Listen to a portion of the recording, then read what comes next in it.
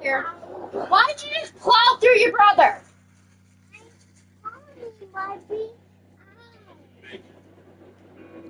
Here.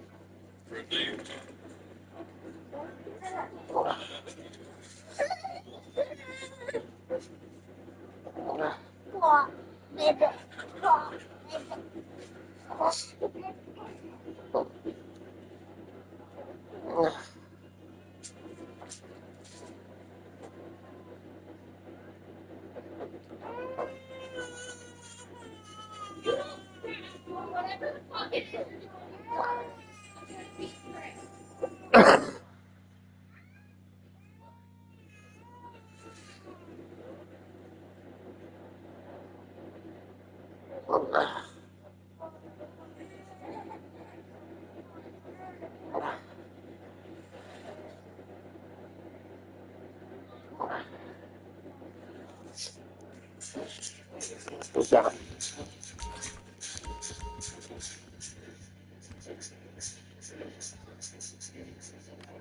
So we are back. I'm taking a little bit of break. Going into the grind, though. Hold up. Hold up. Hold up. Hold up. Hold up. Nah. I'll be a hot look now.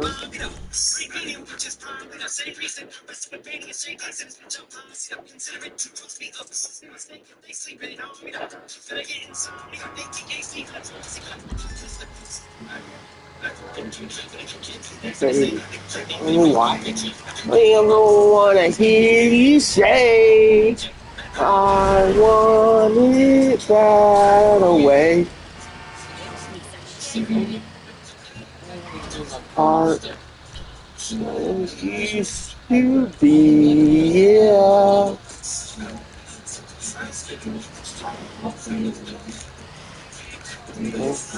For the fire, Lord, fire, the one desire.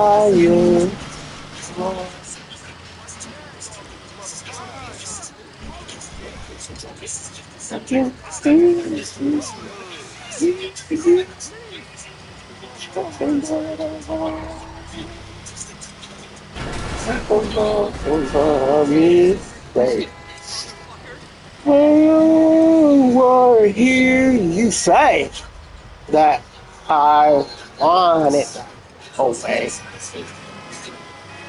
Nothing but a great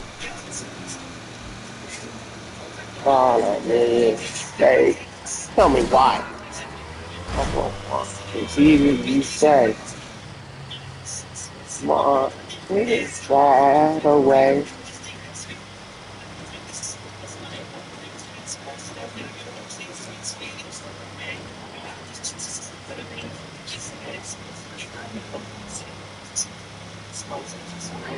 Say, I want it that away.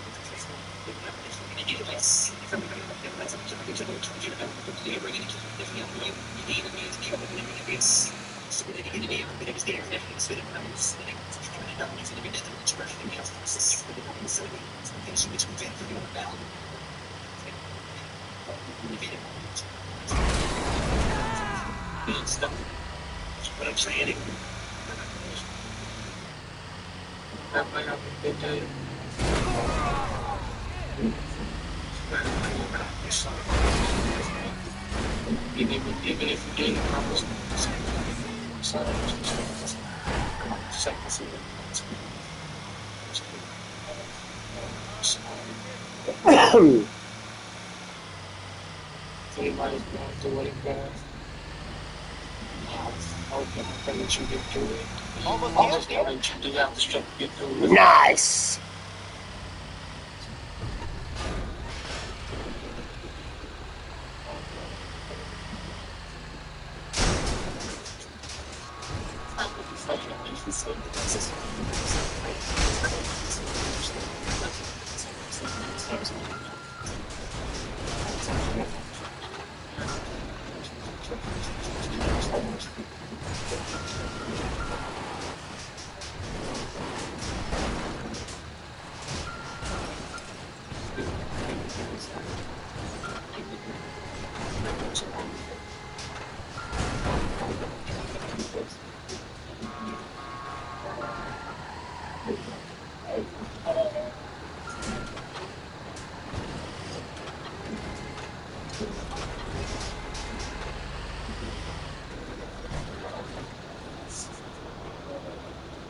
I love you.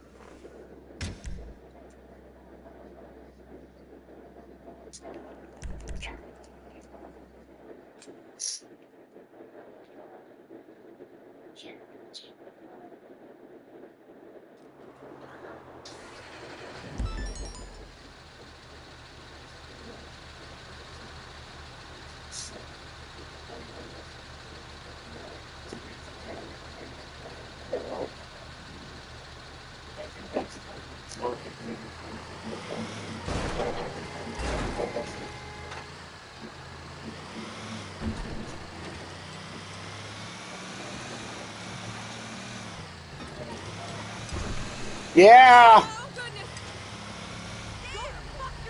Need a what?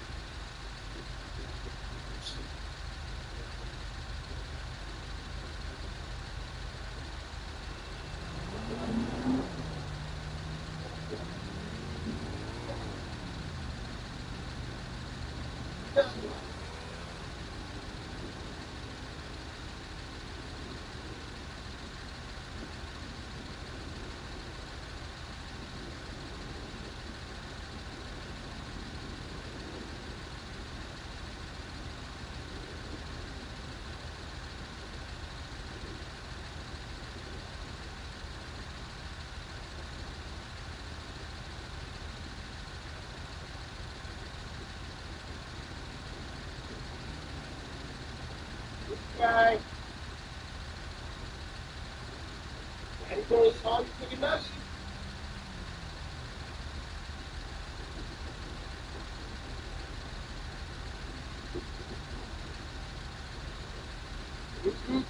My chicken nuggets.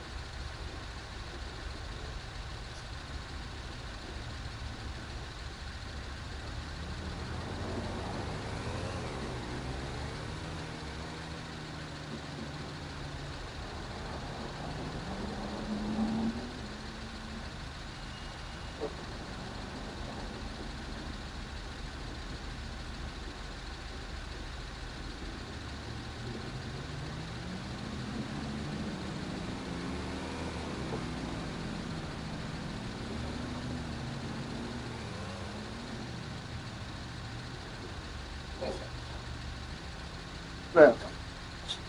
Sorry about that, Matt.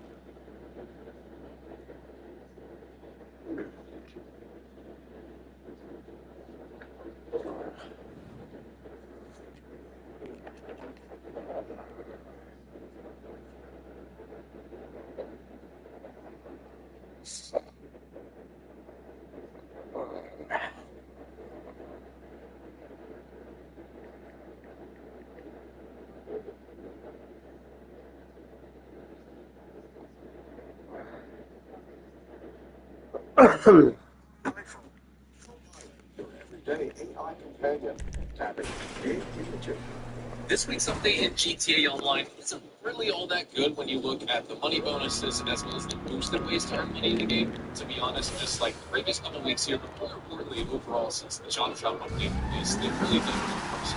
Many players just find it all bad. However, the highlight of this week is definitely the return of several vehicles from the 50s as part of discount cards. So in addition to the insights that I shared, the vehicle discount, which by the way, that guide will be out next month. Just for today's guide, I'm going to be focusing on some of the solution. The reintroduction of several different vehicles that were previously removed from the game, so no discounts are offered on these cars if they do really over, which is really important.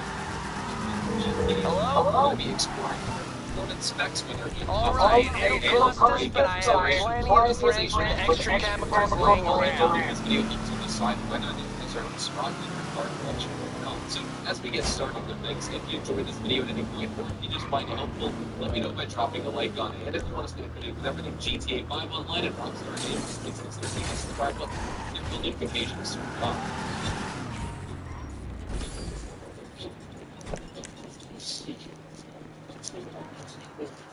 Jumping into our first vehicle today, Those are my chicken nuggets. as a test drive vehicle, we have the They're mine. S80R.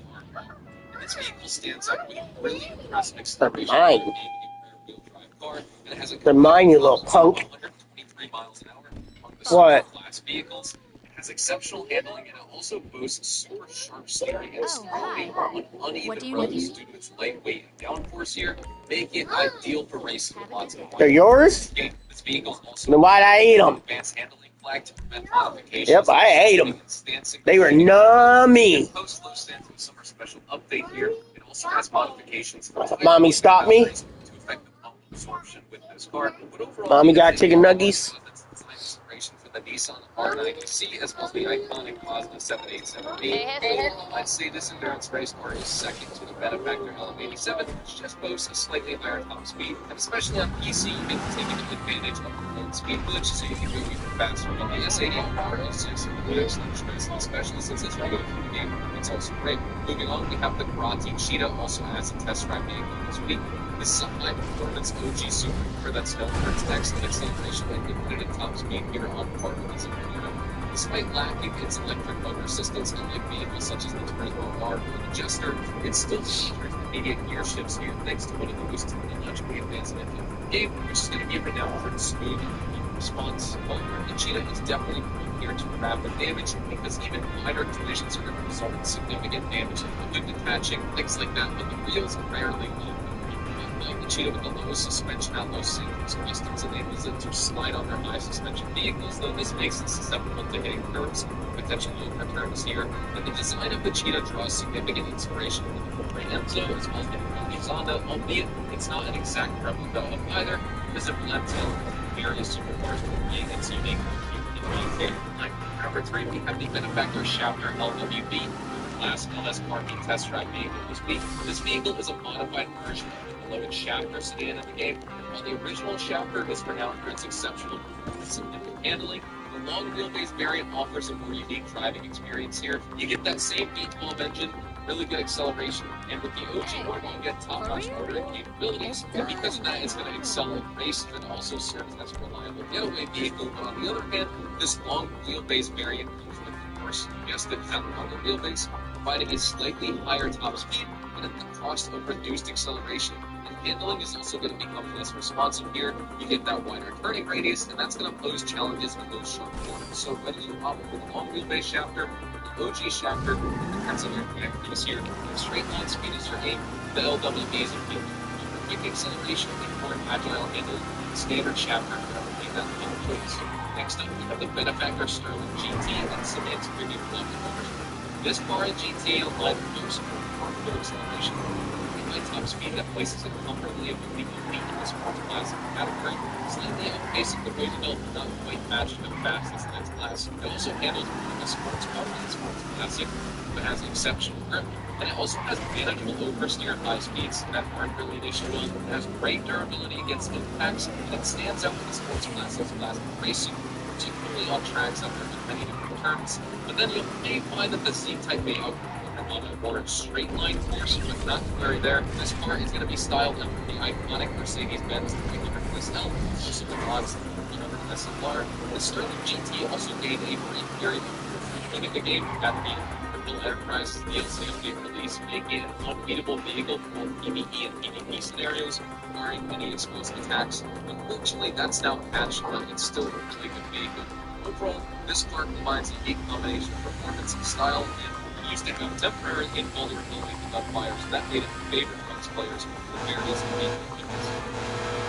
Also, after the Collect Motorsport with an Advanced Semi Frontier, that's a solid, non-spectacular choice in the SUV category. It offers an excellent handling and durability here. The acceleration at the top speed of 100 miles an hour here might not dazzle you, especially against quicker SUV in the pilot, but this car does shine off-road with exceptional capability and stability on those rocks, steep lines, resisting tipping over due to the hefty build as well. It features a 4-speed gearbox with a 12-wheel drive configuration, and it also draws design inspiration from the second-generation Jeep Cherokee.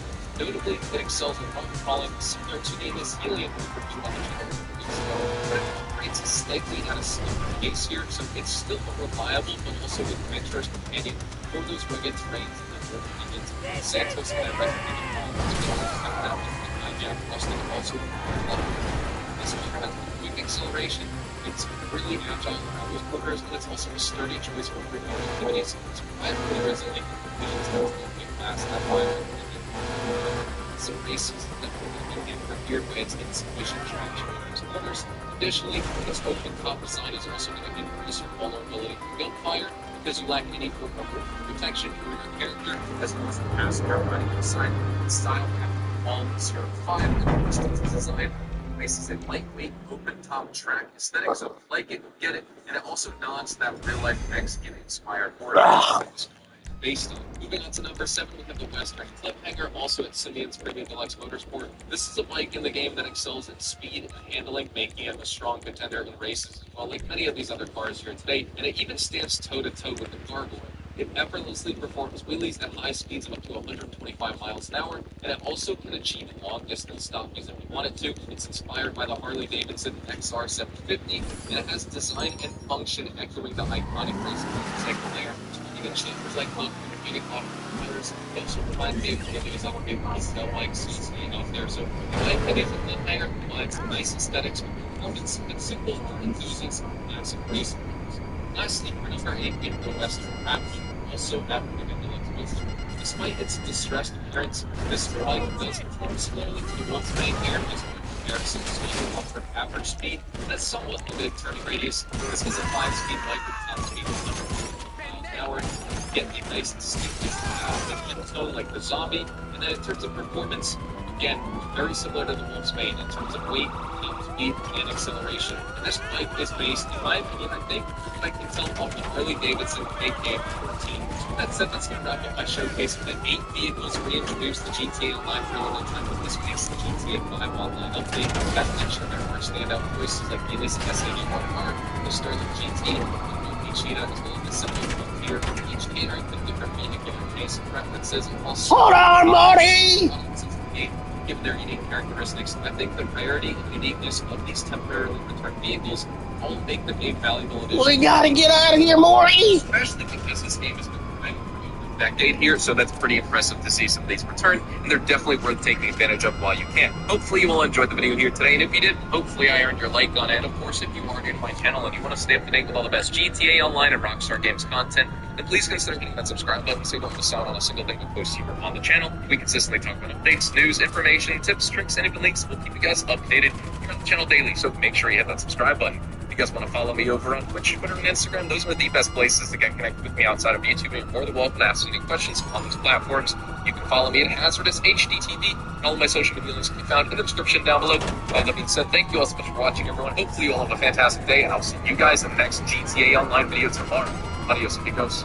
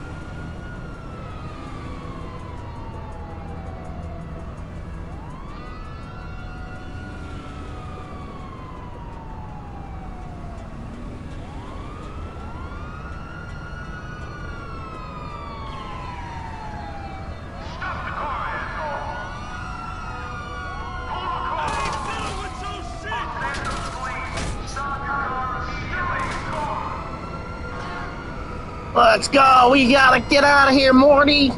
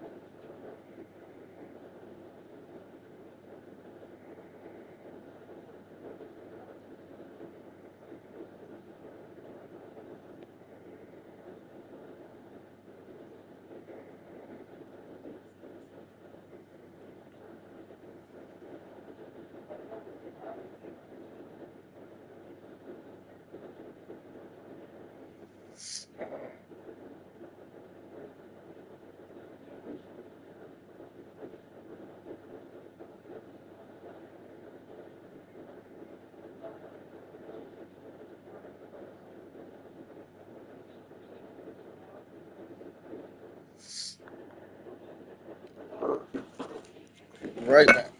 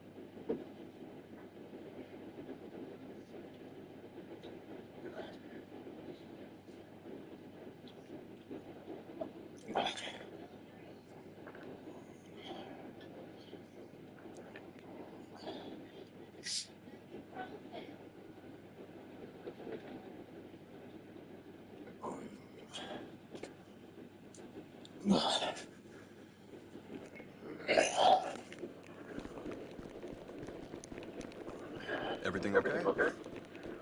Stay safe, boss.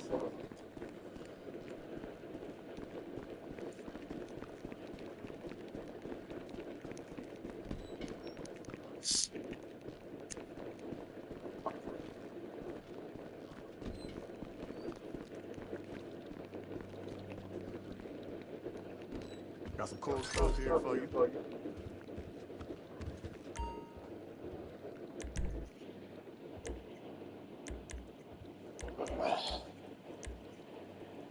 Yo, one night we sneak chopped a huge ass T-bone. I'd love to see you rip that shit apart. Just like old times.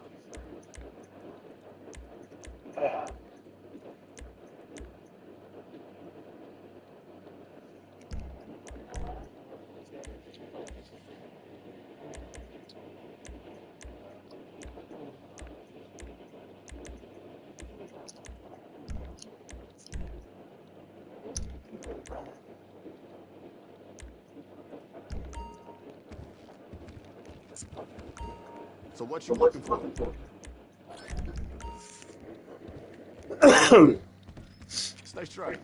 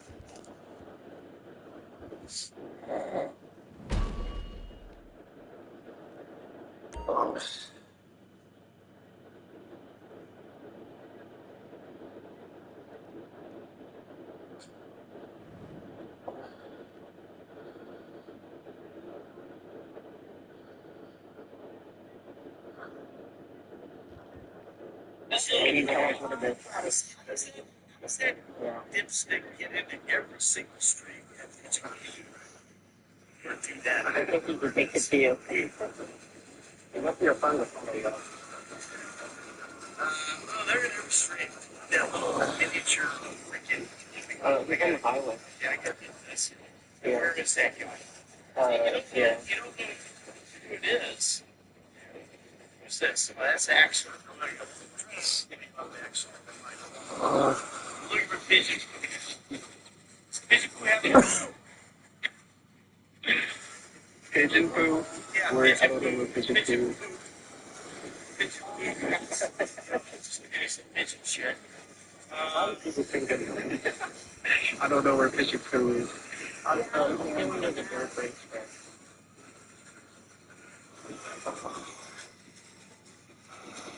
You know they're going to sneak up on us if you can in here. So, let me see what I got here as far as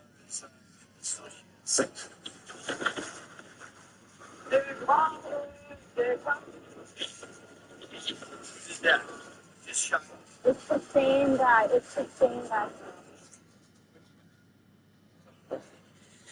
Did you not hear what he said? No, what he said. Huh? Okay, good. You didn't hear what he said. What he said. I'll just like Patient pool guy you're getting at. All right, where's patient pool at?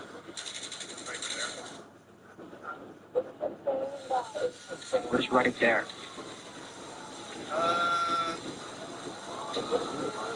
Never mind. I know where it's at.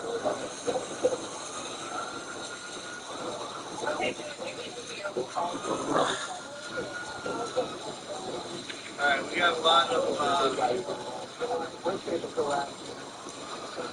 of, hey guys,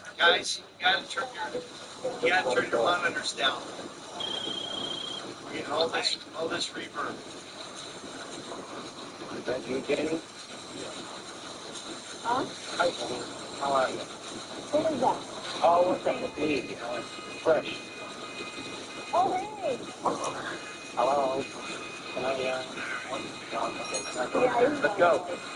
Thank you. I have no idea.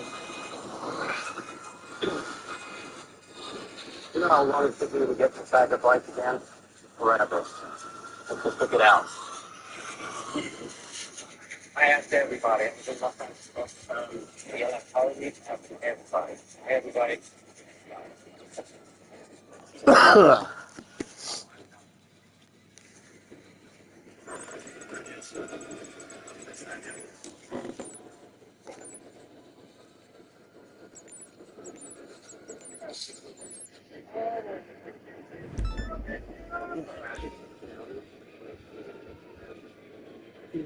Alright, so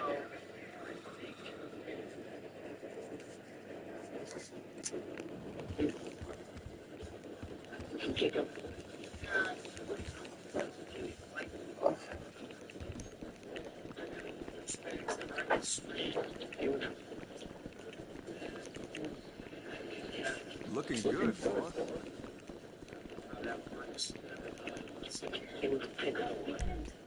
I think we can both allow. Yeah, let's load him out. yeah, I mean, I hate doing that, but if you're gonna be a douchebag, then I guess you gotta do it. Make it better. Yeah. I mean, it's okay for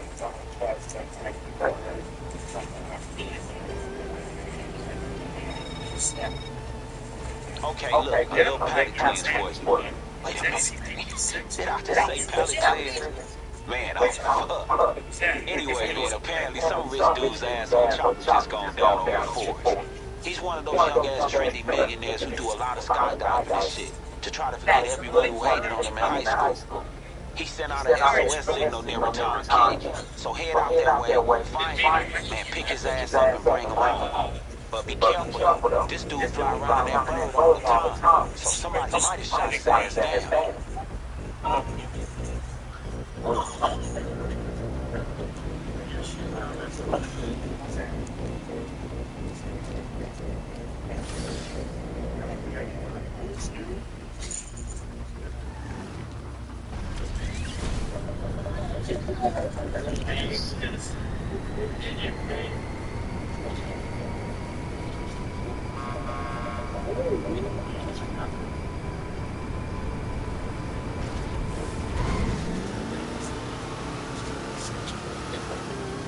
Hey, don't eat all those and don't lose them.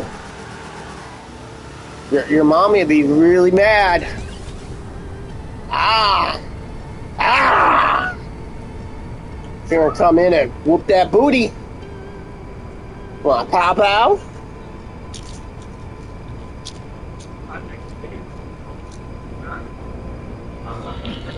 Your mommy calling you.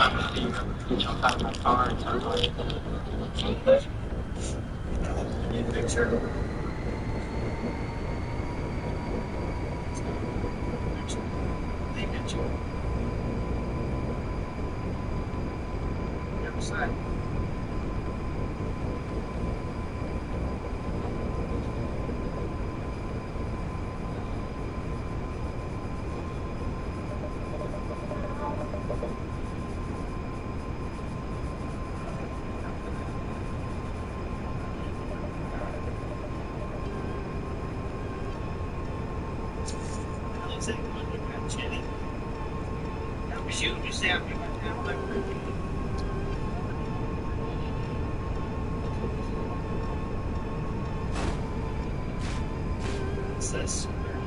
Child's got the sound system.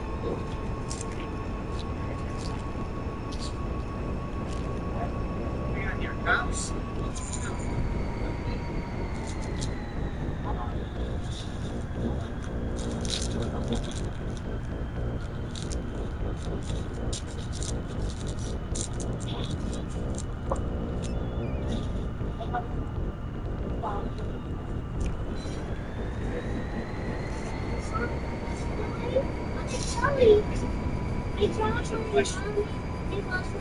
Right, so this is the green house.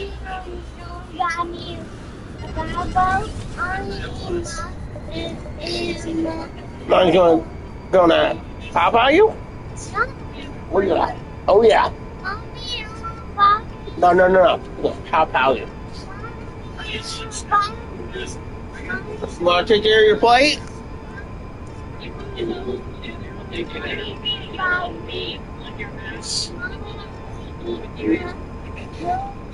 wanna eat peanut butter and jelly? Peanut butter jelly? You gonna eat all the jelly? You gonna eat all the jelly? Take care of your plate. Take care of it.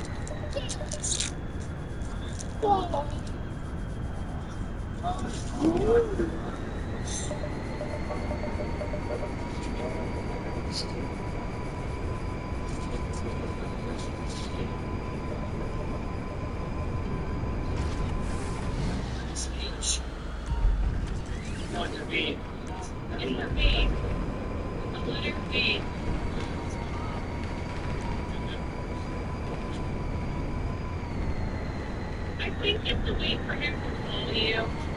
Be sure to try to call him.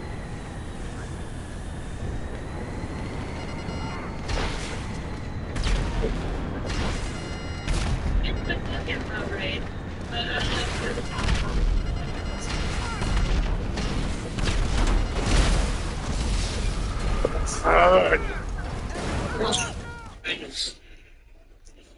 I don't want to kill you. I want to know the thing.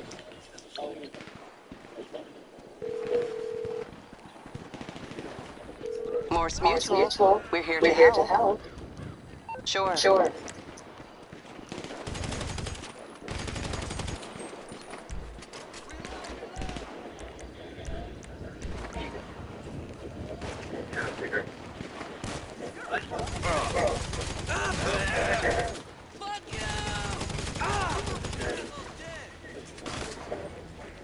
I got him!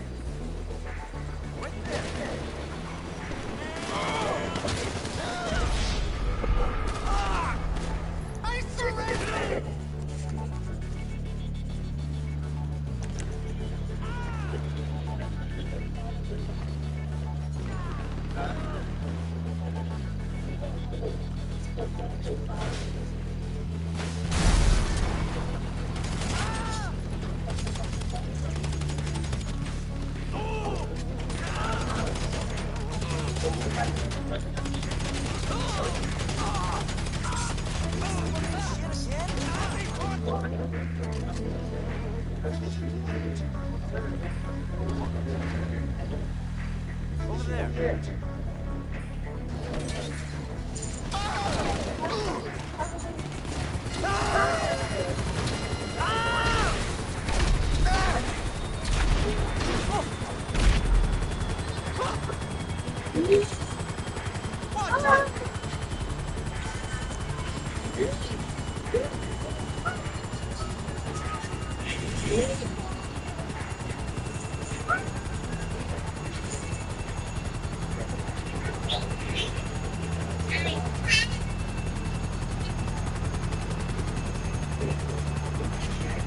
Look up there.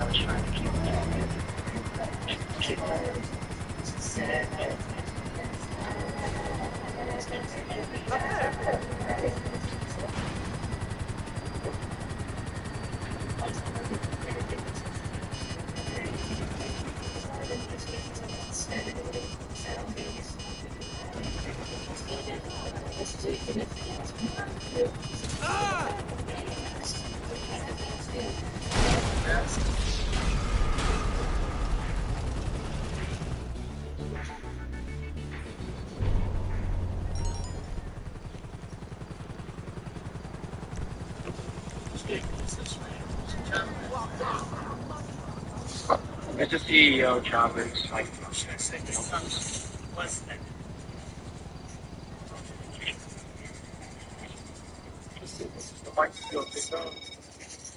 Hey, so, I know you've been there already, so I'm late for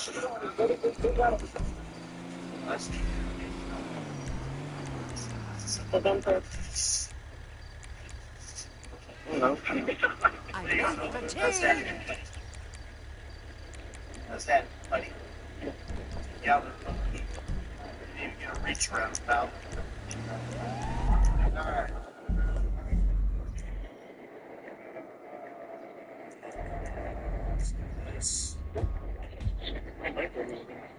I'm coming to pick you up. I didn't even explode.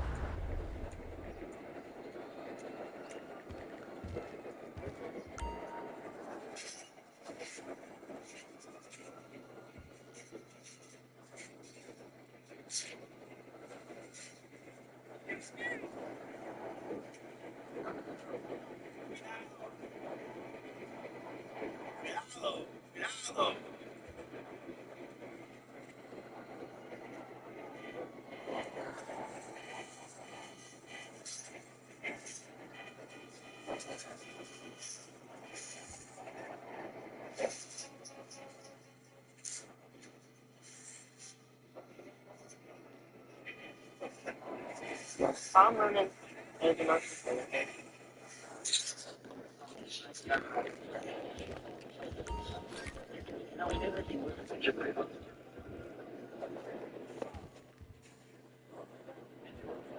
That's my sandwich.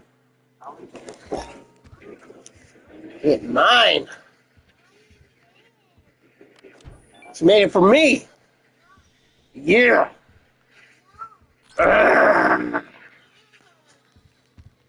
All right, we just gotta strip this bad boy, and then the money is all ours. I mean, yours.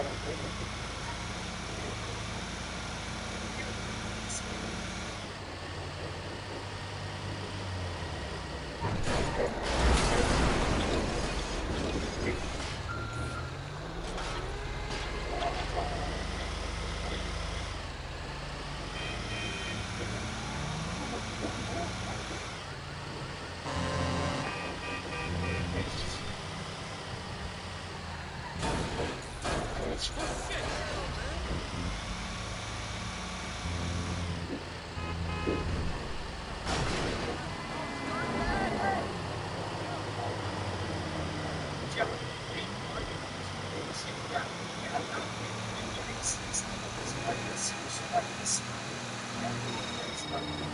right, bring the car in. We'll salvage the parts and get paid in no time.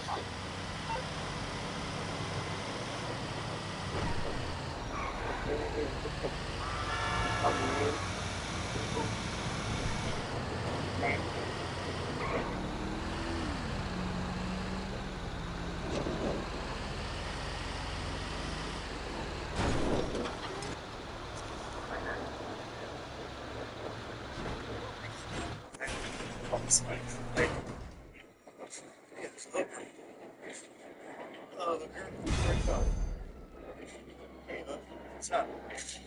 Whoa. They're not coming for you, sweetheart. They're coming for me.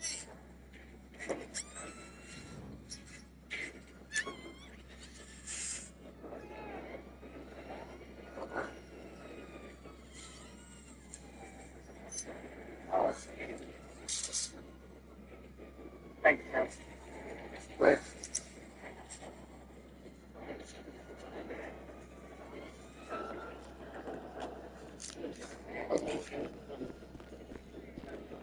Business battle.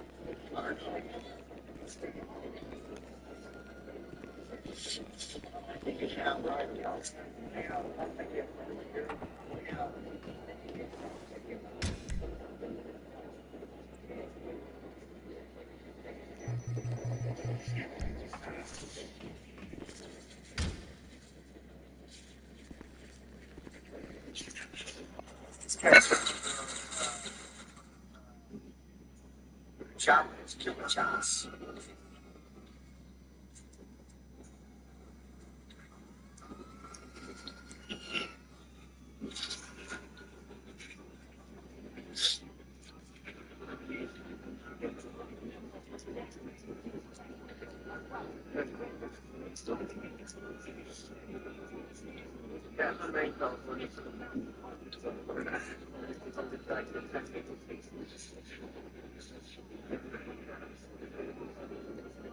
Now, it's one of the professors. I should never get out.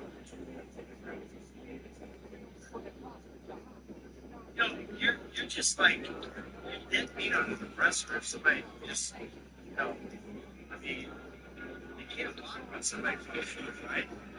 You just have to be a really good shot. I'm on the clock. What you want? Some wheels? Yeah, it's man.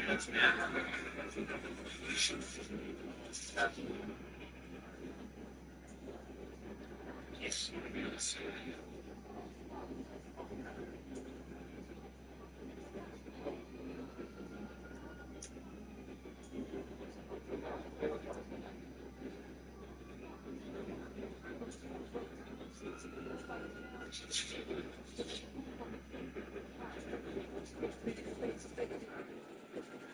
I'm trying to make a move.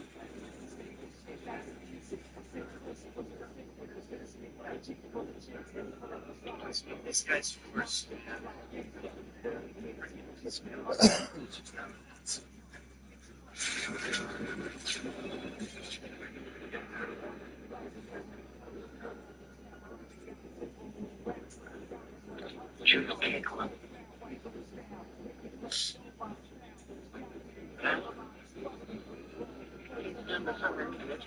Inside my gosh. I have no idea. He's been my name.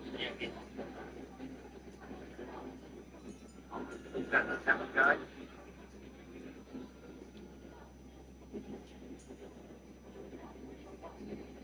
You guys have fun.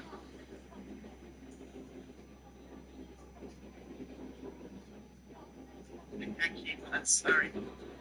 Damn, they really out you. They're always out for me. And there's nothing you can do because if if I could block one of my one of the particulars run in front of me and get shot instead, and then that'll, you know, find that guy to shoot me. So there's really not much I can do. So, because it's not. I don't like to do the vote to kick thing, John. I mean, I guess you have to sometimes because some of these kids are just, they're just so stupid. And so you get it, right? Because it's just how it is. Just what I'm going to do. Get out here. And I'll bring up this. My first thing I'll do is I'll bring in CAU. I guess I'll bring in friends I have. I'll bring in here. Friends. It's so we gave it by. So we gave it by. Chicken nuggets.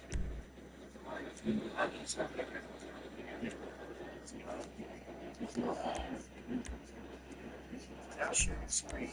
Or So, yeah. Samus Rocky's out.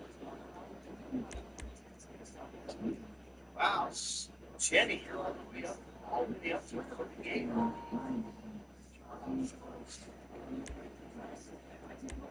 Okay. So those guys are invited. Now, how do I find more people? Oh, sorry, man. I didn't mean to do that. Now I gotta finish it. Sorry. Okay.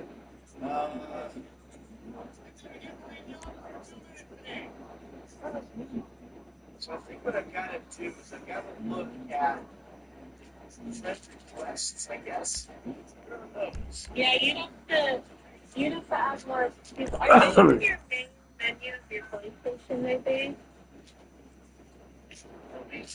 PlayStation. That's this.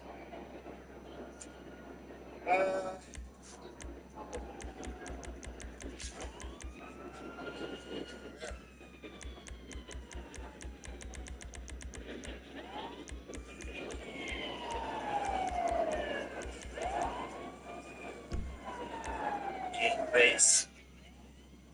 Search for players, okay. So I can search for players.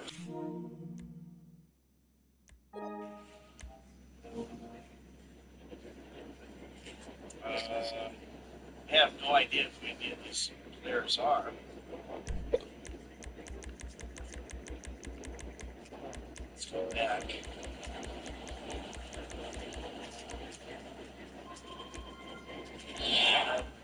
Who's this?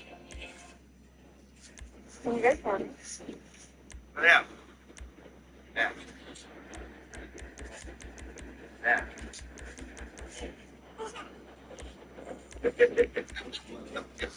Where am I? No! No, no, no. No, back. Back. Home. Here. What? What the hell is going on? I hear somebody getting punched out. Back my ears. Let's go to settings. How about friends? Offline 0. This is 28. I got okay, friend request. Here we go. Jenny, can you hear me?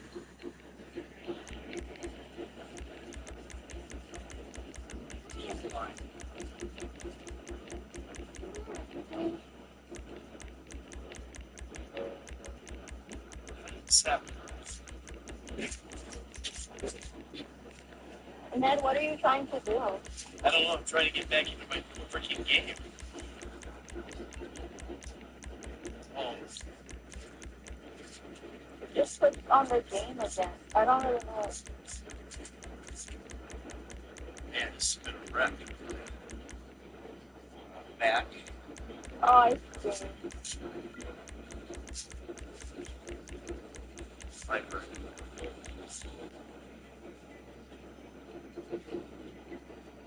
If you go to the library and then click on the game, will it take you back? Oh, that's right. Did you just on?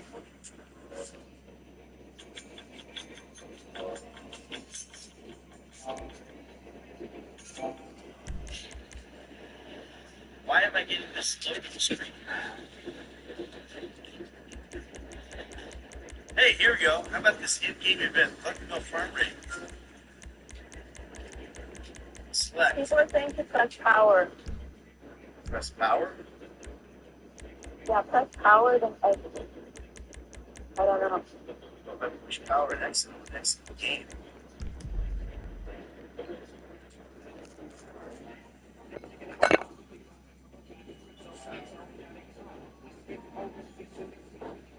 Oh, I'm in Steam.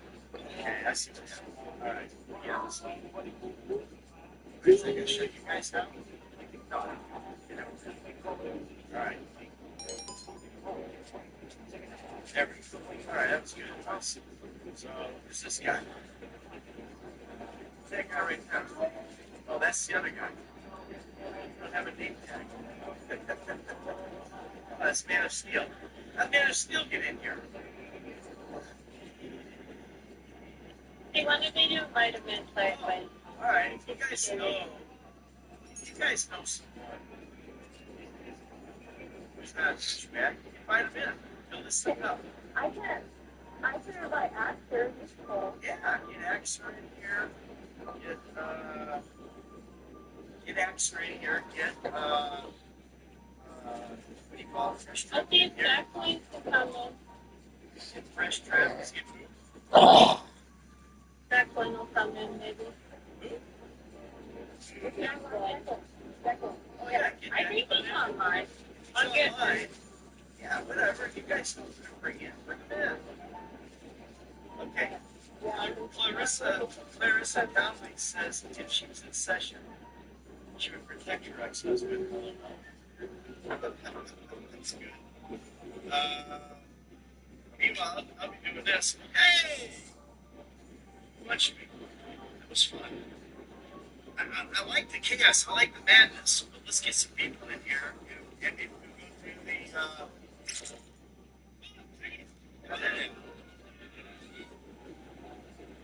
I did that. What is that? I should know who it is. It's little Caitlin, no doubt. What are you doing?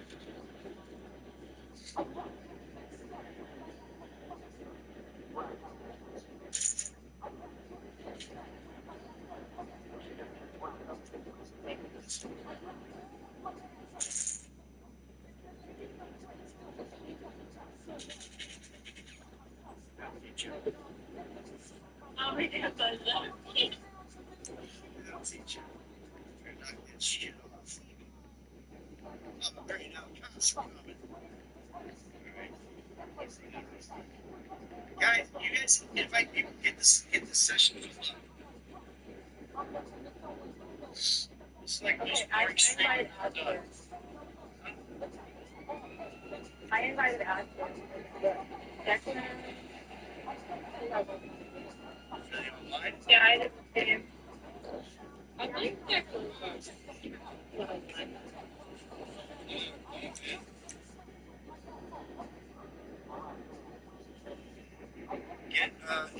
Invite the knucklehead in.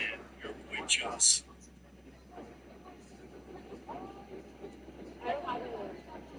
I'll invite him in. Who else can we invite in? Let me see. Yes, especially the first 50 event. How do you guys tell who's online? Oh, you're looking at what your friends are. Yeah, our friends will. We have friends. Large menu.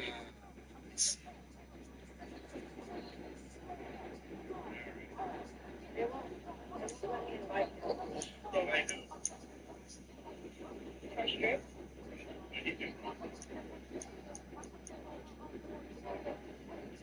There's no sessions. Check out.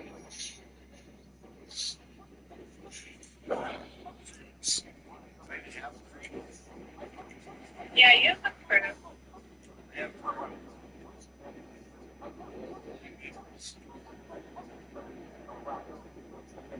Steve Smith's in there. Steve's online, I think.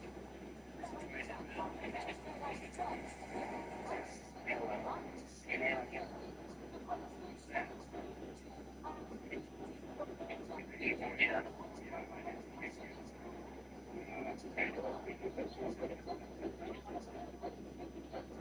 It's not going to check on us or fucking hide.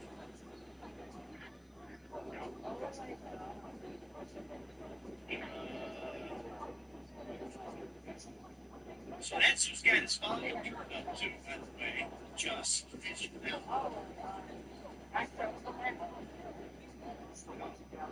There's really things.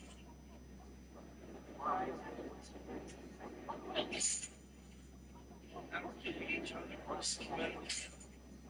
If we make another session, we'll get those little ray guns.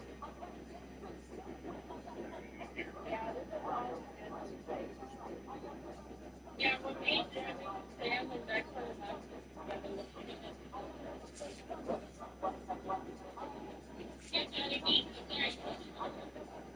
Oh, Smith.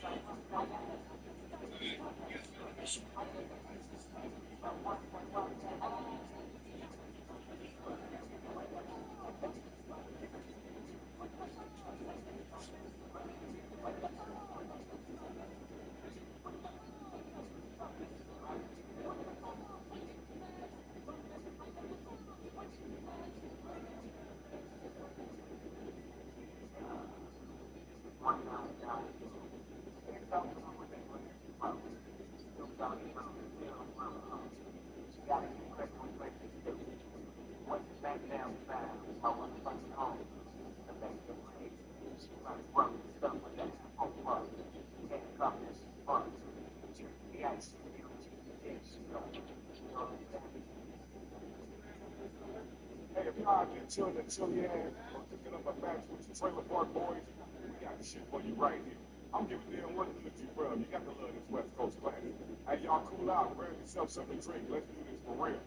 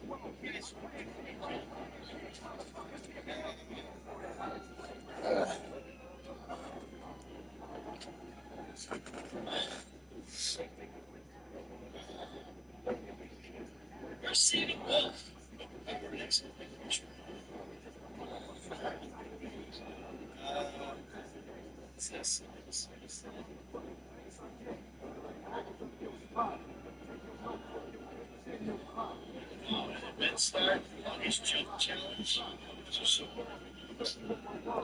Why is this guy not calling me?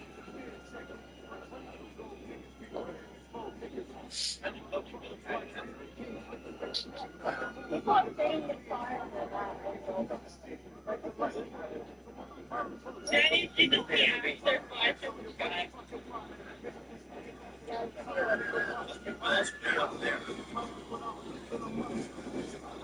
Danny, did you just see after 5:55 and like yeah, he flew like right over the hill and then flew go.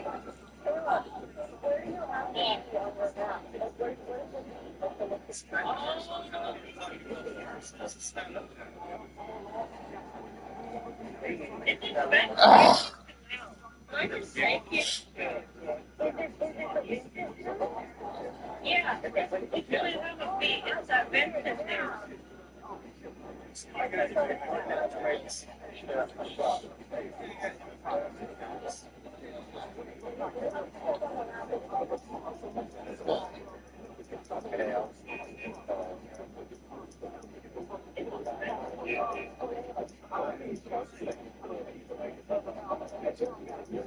Alright, but what I can do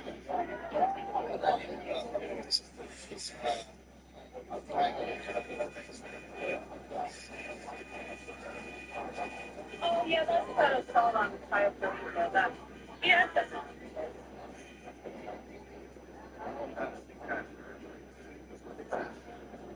yeah, have you been a submarine? No, that's the high speed. You need to see a salt on Sky Faringa. There's like two different things.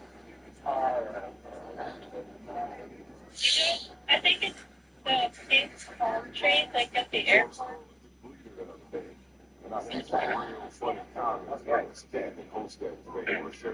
Alright, so here's what we'll do.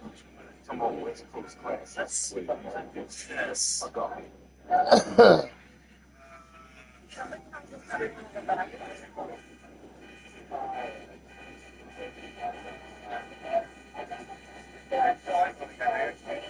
Stop honking.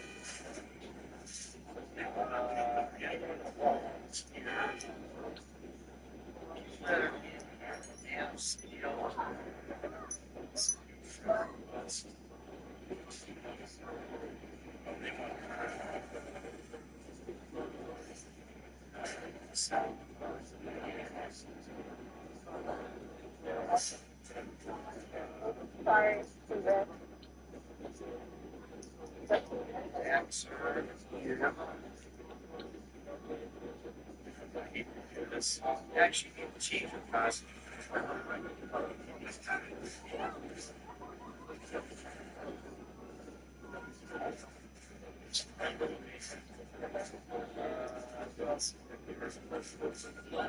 Is that it?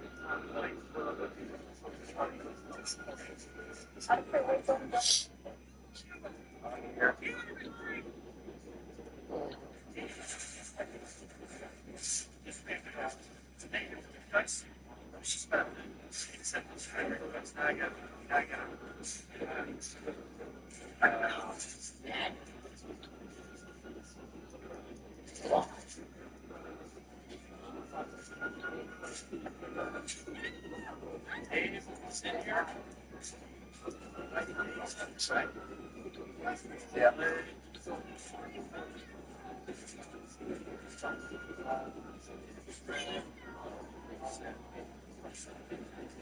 All right.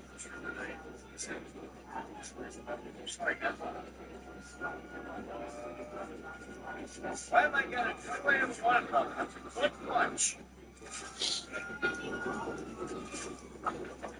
Hey, Jenny, come keep it up. Join the session. I'll let him live. That's right. Are they from Israel or back? Yeah, they probably are. Charlie left? Yeah, Carol left. Really stuff going on, guys. I need to get clips. It's great seeing you. Social love. Yeah. Wilbur, he's finally got a social love.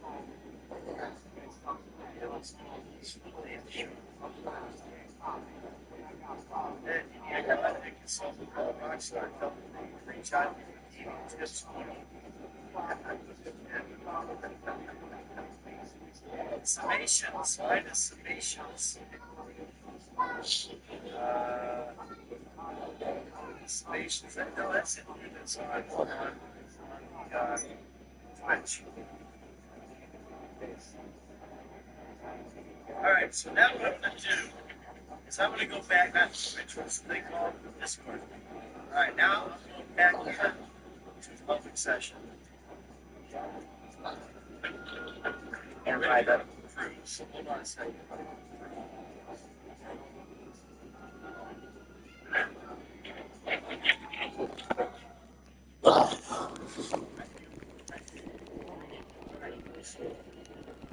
You have to invite them to your group. We go to friends and then it's like inviting them to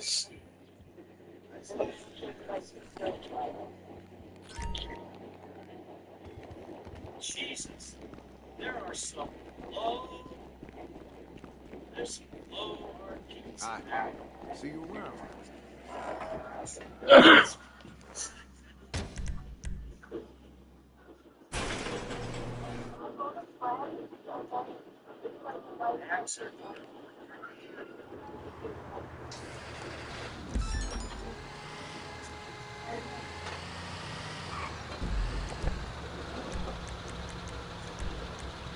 Man, it still looks clean, man. Look at the drip Man of Steel's got. Look at that. Look at slick ass Man of Steel.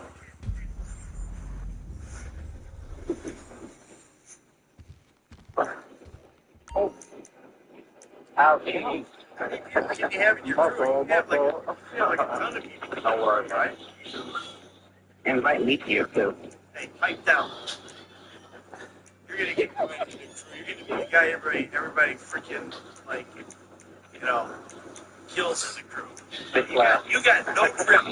You got no drip at all. You think you got drip with that guy? That's like horrible looking. All right. I think everybody on here has gotten into the crew. Actually, did you decline? I have not, man. Who? Oops, sorry, dude. Oh, fresh. I didn't see you in there even. Oh, hey, Jenny. I'm trying to get my back up. I hit the wrong button. There it is. Why are you punching everyone? Online. Right, friends. Oh, you should have a friend yet. Fresh Trip. You should put it in there. They make Fresh Trip. Give me AI fights. Notice. Wait, the cops are here now? Now the cops are here?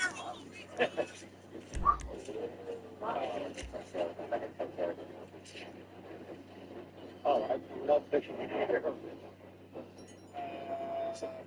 Fresh Trip. The hell's got the top down? Is that Fresh Trip? No, I'm the guy sitting on the car. That's not.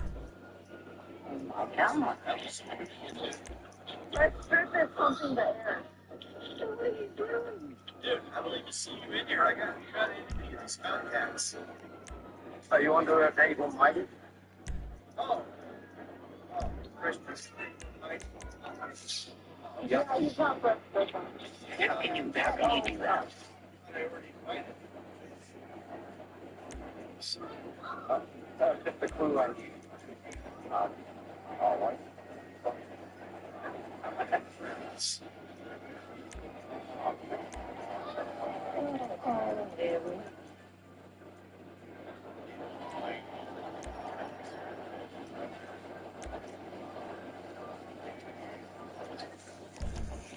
Currently, you're in the crew, right?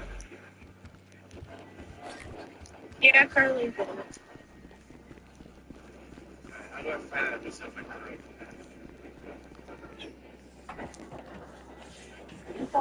Man, Steelhead Drip before. But how do you guys change your clothes like right on the It's in your interaction menu. Like, you have to go into your apartment, like, make a bunch of outfits with your clothes that you have. appearance? And then you can go to your interaction menu and sit there and change. You have to save outfits first. If you haven't saved any outfits, you can't change. Like, you gotta go to your closet and make outfits.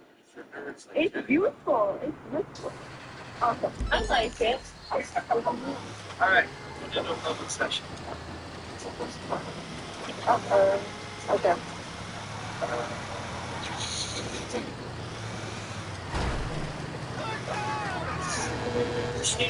Everybody's still gonna get back. We'll do a public session. Oh, free session. Yeah, you can free I just invite everyone here. Well, that would be the same thing.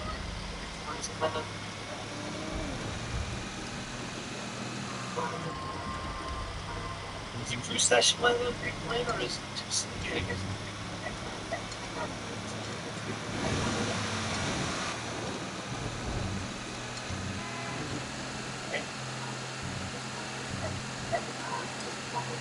Question O'Connor, don't leave. You enjoyed this week. Alright, I'm going to the public session.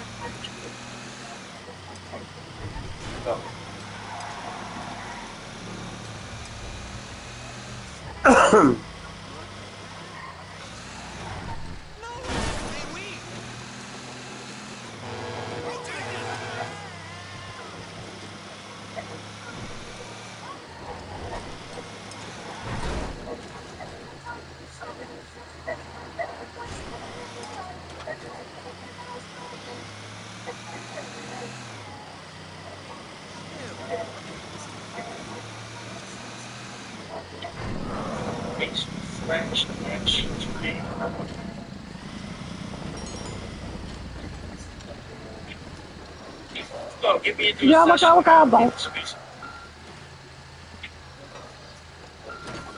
Like,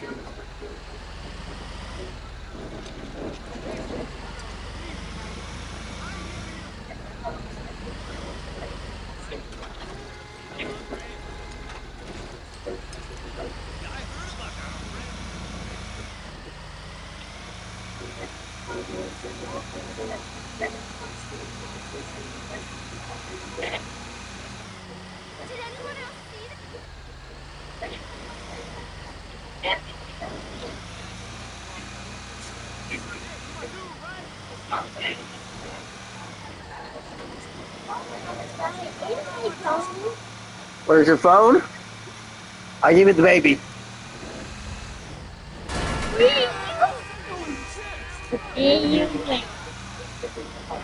Well, you put your hand in my pocket, your hand becomes mine. Understand?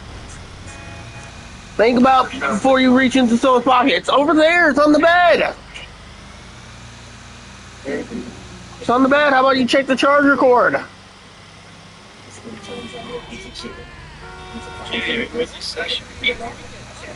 Yeah.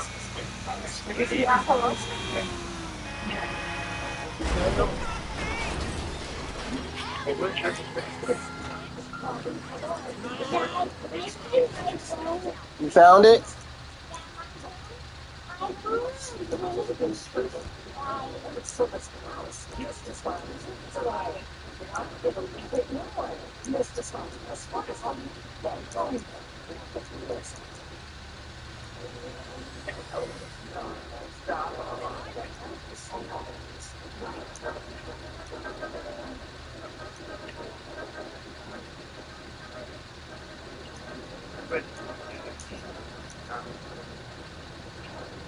This was extra right?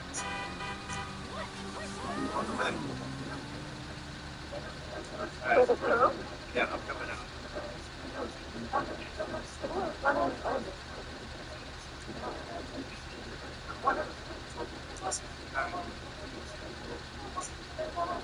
Here we go.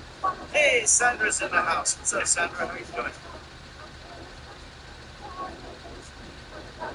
Miss Conley, he left me for the cheap strip back in the town about it. She knows people.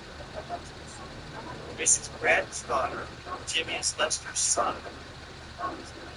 And she waves me like, good night, look this way. So, it's very possible, too. You know, I mean, you know, Jimmy's mom was kind of a skank back in the day.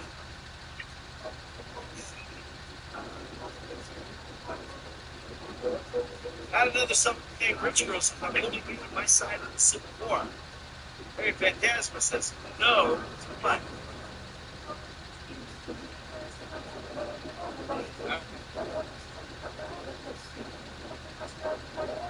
Which part is this? Are you still on?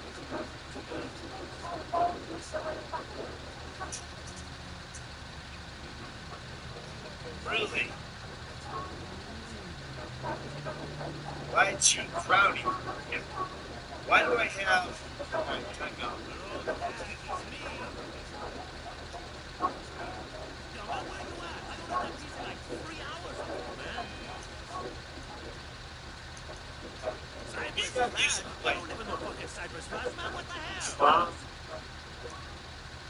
Okay, yeah, this is a public stuff. Just got music playing. Music.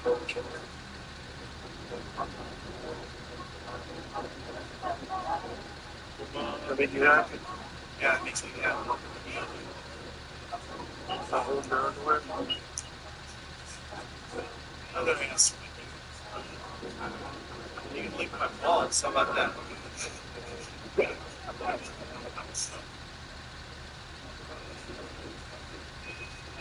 Out of this session, I'm found a good gale, so I can glitch it and give you millions, but you don't want to do it.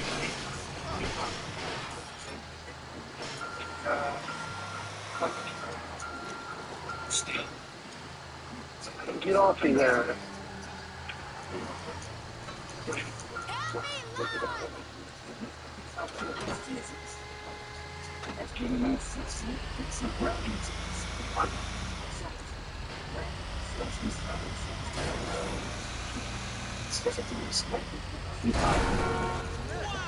Right?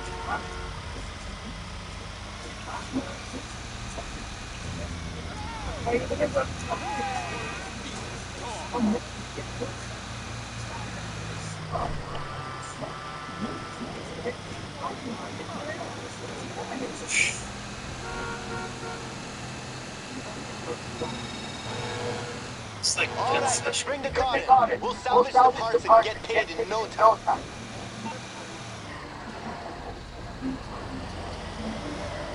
So I did a full session. Just give me a minute. Is that right? Is that how that works? I got my initial. I think so. Yeah.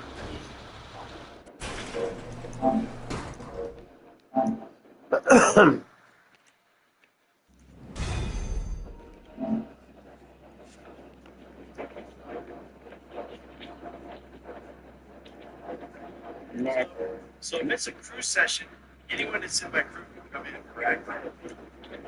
Yeah. I think I'm gonna pick up smoking.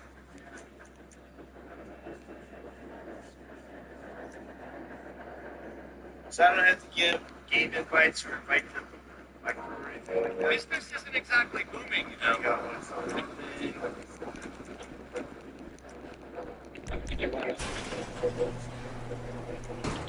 When do I have to invite her? This guy's supposed to. They didn't know I see because they didn't accept their invitation.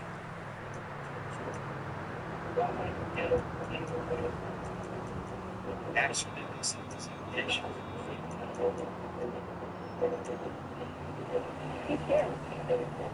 Actually, you will accept this invitation.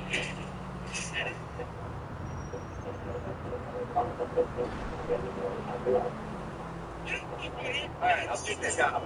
Yeah, I don't know. I'm going to do one of the old jobs. I'll go in here and do one of those casino jobs.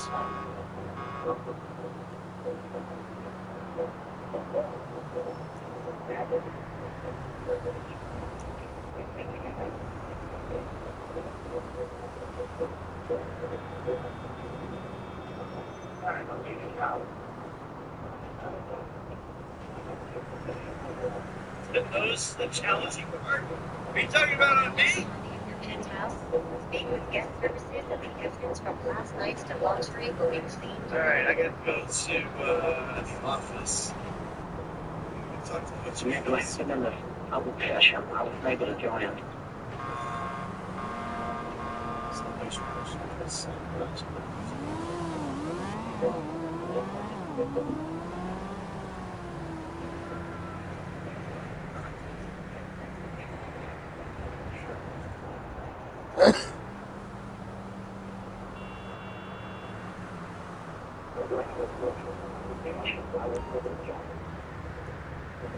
Alright, so there's got their thing.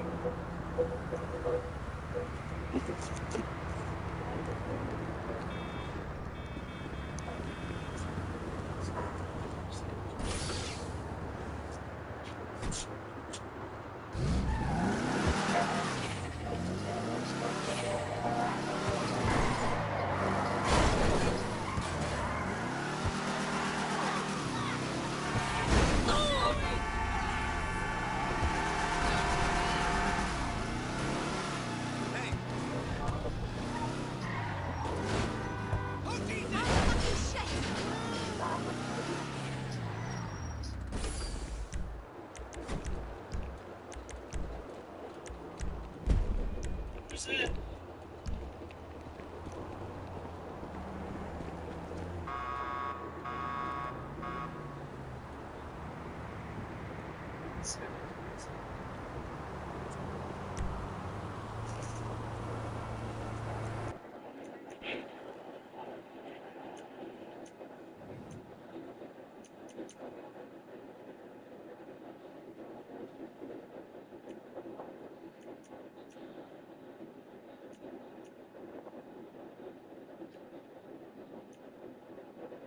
Where's Jenny?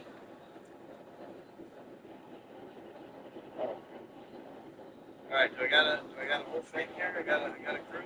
Alright.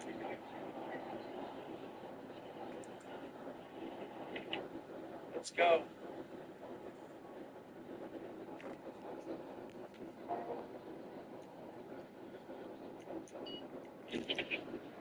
That's easy.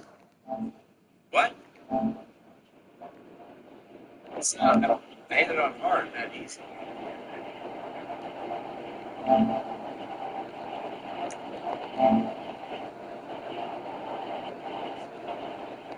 Alright, so now we skip the cutscene. We have to do. I'm sure everybody's going to hold this.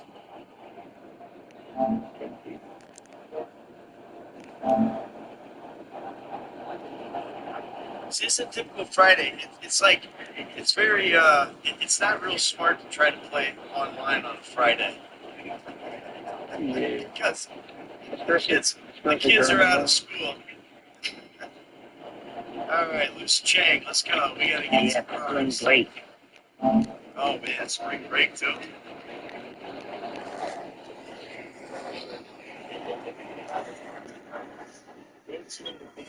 No. Okay.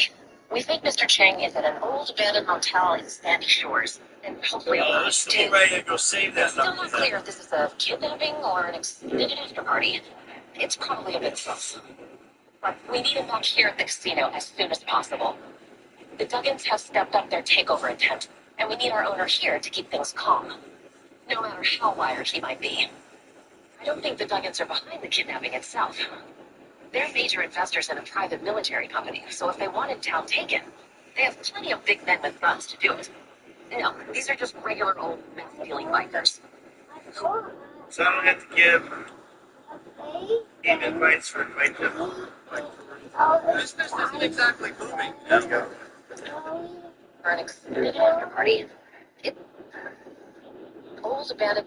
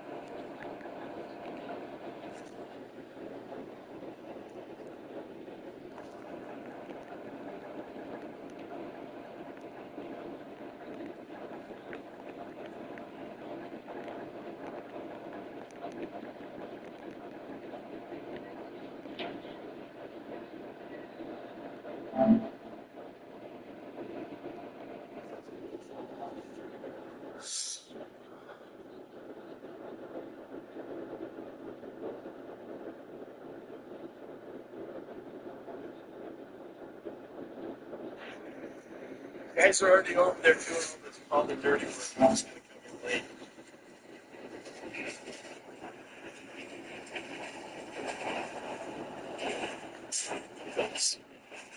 Stop.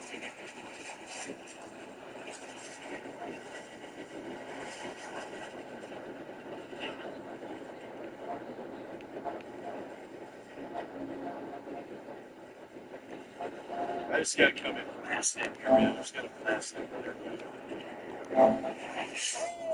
Watch it.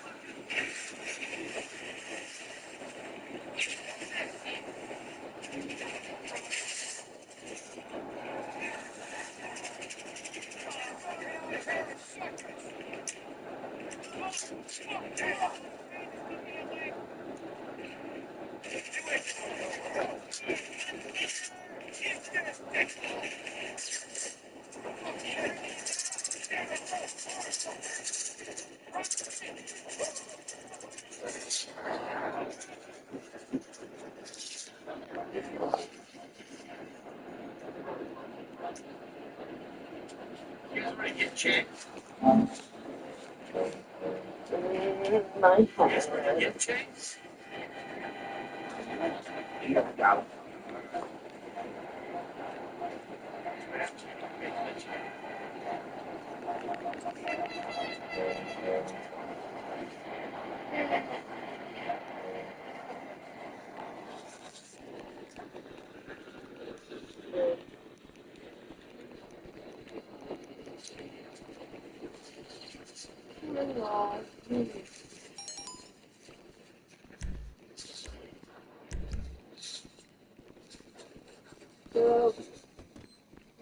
You don't need to breathe down my neck, okay?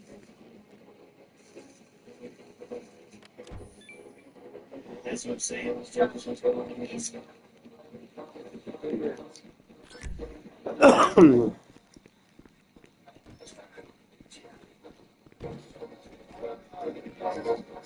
Whoa, hey!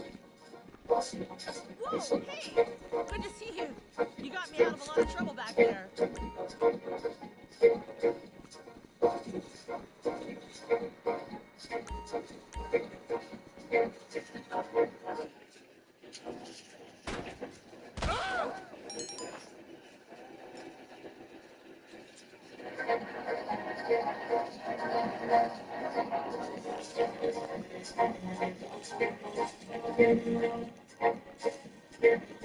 Hey there, boss.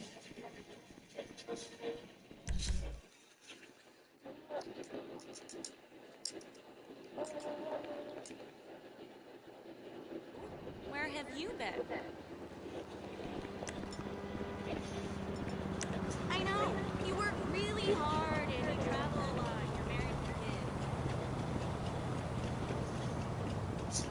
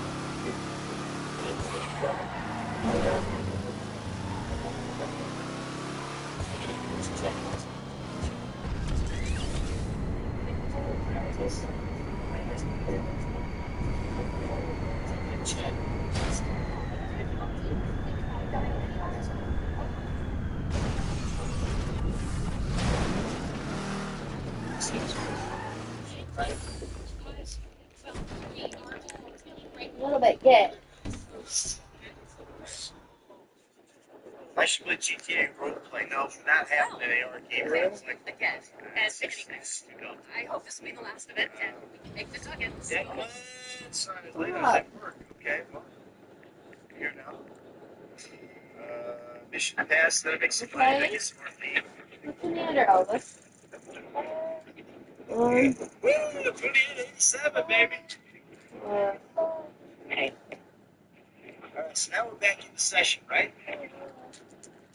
Is everybody still in the session? We have to invite Judy and them, I think. This is a doggy. If I do for This session, is a okay. You did, but it might just appear. I have to go to the session. Mine's a mission, I think. I know you're right. Yeah, I might go see that. They can save your name at the road, obviously. You accept some crew, so you go to crew, which you receive from requests, you accept them. Alright, I'm good crews.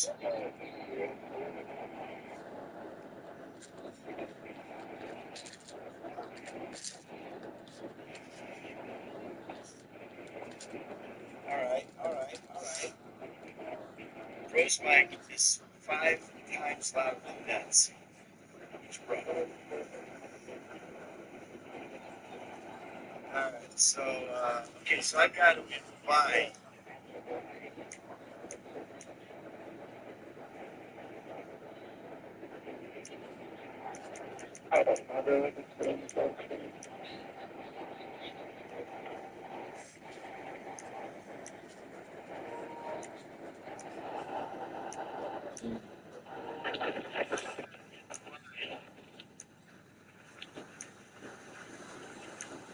You're not.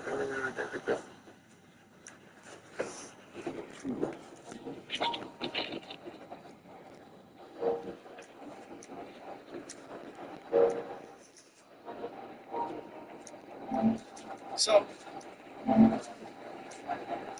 go to. Alright.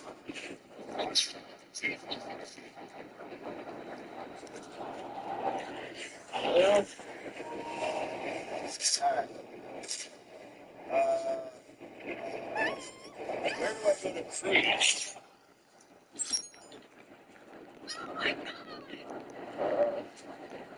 Can I get a crew invite? It's CTV66. It's possible, but who the hell are you, man? I don't know if you're one of those guys that's been fucking with everything. Men, Big you kind Man's of in do. the house. Big Man Horn's in the house. How old is Steven anyway? He's fucking old, man.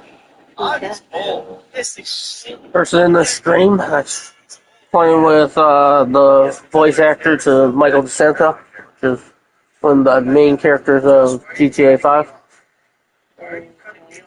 So I'm trying to get invited into this session they're in.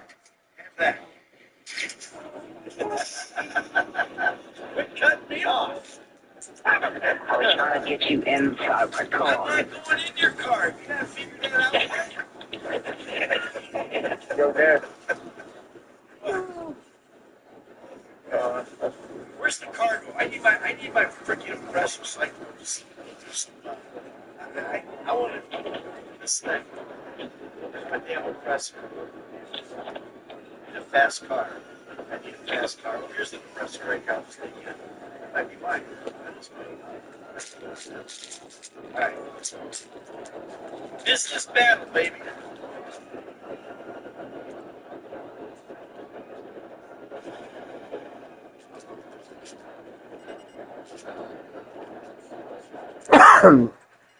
Jenny, did you get in here?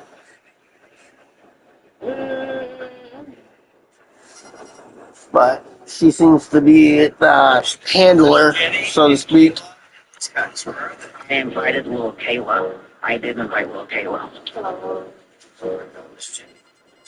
I said if I saw you.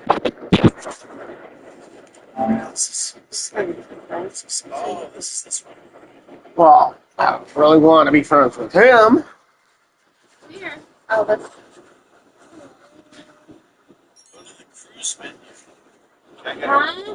Jenny, where are you? No, Ned, I can't get in a session. How's the session? From Grandpa's. There's the other person. Am I in a public session? I was in a cruise session. Yeah. No, you're in a public. This is public? Yeah. Douchebag. I don't know how to do it. It's crazy. Which place is this? Okay, I come out from behind, right? See if I finish this shit. I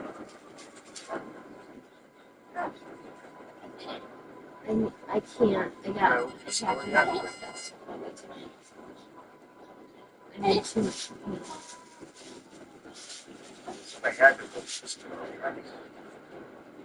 Good? So that's got red. You need to hear him. This is the way you get a lot of them. You get them in the back. Yeah, that little diarrhea. Front. Maybe too much to use? Sure. Somebody else Sugar. Can do that to you. Hey, bring all these things to my nightclub. Let's go, man. Oh, this I already got this. This is already a capacity in my nightclub. You gotta sell some shit. That's okay. Can we go grab? There's ibuprofen upstairs. Is that mine? Yeah. No. Wait. Hey, guys. Oh, I think we can get on this. Oh, I got yours. You got mine? Yeah. That's a good thing, but. I thought that was fine. I don't park mine on the side. You gotta think of a better drive than me. Not much better. Are you doing the business battle? Yeah. Oh, sorry. I see somebody in the tent.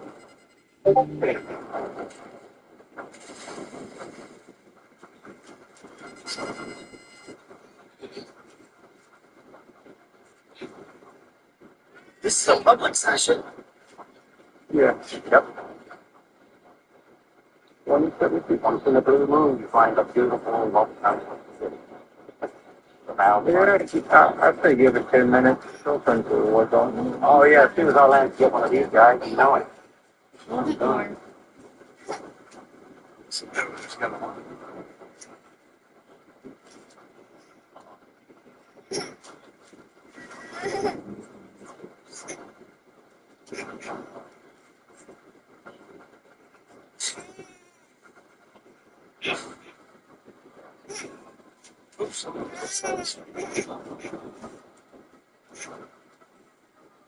Hey, Ned, I'm going to take this to your nightclub. So you'll have to kill me to take it. That's patricide. That doctor had no idea why. What's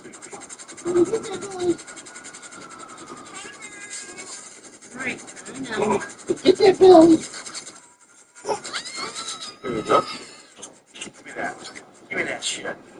I love when people willingly just croak. You know, how come I just went in? Oh, you are Mike with the transfer. Yes. Hey. Well, everyone's in a balance. Timothy There you go. McGee Hey, wants to know when do I play GTA4? I don't know. Declan, hey, can I join your crew? I sent you an invite, Declan. You should be able to join me. But I think GTA 6 will be played, probably. I think it is the best character in gaming. I'll take that. You're not going to need an argument for me. This guy you got stuff? Yeah, I got it for you. Yep. Here's a puppy. Oh, here. Here's a puppy. She willingly let you do that? Found it. Only slice it. Say no. It's like. Yeah, there's panic on his face. Uh-oh. What you did? You want down? I just hit my nightclub. You want down? Hey, good. Still good on. Yes? Yeah, I just dropped the crate out.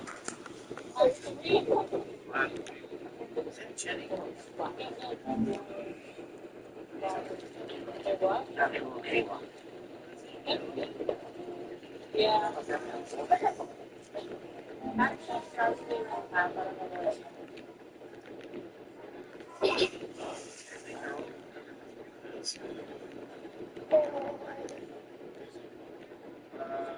Alright, so who's that yellow stays in here? Lucky shot.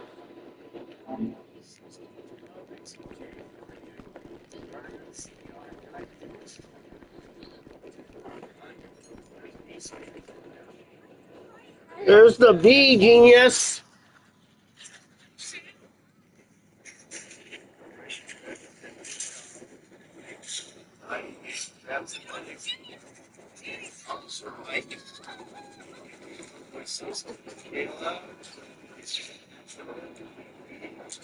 Jenny, you gotta look for something to do.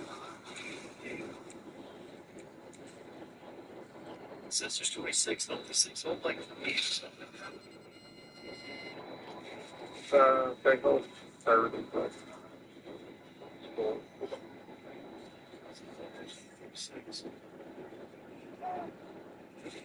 Hey, doing at Friday. That's what I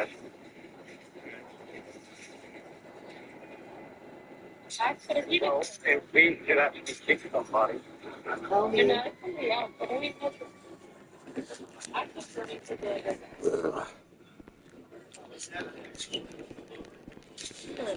Yeah. What's up?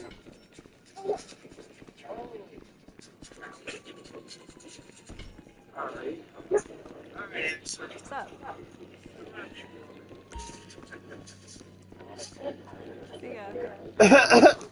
All stuff here for you. Keep your eyes on this. All right, let's talk. Okay, so somebody said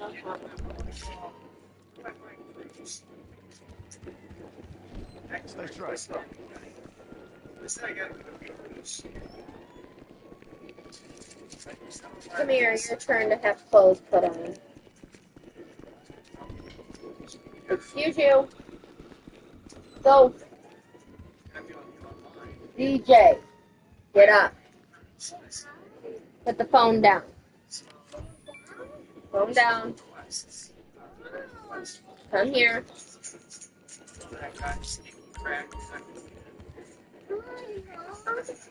If you gotta get clothes on. I'm tired of you running around naked.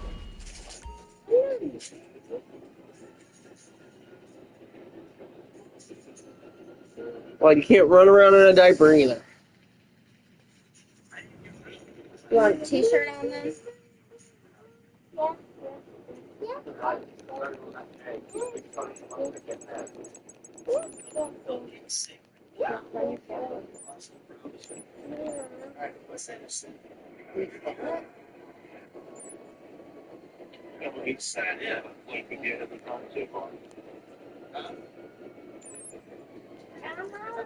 Yeah, put your head in.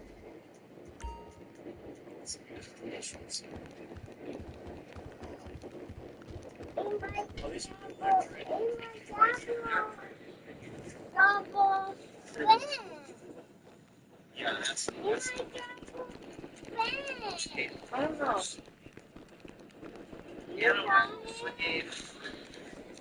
On the shirt. Everything okay? Jimmy, are you out there?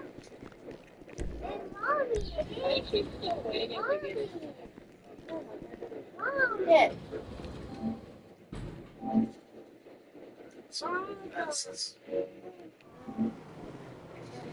Again.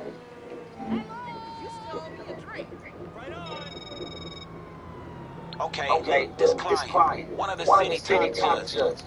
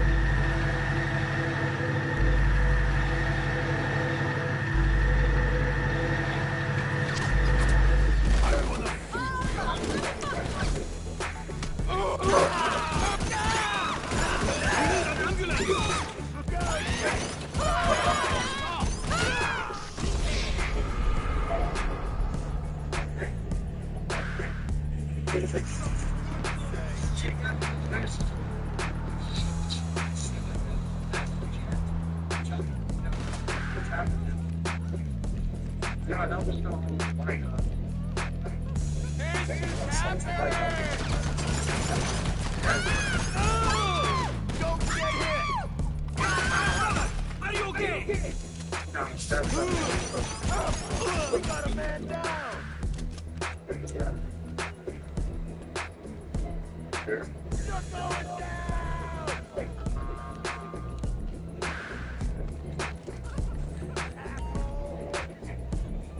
Hmm. You here to tell me something? Cocksucker.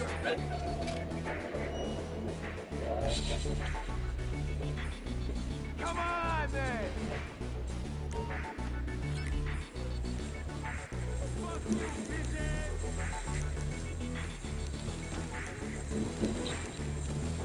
Fuck you,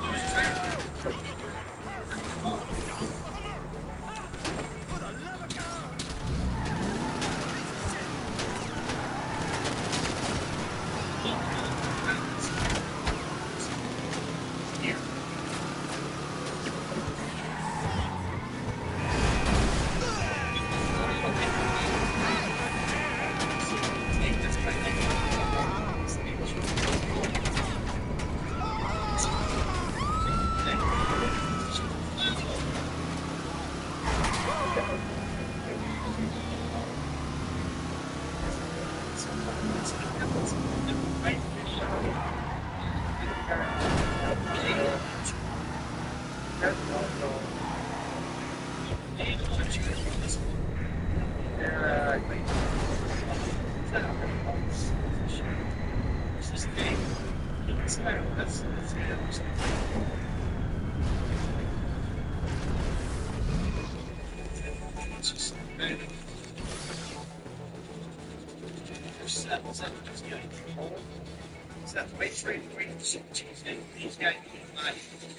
guys creep me out. Nobody guys creep me out.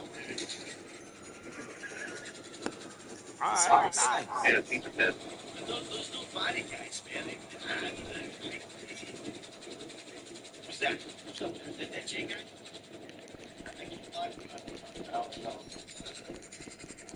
What's that? Hello there. I'm going to let David tell me. I'm going to have a name for you.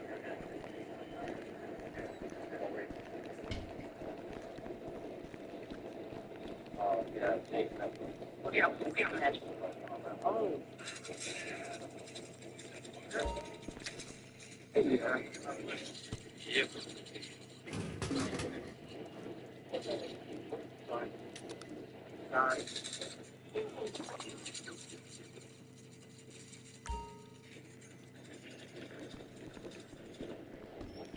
The one and only. All right, let's talk. Keep your eyes open.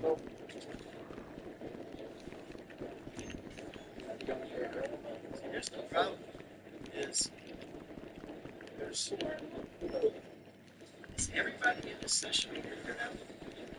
We get on top of this, and we get on top of this. There should be 30 people here. Everybody in the sessions here. Let's go, everybody in the session, come on over. We're by the taxi parlor. Drive off. I'll fall off.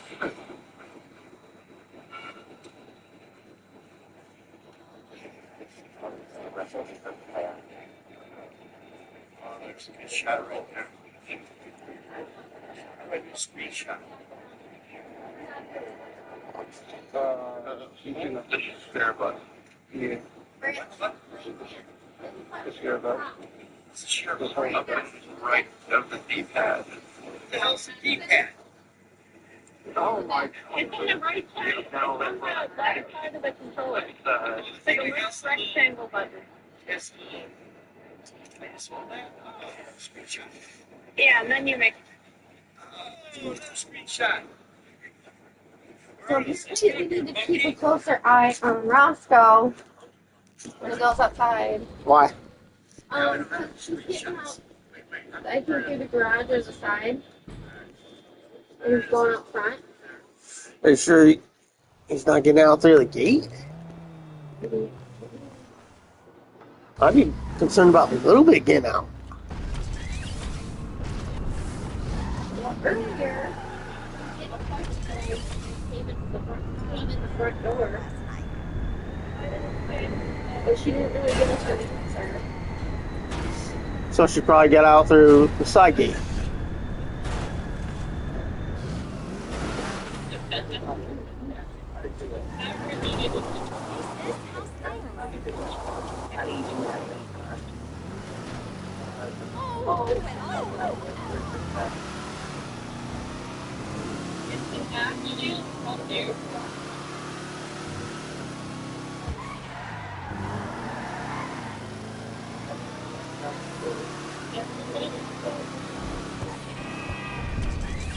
Over, please.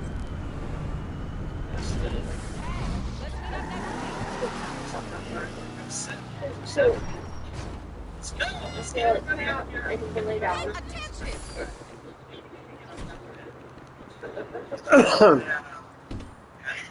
gotta get on top of the. You gotta get on top of the tank. You got more room. Yeah. Aircraft everywhere. Oh shit! If I can get right up with you, you know where our guys is. God damn! Ow. Update. Jesus Christ. Everybody can't stand on this thing.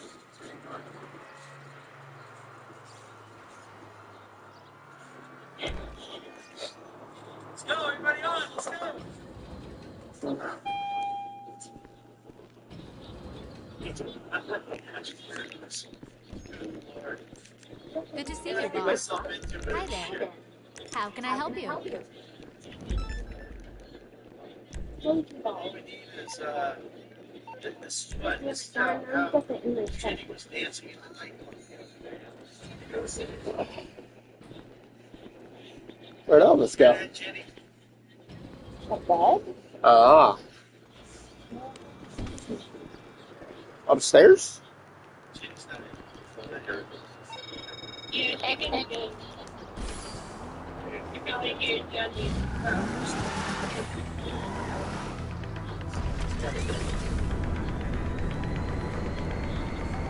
I found a good invite for the movie.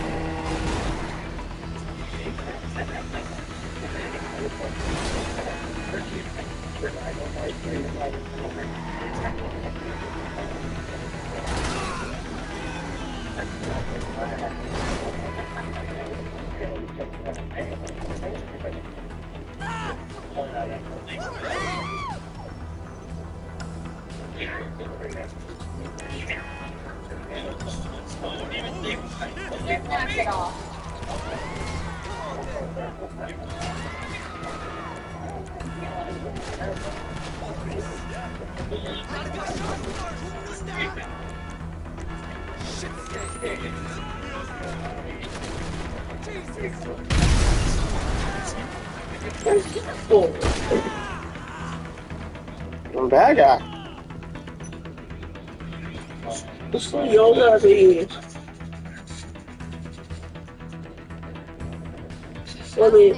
first of all, you want to do that, blow up the truck. Oh, I'm not really worried about it.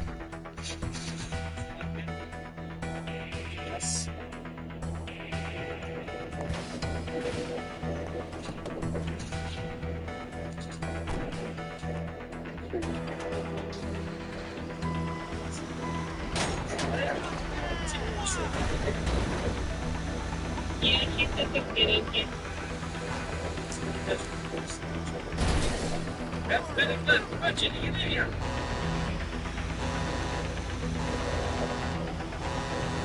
Yeah, I think they're gonna fight.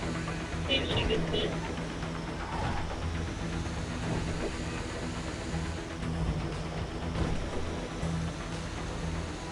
Just drive to the airport. No. It's just too terminal. Terminal is in the port. Airport's that way. This way is to the boat port.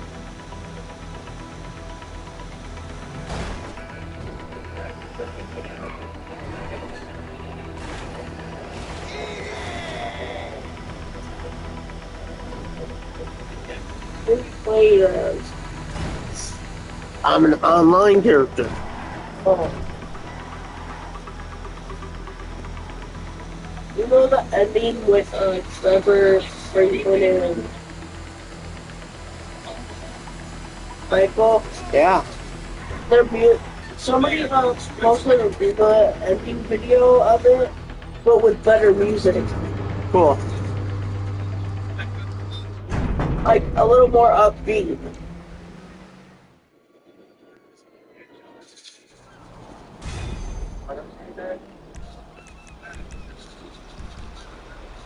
Are you in your own server?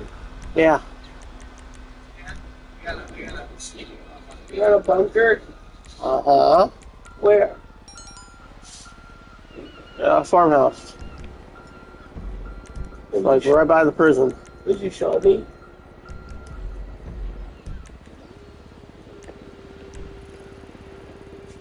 Right there.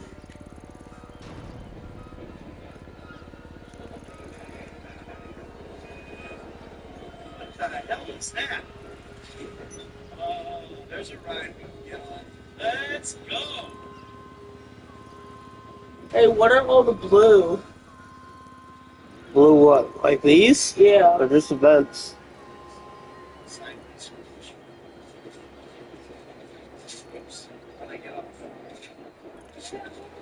Are the main characters in online? Everyone but Michael. Why? My guess is they just haven't done his yet. We still have like 2 to 3 more DLCs until GTA 6 comes out, and they might still continue to do DLCs for online even after that. Yeah, but only from Florida.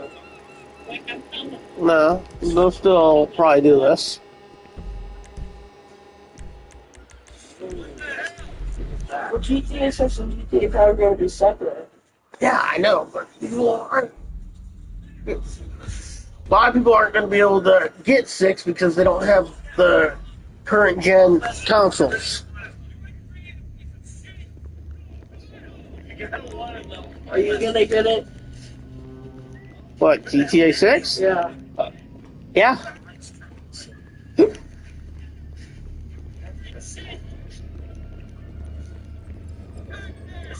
You know this guy that looks like Joker, that looks like Joker in real life? Not that hard to do.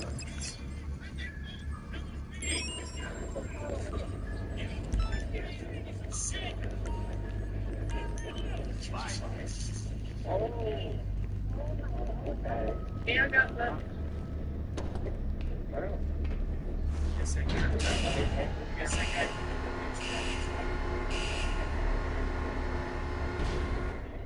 This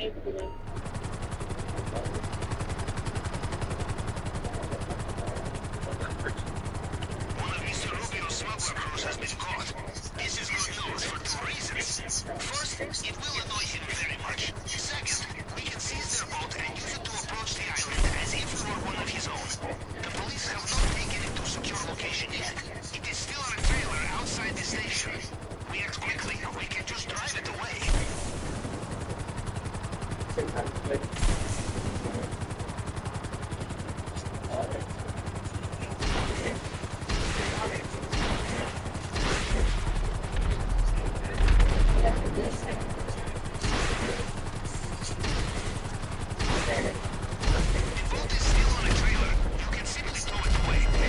And make sure you let your mom know so she doesn't call me while I'm still sleeping, thinking that you're still at home.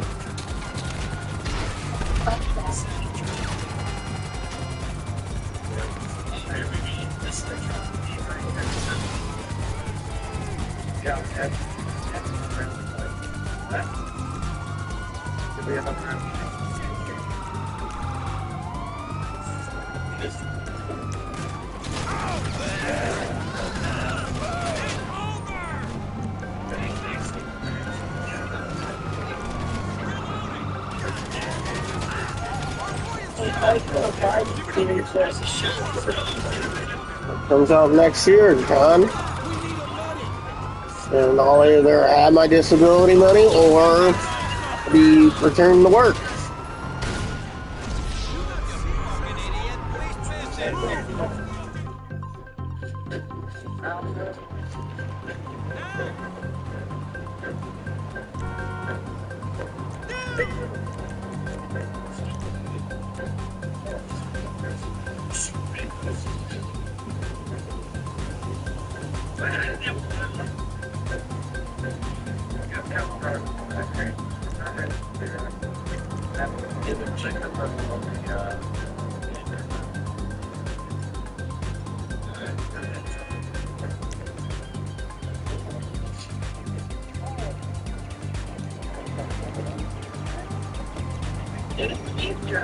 Self-reliance and attacking criminal.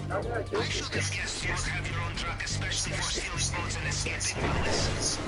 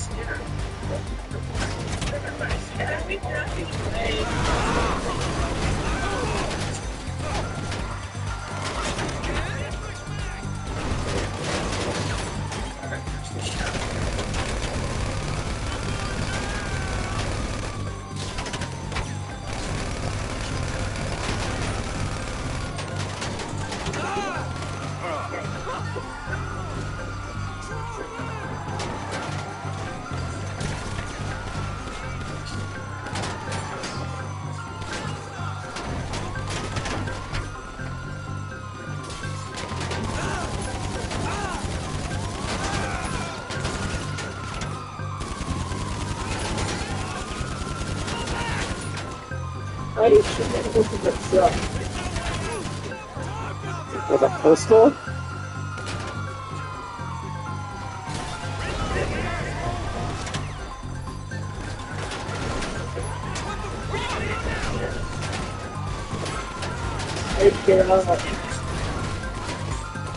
First, I need the trailer.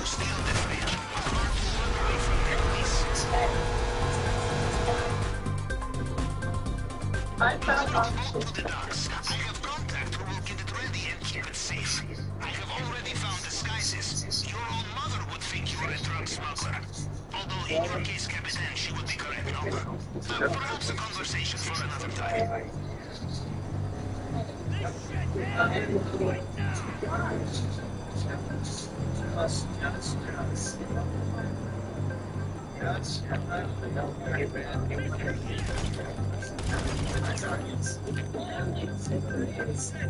Just violate. Bless you. You're quite just violate.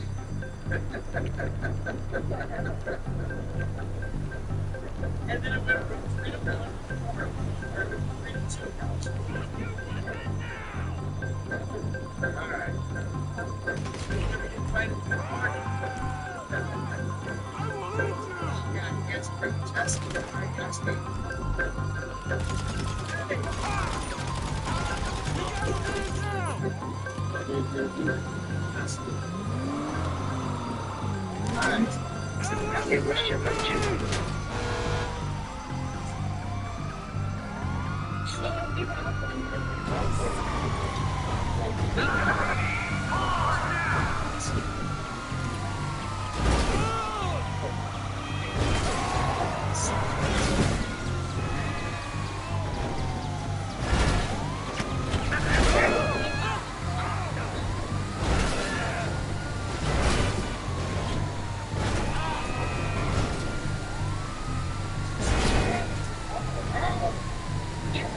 Yeet!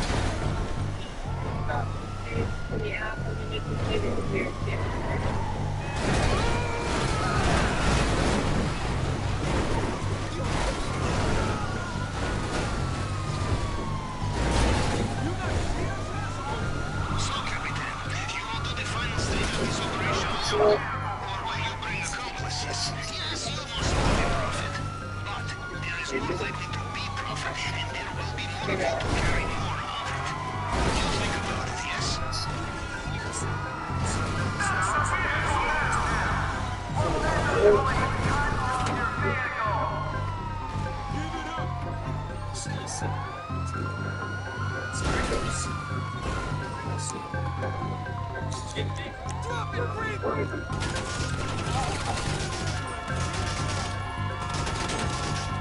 Bill, What? raspberry lemon.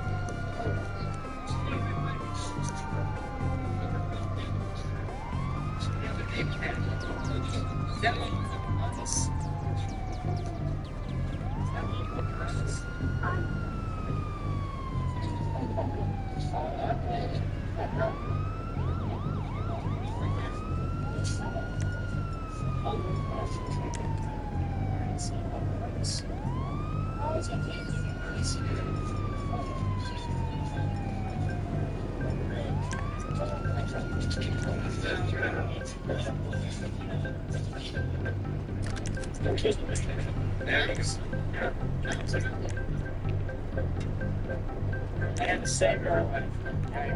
Yes. Stuff that all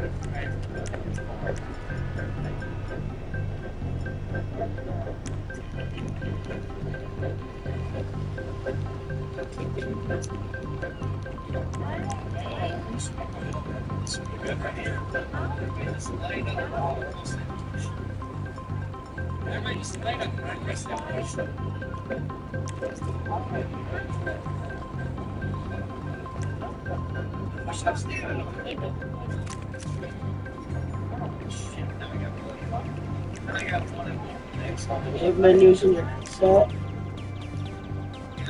Don't really need it.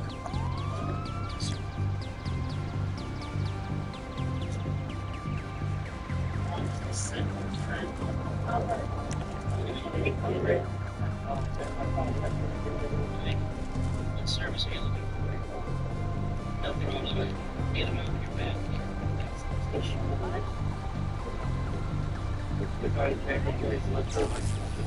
Same place. Jenny, my hair's right here. Yeah, you picked it up.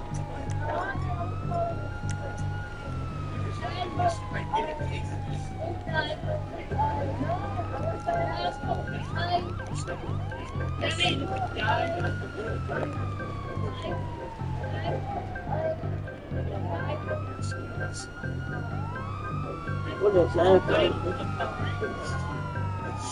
Holy Lumber, Holy Hellbringer. It's like a alien gun. Did you take it? I bought it a long time ago.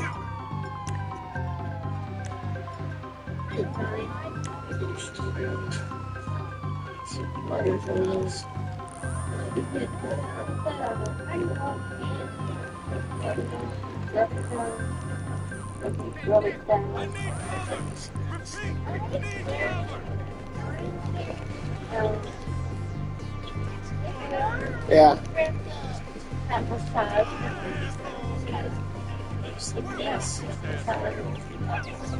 Sound drugs gone. Hello, darling. How are you? Alright. Time to get set up for a picture. Alright, let's get set up for a picture. Okay. Alright. Alright, I'm coming. Everybody stop shooting. Stop shooting. Call Lester. Please. Call Lester. Get rid of the wanted levels. Everybody get up here. Just like a really cool shot. that we can put on my Instagram and Twitter and all that kind of crap. Let's do it. Twitter. Where else?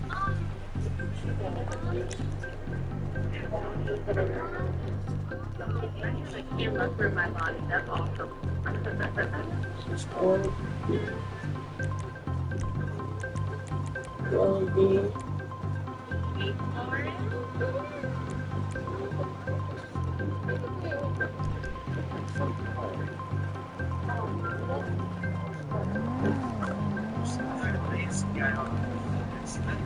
Alright, here we go.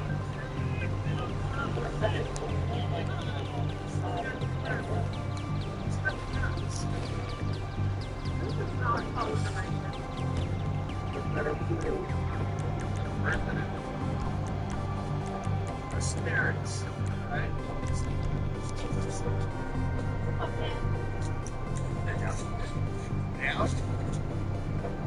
Yeah.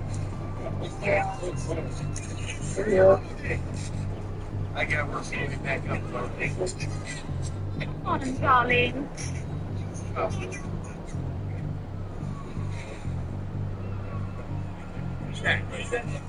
Lucky shot. Get up on the bush, dude. Yeah, come on, to the bush. Oh my God,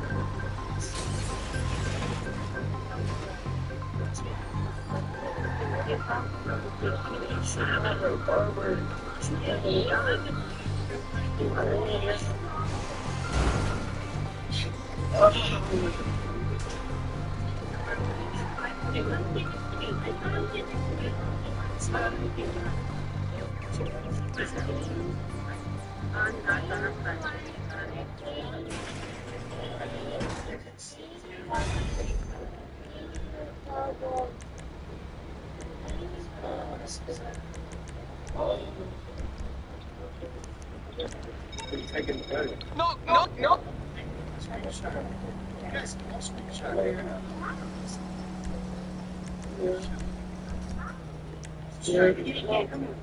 Shiny guy?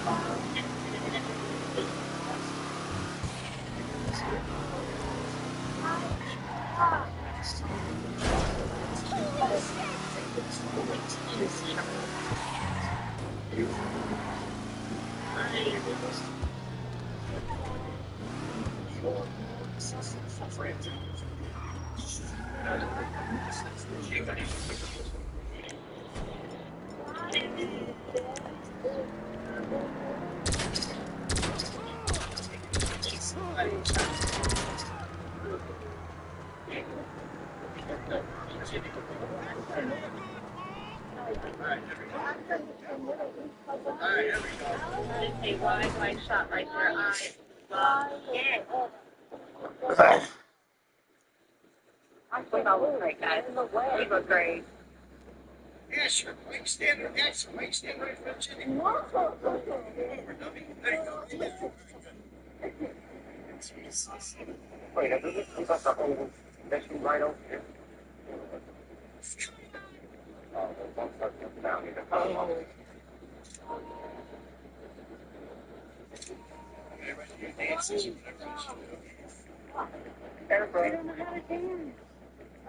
dance. Jimmy's out of the picture. No. Sorry, I already got it. You awful face. Why? No, why? Why?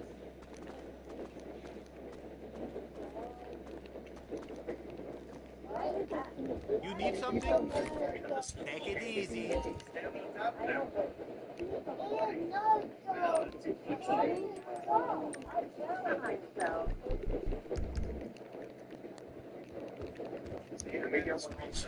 got a screenshot. I got a good one of you dancing. I'll send it to you.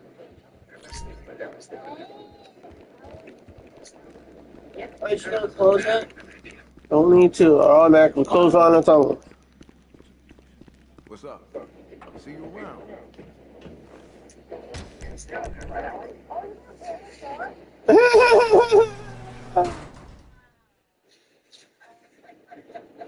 Over that way and do it.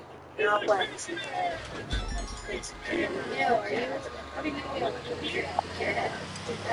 Me? Part of my game?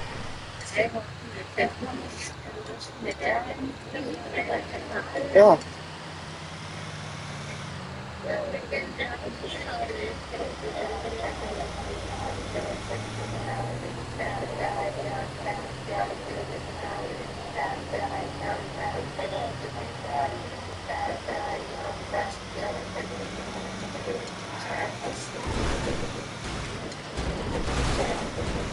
Nice landing. Thank you. Took a little more speed than I expected from this old rocks bucket.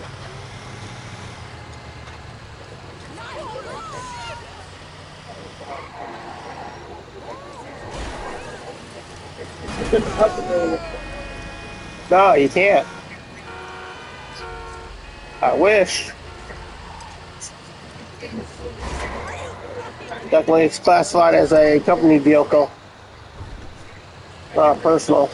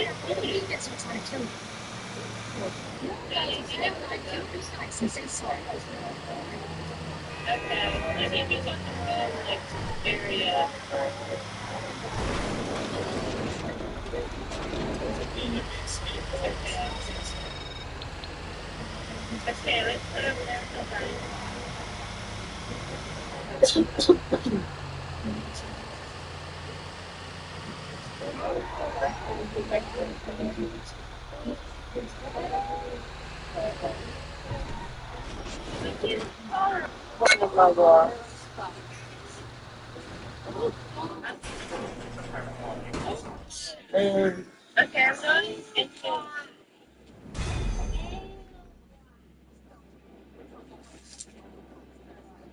You want the ball thing? You want it? Where?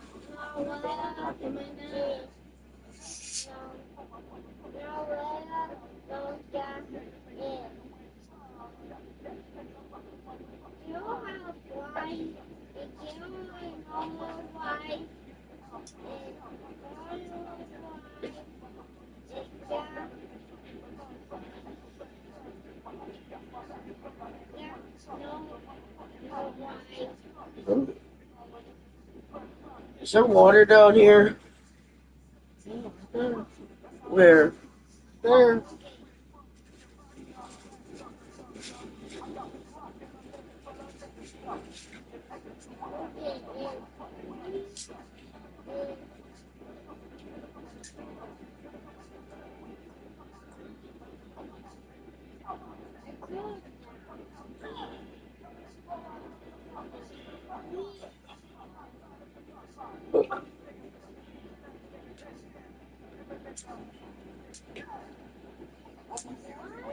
You're not gonna stream anymore? I'm streaming right now. You are? Yeah.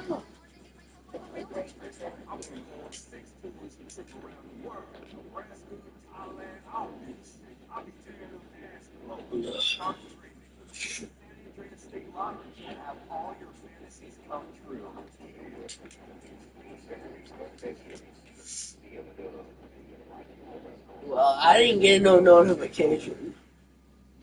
I think you have to turn on notifications. No, I have notifications on. I started like 6 hours ago. Oh, then I did get a notification.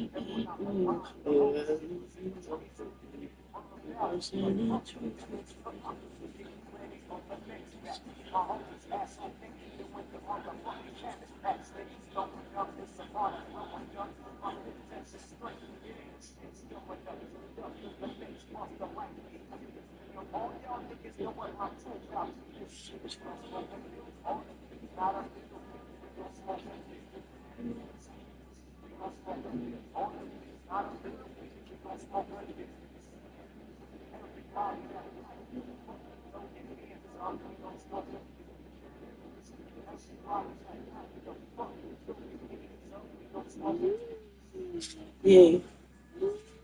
Steve.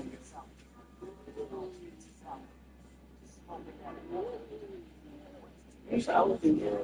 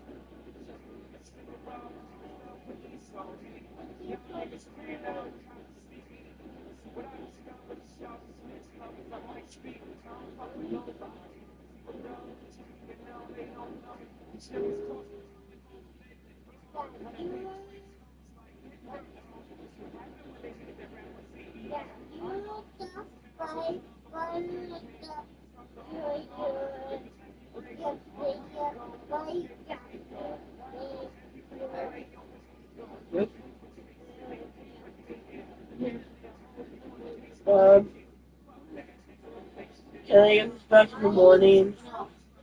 Why? I said no. You never had a problem with it before? I'm saying no.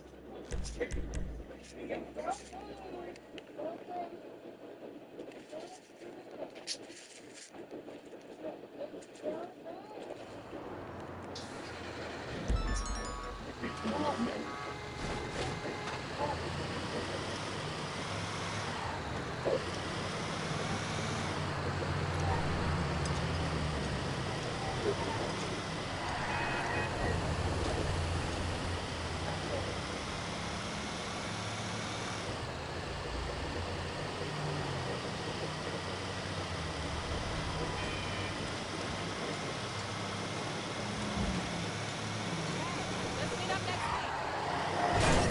My Lord and Savior.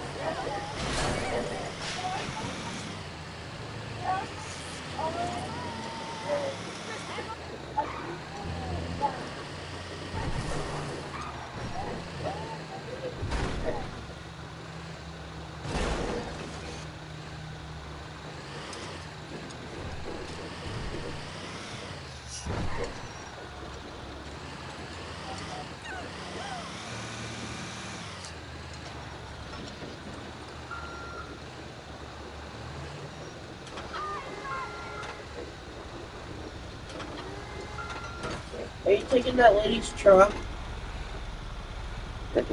Or I don't know whose it is. Like I tell everyone, I'm just a tow truck guy. I'm told where to go and what car I'm picking up. Now, if it's legal for me to do it, I don't know. Not my problem. Pick it up with the company.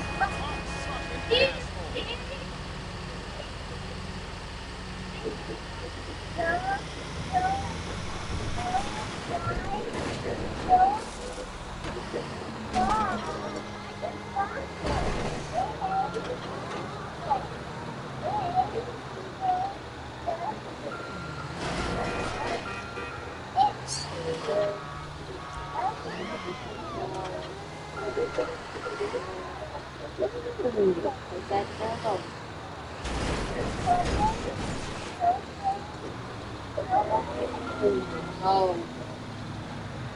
You see that?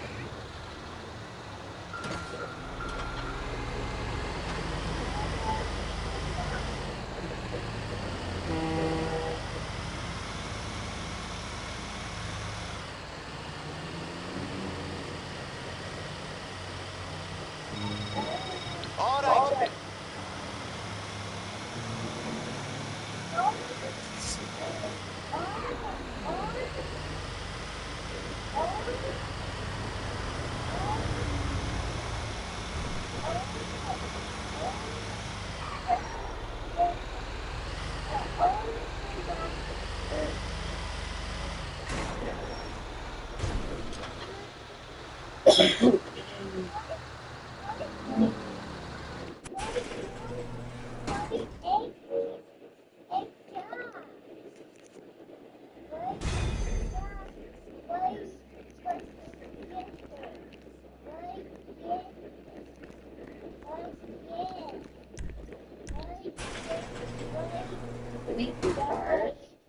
It could.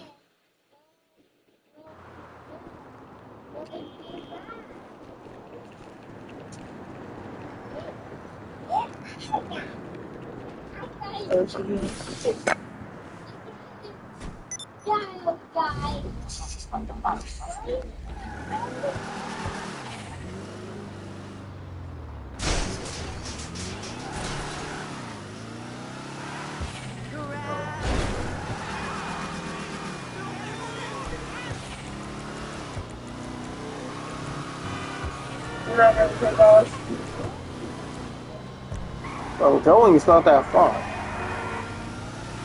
To be honest, it dries faster on the ground than it does fly.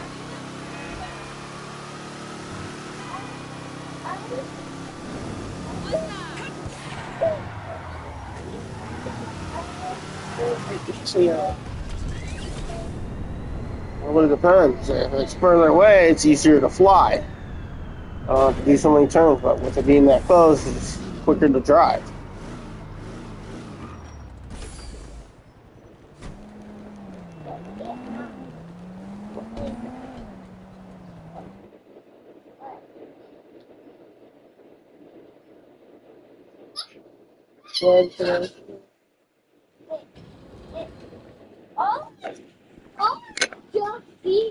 Are you in your pet house? Okay, what? Agency.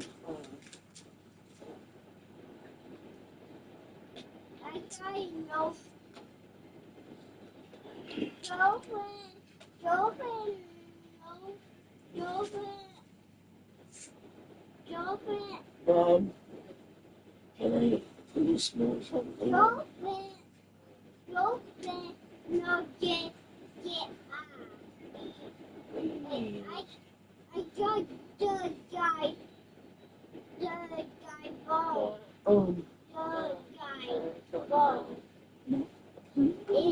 Knock it off.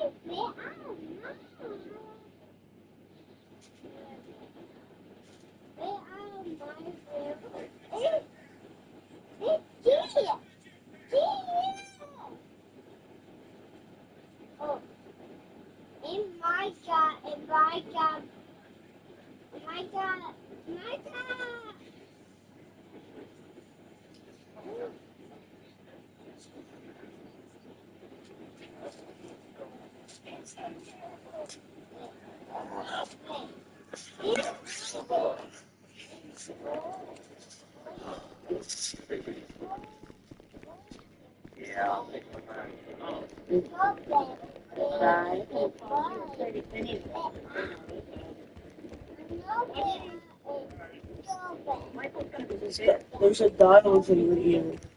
Yeah, that's for the heat in the cold setting.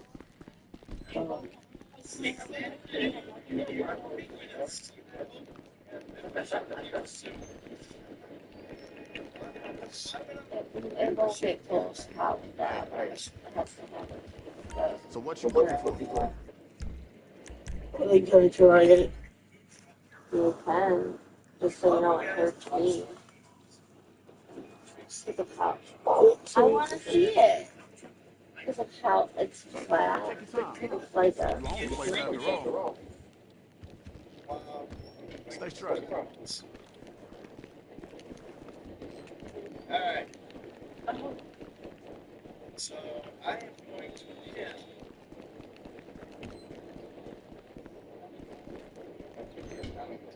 That's right, night. Full gold. Well, it's the case. I know that. But you had it. I put it down somewhere.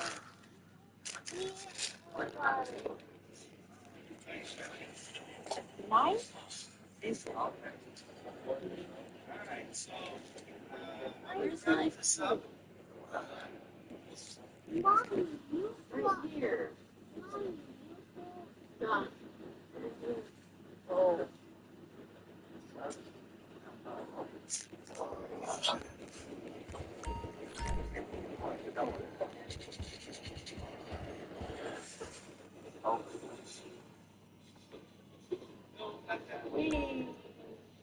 Is it USBs?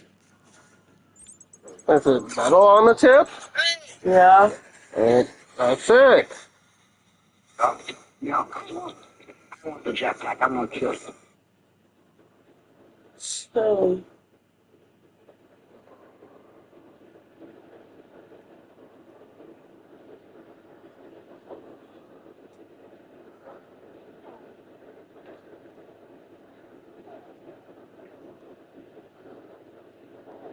You better not.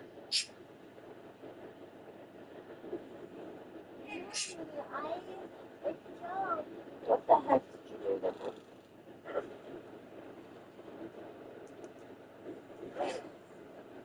Knock it off. I'm gonna... How?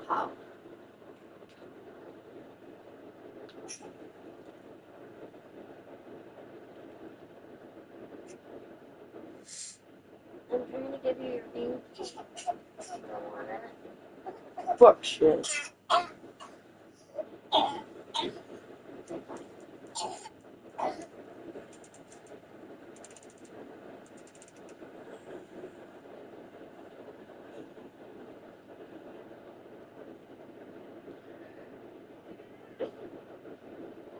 Knock it off.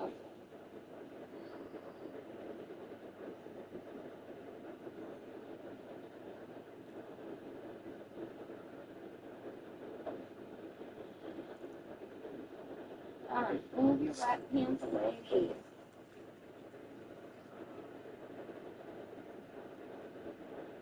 Wait, what are you doing with the TV?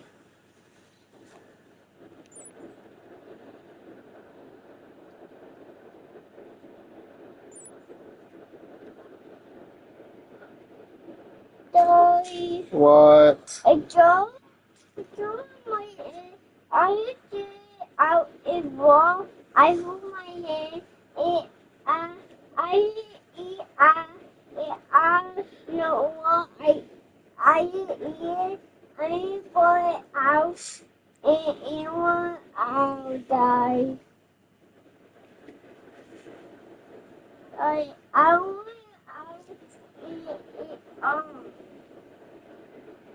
it on my head.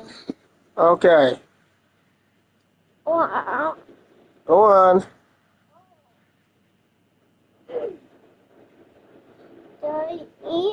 Out my ear. Yeah. Out. Oh, really? Out.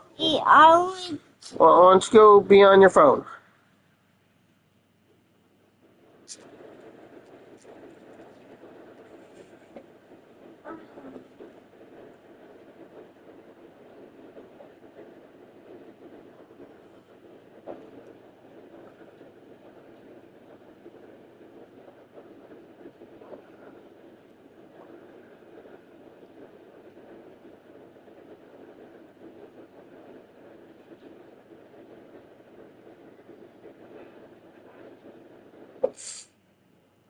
It's dead.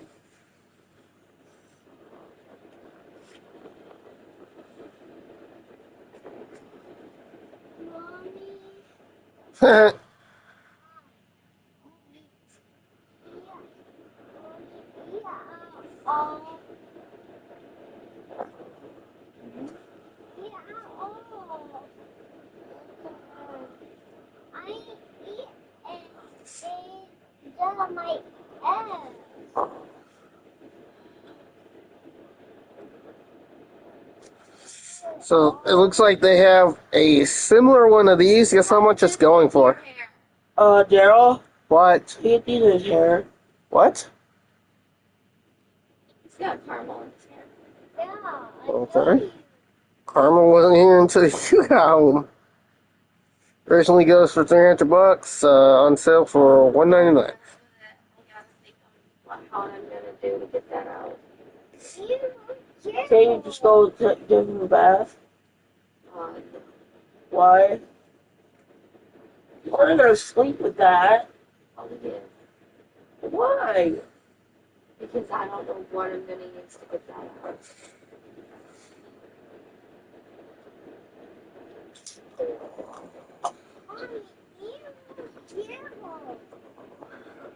I want to know why the caramel is in your hair and why it didn't go in your mouth. Oh, no. You don't know.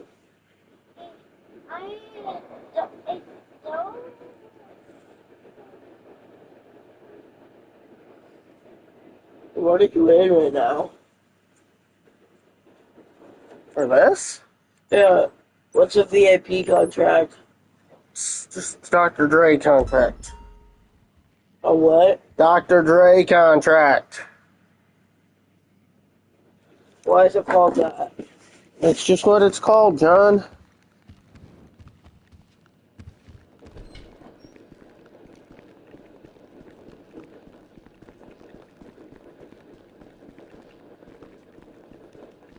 What's up, boss? I'll be here.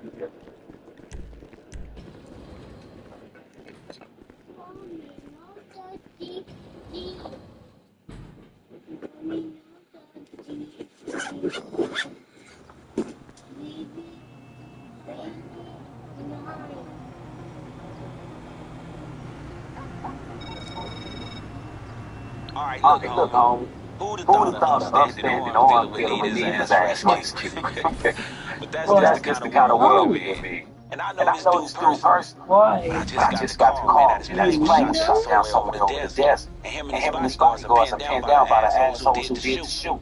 We want this money. We better get up there fucking fast.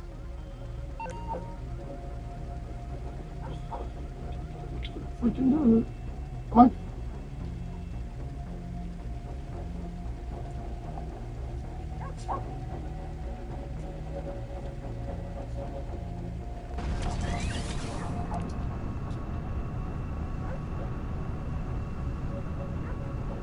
What? I need to go over there. Oh, you didn't say that. I said for you to go. That's not going anywhere. You're like cornering yourself.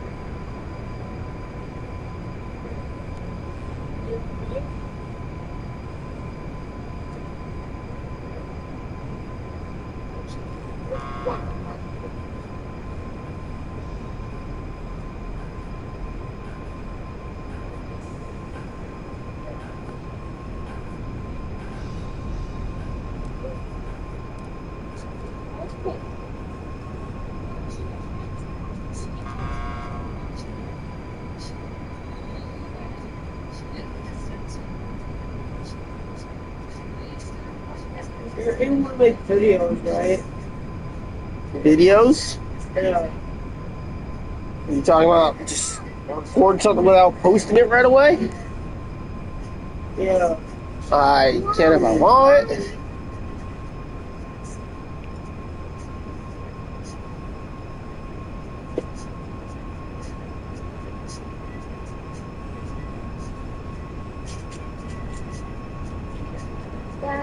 What? You're not getting more. Not after you put it in your hair for whatever reason. Talk to mommy.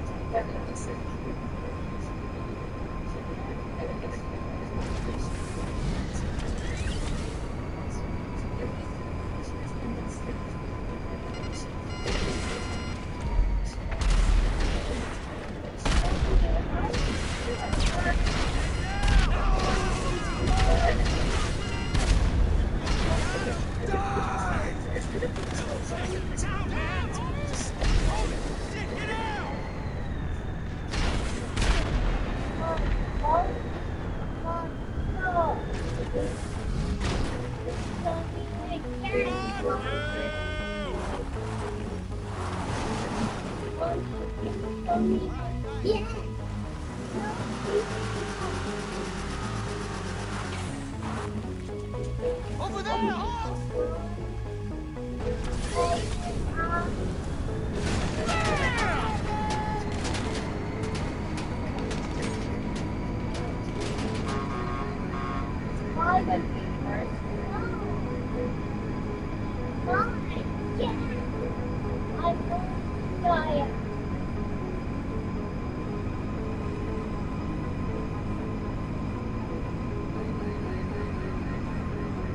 Hey, I see that fool!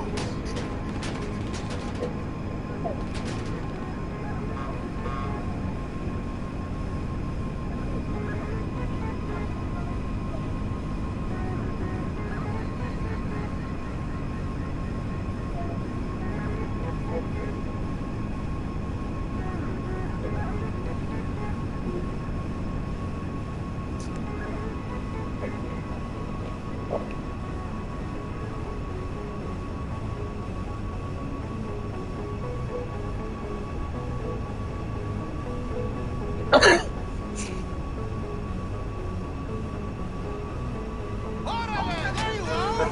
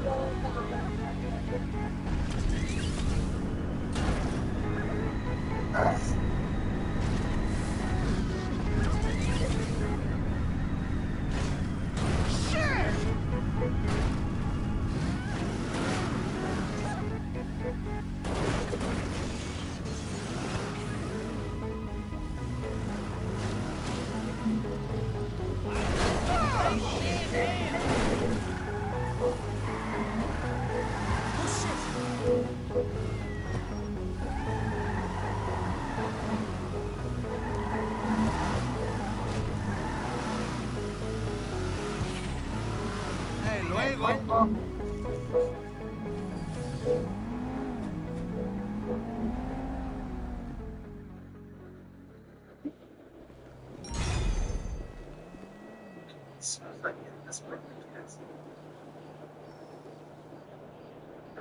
As an OBGYN resident, I love Native's whole body deodorant. It delivers head-to-toe, clinically proven 72-hour odor.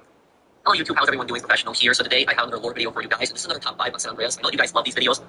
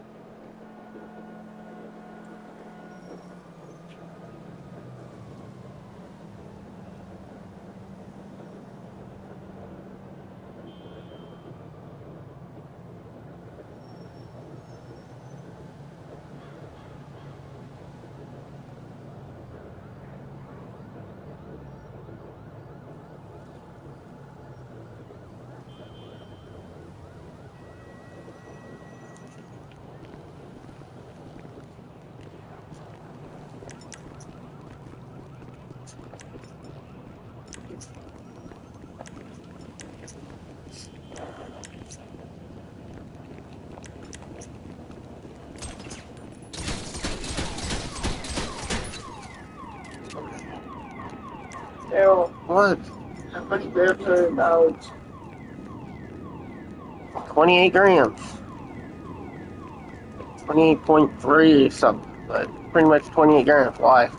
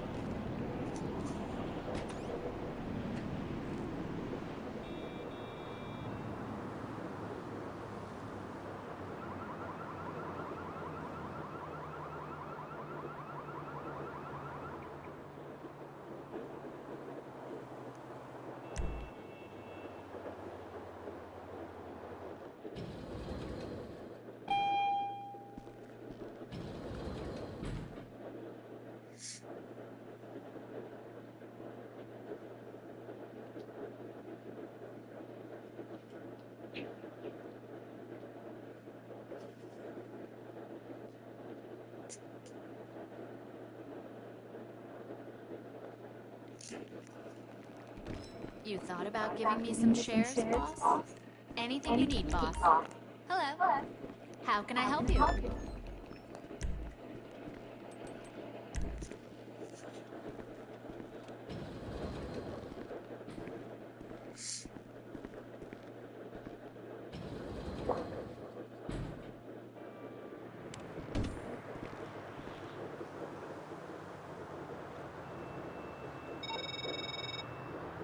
What's up, Jefe? We're moving that stuff.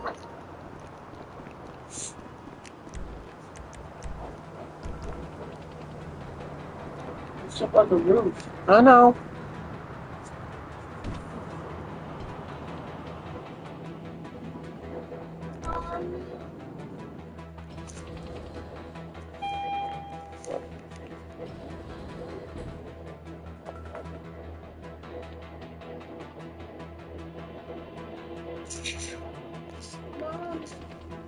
Mom.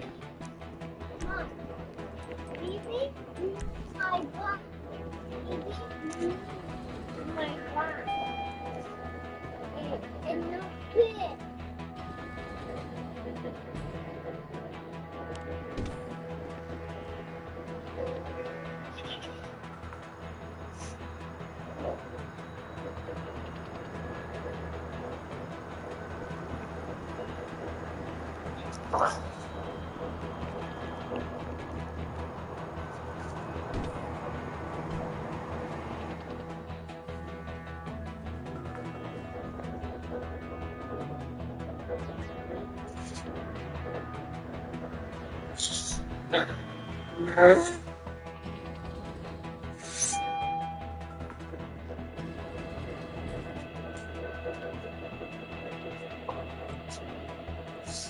Why do you keep going in and out?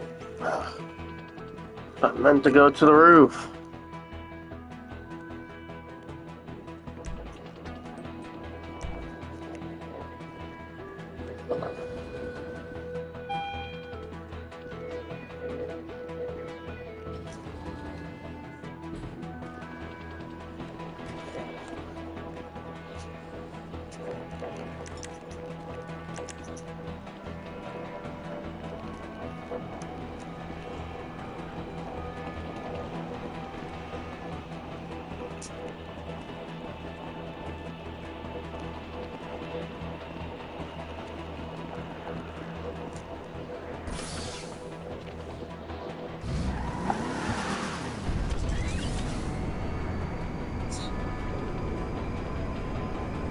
The door didn't shut.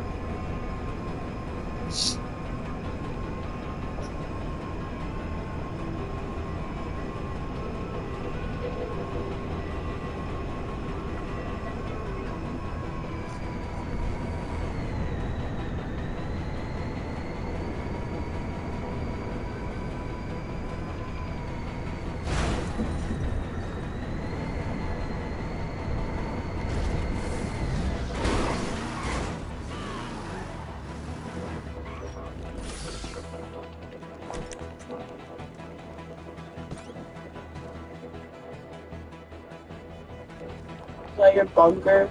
No. A warehouse. Jefe! You got it. Leave it to me. Catch you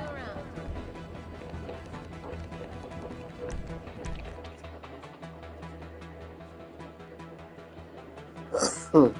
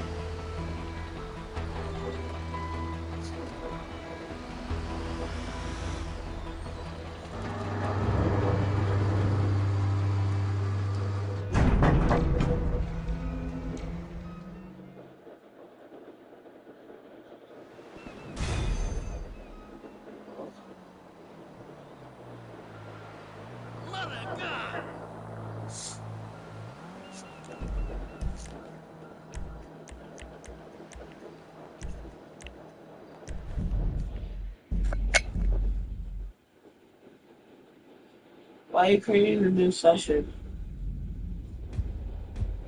Looks like in fast trouble to my Kasaka.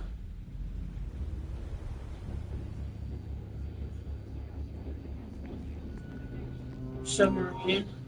Yes.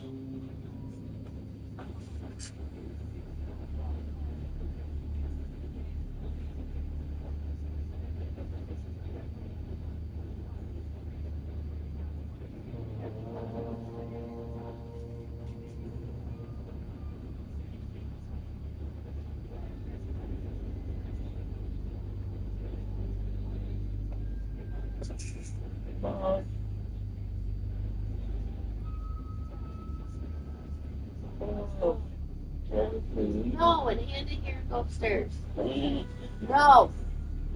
I am not in the mood. Come on. No, go to bed. Give me it and go to bed. I can't. Okay? Go on. Please. If you're going with your grandma, you better go pack your shit. I know. Hand me it and go pack your shit. I will, but no. Either you hand it here, I'll call her and tell her you're not going. Come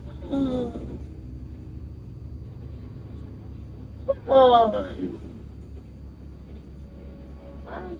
Hand it over. Go.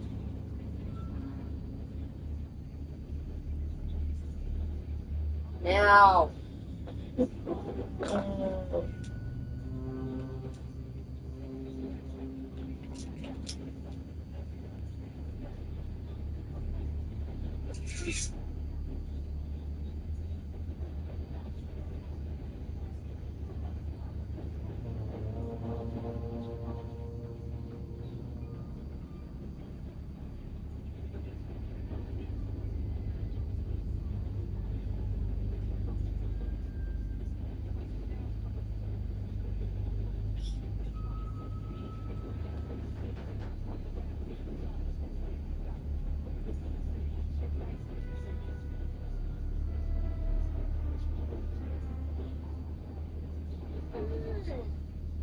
Storm. Kills.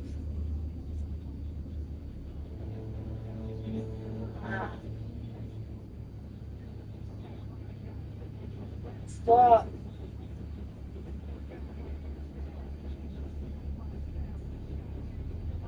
Dude, you're gonna go flying.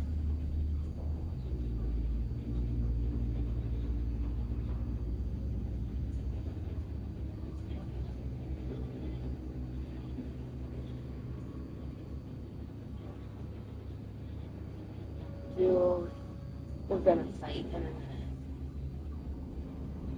John, I'm gonna call Grandma. Hand it here.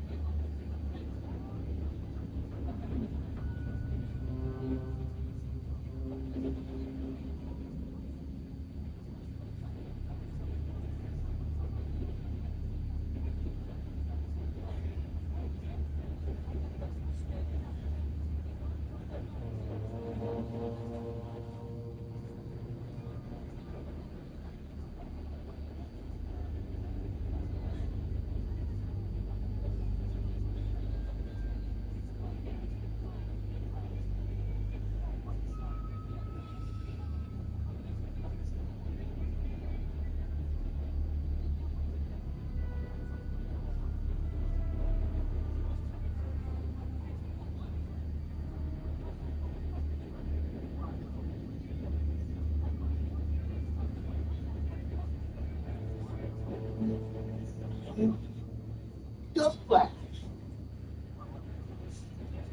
Meow. Meow. Meow. Meow. Meow.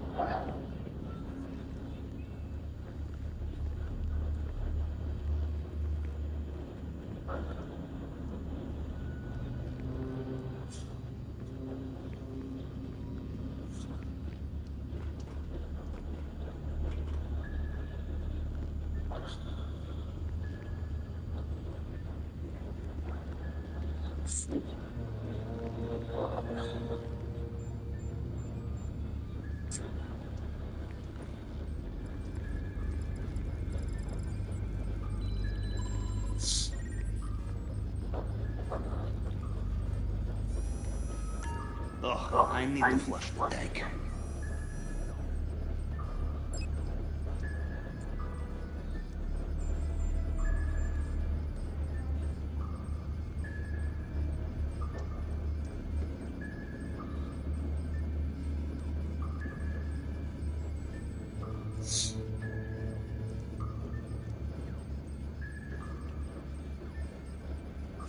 The cantina chicken burrito isn't just right, because it keeps it light with smooth chicken and finely shredded cabbage. Now, freshly grilled tortilla, that's not shredded.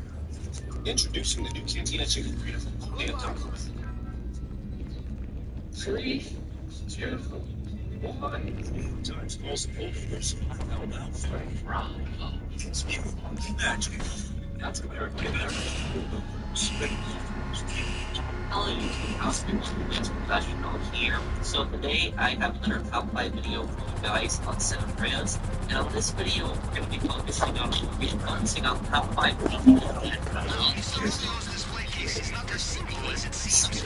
barely tells you about the explaining, and some of the games that will the policies of the game. These are features that I know 30 seconds. They will simply do about this. So hopefully you guys enjoyed top 5 videos that go through this. They start with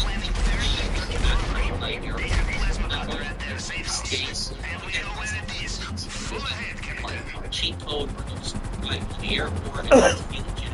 It's fine. That's the way to get across the net. And the 3 main airports in the game, you go to Los Santos Airport, you go to San Diego Airport, the Las Venturas Airport. You can go to the terminal, it's right. They know that you see the yellow marker, you go in there, and then just choose the city you want to fly. Now, you obviously can't find the city brand. It's based on that Los Santos or no fly the city. It costs $5 very easy money in the game, not a lot. And when you get to the plane, you have the cinematic where the plane will be going to that destination of yours. You can fast travel, just X, skip it, plane land, making this the fastest way to get across the map without the flying car cheat code, in my opinion. You can also jump out of there, but I personally just don't think that helps. But this is really useful for getting across the map in another city. You don't feel like driving there, you don't feel like flying there. Just go to the airport, the main building, in Los Angeles Airport, San Diego Airport, the Los Angeles Airport, and you can just fast travel to that city pretty quick.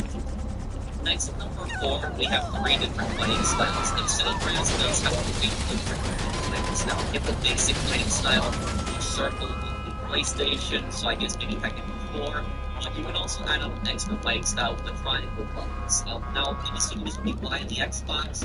Not sure what key this would be on the PC. Now, to get these different fighting styles, you would need to go to the 3 gyms in the game. Now, each gym does give you a different fighting style, and what you have to do is you have to have a certain muscle mass. I believe that it's going to be 40%, and when you get that, the trainer, now the one is the Santos trainer there, is basically some fighting styles.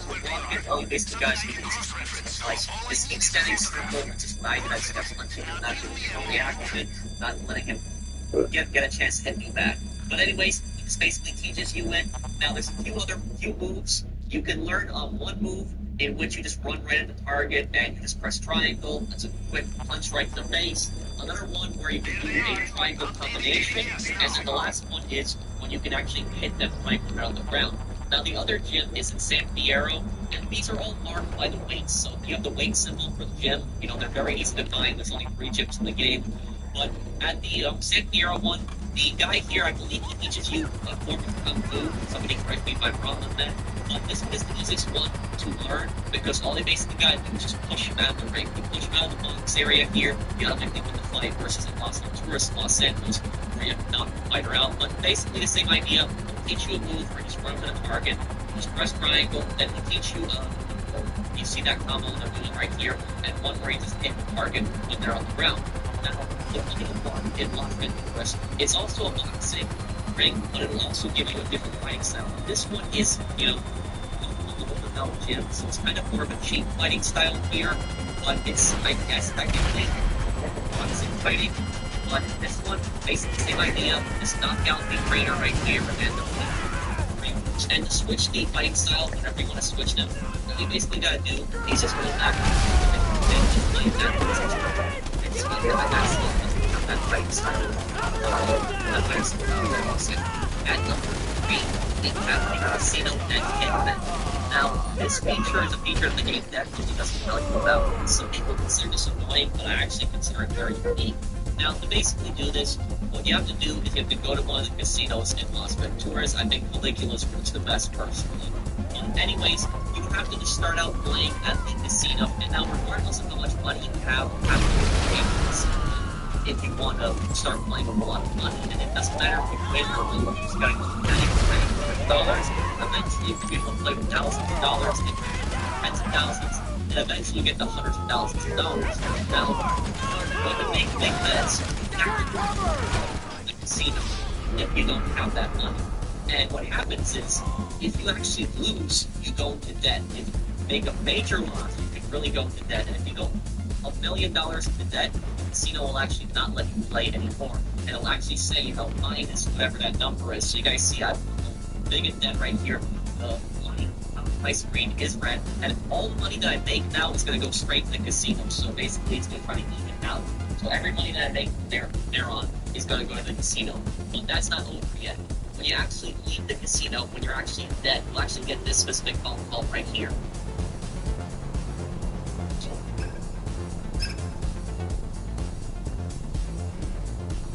Hey, Mr. Johnson, just a friendly reminder that you owe me money. Don't be a stranger. And now what happens is you pay off the debt quickly, and you wait a few days. If you're in Las Venturas, you get this phone call. You can't get this phone call if you're in another city because you said you're back in town, so I just stayed in Las Venturas, and I found this phone call right here. Mr. Johnson, I hear you're in the neighborhood. Don't mind that you visit the Johnson.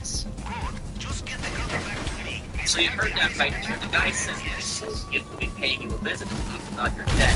So now it happened. Later, I stood around, nothing happened for a few minutes, and then eventually I started getting shot at. And you will actually have these hitmen that will actually go after you. Now, they will oftentimes be in a 4-door sedan, and they'll get out, and the hitmen use submachine guns and assault rifles. So these hitmen are pretty armed. So if you go into debt, the hitmen will constantly keep coming after you until you pay off that debt. Now, if you move to inner city, you should be safe. They should be able to spawn because I spent a lot of days in Los Santos. I didn't have any of these guys spawn, but the moment that I came back to Las Venturas, the hitmen started spawning.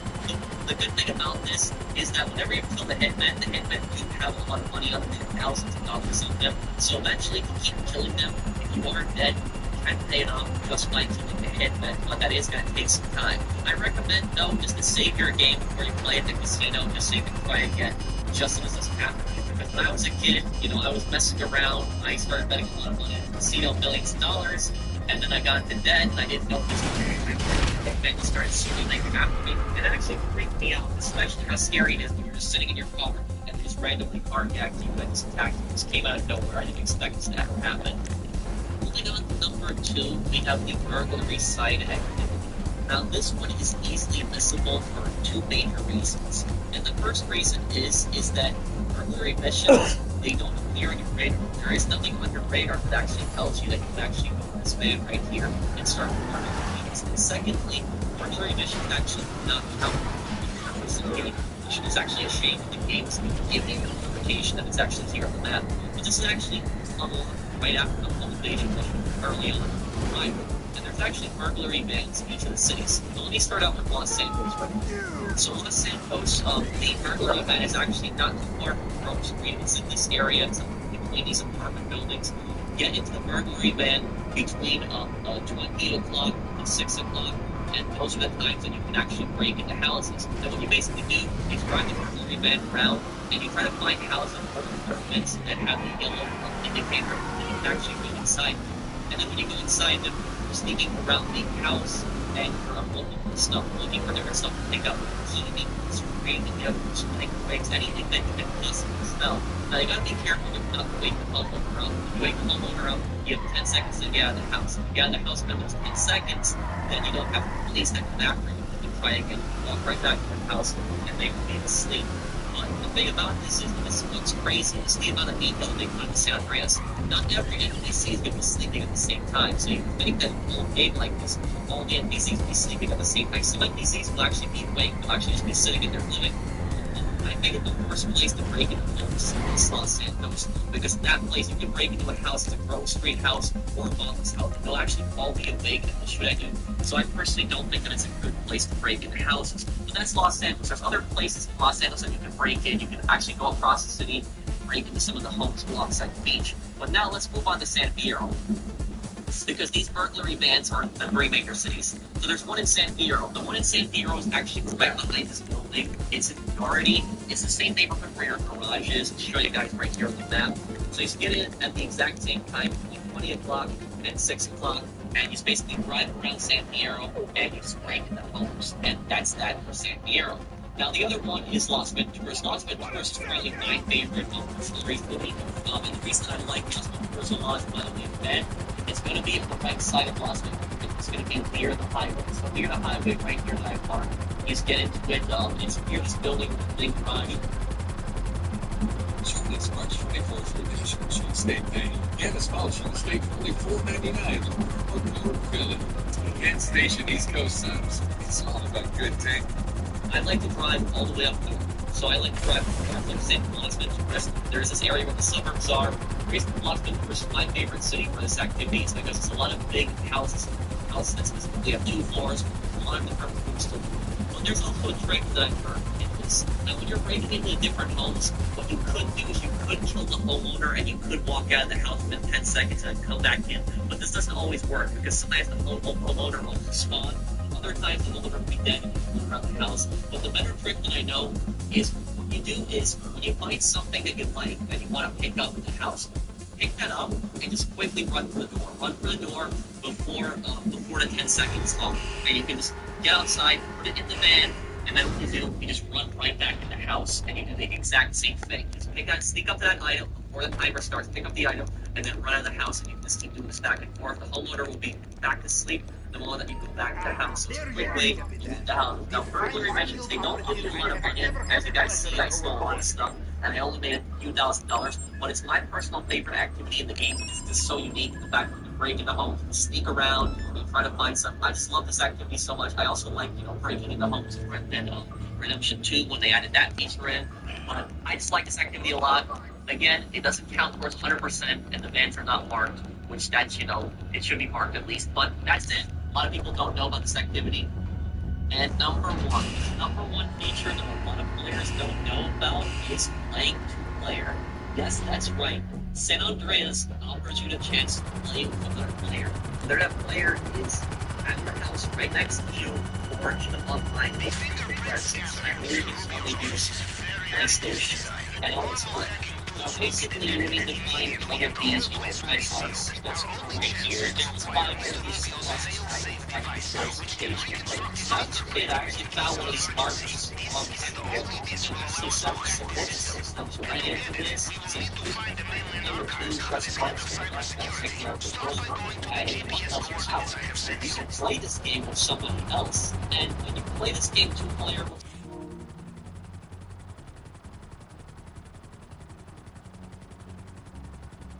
more like a month, basically. I think the reason is because if they had excellent screen, then they would need to, pull out power in this game. And since this is, 2004 game, probably why it doesn't have the right split screen. But, you run around like this, you can change to CJ, so if you just want to just go to CJ's view, then the other person's going to be able to see. You need to be at a certain distance. The other players need to be next to the other players are coming. Then what happens is disconnected and it's going right back to the other player gets the turn, traditional turn, the other player actually shows up to this, which is really what you need. But here's a crazy thing. You get to like PlayStation, I know this works 100% because I've tested it. Now, I don't know how this if this goes to Xbox this feature, let me know down below. But basically, what you do, and you can see right here, I'm playing on the PS5, so I know it works on the PS5. It has to work on the PS4 because PS4 also has SharePlay. But basically, get the party of your friend, and then what you do is you activate SharePlay. Go to the feature in which your friend can play as a second without and what happens is, all you basically have to do is position the class. That's it. And then you can actually play. And depending on how good of an internet connection your friend has, this will determine, how laggy this can be. My friend, he said it was fine running for him. There was no issues, so we both had a good internet connection, and we ran through this no problem. But a lot of fun. Donald Trump is obsessed with revenge. I'm focused on the future. I'm lowering drug prices, getting more people health care, defending our basic rights like the right to choose, pushing past Trump's grievances and building a better future. Squirrel, any price Domino's pizzas for half off when you order online. Offer ends March 24th. Order now. Hello YouTube, how's everyone doing? It's Professional here. So today I've learned how to write a video for you guys on San Andreas, and on this video I will talk about the top 5 worst missions in San Andreas. These are missions just people just don't like in general, missions that people would prefer not in the game, and these missions, I'm not going to argue that they should be in the game, but that there should be things to change these missions around, because some of these missions just have really bad mission design, which we're going to be looking at. And this is the scale that I'll be using to rate these missions. The difficulty, now difficulty is the only thing that I'll be using to rate, because some missions are pretty difficult, but yet they're some of the best missions in the game, like End of the Line. It's a pretty challenging mission, but yet it's one of the best missions in the game. So that difficulty is just one aspect. Difficulty, length, how long is the mission, unreasonable objectives, and complicated, how unreasonable are the objectives and how complicated is the mission. What is the failure rate of the mission, how often do people fail it, and how much of this people love, how much do people not like these missions. So I hope you guys enjoy this one. Top 5 worst missions in San Andreas. Starting off with number 5, we have the mission OG Low. Now OG Low is a permanent mission in the game. Big Smoke's first mission. When it comes to worst sweet mission, because some sweet is the one who's kind of leading the mission. It's at Big Smoke's house. But basically, you see that initial cutscene at Big Smoke's house, and half of the mission you're driving up to the police station where you can pick up Jeffrey or OG Low as he's getting out of prison. Now, there's another cutscene that plays here, in which Jeffrey basically talks about getting back to this guy, Freddy, in prison, and then what you do is you drive up across town, and you drive up to Freddy's house. Now, this point makes you and OG Low can get this Freddy door. And at this point, Freddy actually runs up the back door, gets on the motorcycle, and chases him down. It sounds simple, right? The problem with this mission is that the path that Freddy takes is just so bizarre. He takes a scripted path, so if you memorize the path, you'll know exactly where he's going. The thing is, it's such an irrational path, because instead of simply just going down the street, he takes so many alleyways, he takes so many hills and such. He gets on the highway, he gets off the highway, he goes upstairs, he moves around so many different places. And the worst thing about it is that the first time that players can drive a motorcycle instead of ramps. This is the first time that you're going to drive a motorcycle, one of the first times. And you would think that one of the first missions where you're driving a motorcycle, you'd think it'd be a little less complicated and actually teach you more of the controls on a motorcycle, but instead, because you're driving this ridiculous path chasing down Freddy, you're going to constantly crash. But it also gets worse, because Freddy will actually shoot at you.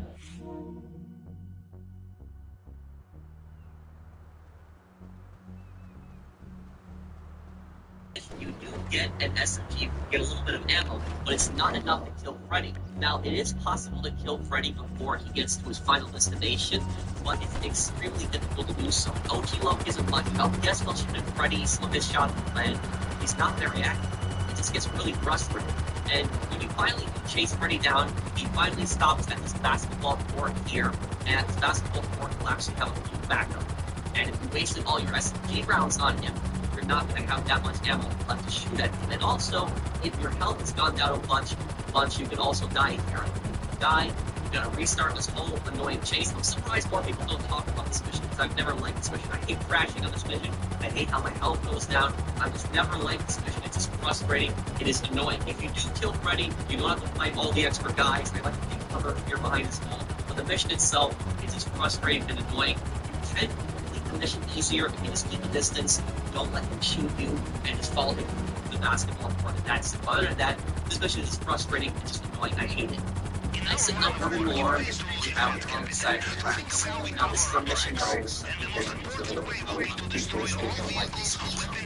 So this is another Big Smoke mission, and what you do with this mission is take Big Smoke over to the train station, in which you see a cutscene in which the Vagos are meeting up with the San Fierro Reaper. Now the Vagos jump on top of the train. Big Smoke tells you you need to chase them down. Now you get onto a dirt bike with Big Smoke, in which Big Smoke tries to take them down. It sounds simple, right? The problem with this mission is two things. The first thing is that Big Smoke's accuracy is just really bad on this mission. If you stay on the side of the train, yes, Big Smoke will eventually hit the enemies and he will kill them, but his accuracy is just so off. And the second thing is the train's speed is just irrational. Now the train will be driving its normal speed, and then kind of right after the turn, it has a massive speed boost, and it can be a little difficult to catch up. Plus, you also have a few distractions along the way. You gotta watch out for a car that runs over. A car when it blows up, it actually crashes into you. You also gotta watch out for big trains. Plus, it's a small little like gate for construction that you have to pass through. Now, when you get up to the countryside, it can be a little bit more difficult because the train is so irrational.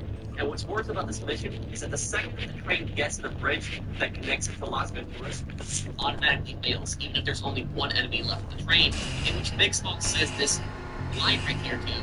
And this line right here, a lot of people know it. I even got pissed off when I heard it. Oh,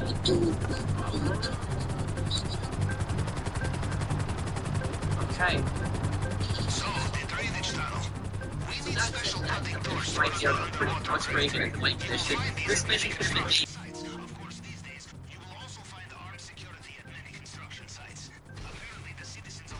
It's like that. This mission would have been nearly as bad as this. In number 3, you got the mission Introduction. Now, this is a mission that was a lot of people talking about this mission, but I consider it to actually be one of the worst missions in the game.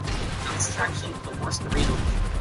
Now, I know some people might argue with me, and they might say that Vertical Assault is the worst arena mission, but I disagree. Vertical Assault, while this is a challenging mission, I actually consider it kind of fun, and I don't really have that much trouble completing it. Sure, the controls might get some time to get used to, but at the end, I think it's a fun mission.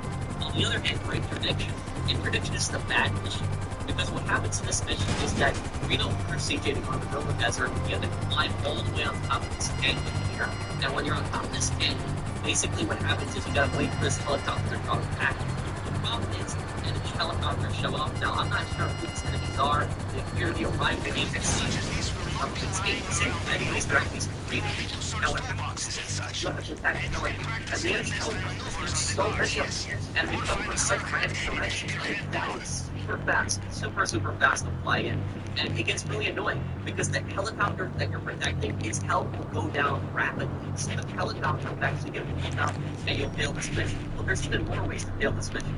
You get an RPG technically on this mission, but even though you get an RPG, what actually happens during this mission is when you blow up the helicopters, because there's not that much space and they're not that high above, the helicopter will actually come falling down and actually blow up right next to you and kill you. So the helicopter's going to fall right on top of you.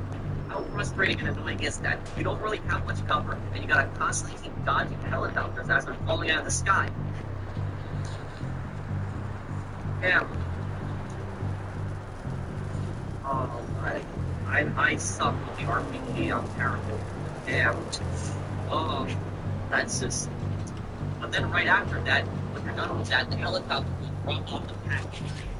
valley area here. You gotta get on the third plane and get. You're gonna work up at this point, but it's not that bad because you're going off from the third plane. But at the same time, what's the point of going up on top of this canyon? If the helicopter was just gonna drop it off all the way in this valley area, but you have to just drop it off the package right here, considering that all the enemies are already dead. I mean, come on, I just don't like this mission. Moving on to number 2, we have Air Raid. Now, this is the first of Zero's missions in San Diego. Now, what's so bad about this mission? So this mission, you get an introduction to Berkeley, and Zero tells me that Berkeley has been his rival ever since the science fair. And you go up on the roof. Now, he tells you that Berkeley is going to attack, and you have 3 minutes to defend Zero's RC shop. You got to protect the 3 transmitters. If all 3 transmitters get blown up, then you fail the mission. You got to protect them for 3 minutes. It sounds simple, right? Just protect them for 3 minutes. When the mission actually starts out, it doesn't seem that bad. And I actually forgot about how bad this mission was, because in my playthrough, when I started out this mission, I actually thought, oh, it's not going to be that bad. I can't believe I forgot how bad this mission is. So when you start off, not that bad at first, blow up a few RC planes, but then what happens is, when you get within the first minute, a bunch more RC planes start showing up. And the thing about this is that the RC planes come from such random directions. They're coming in waves in such random directions.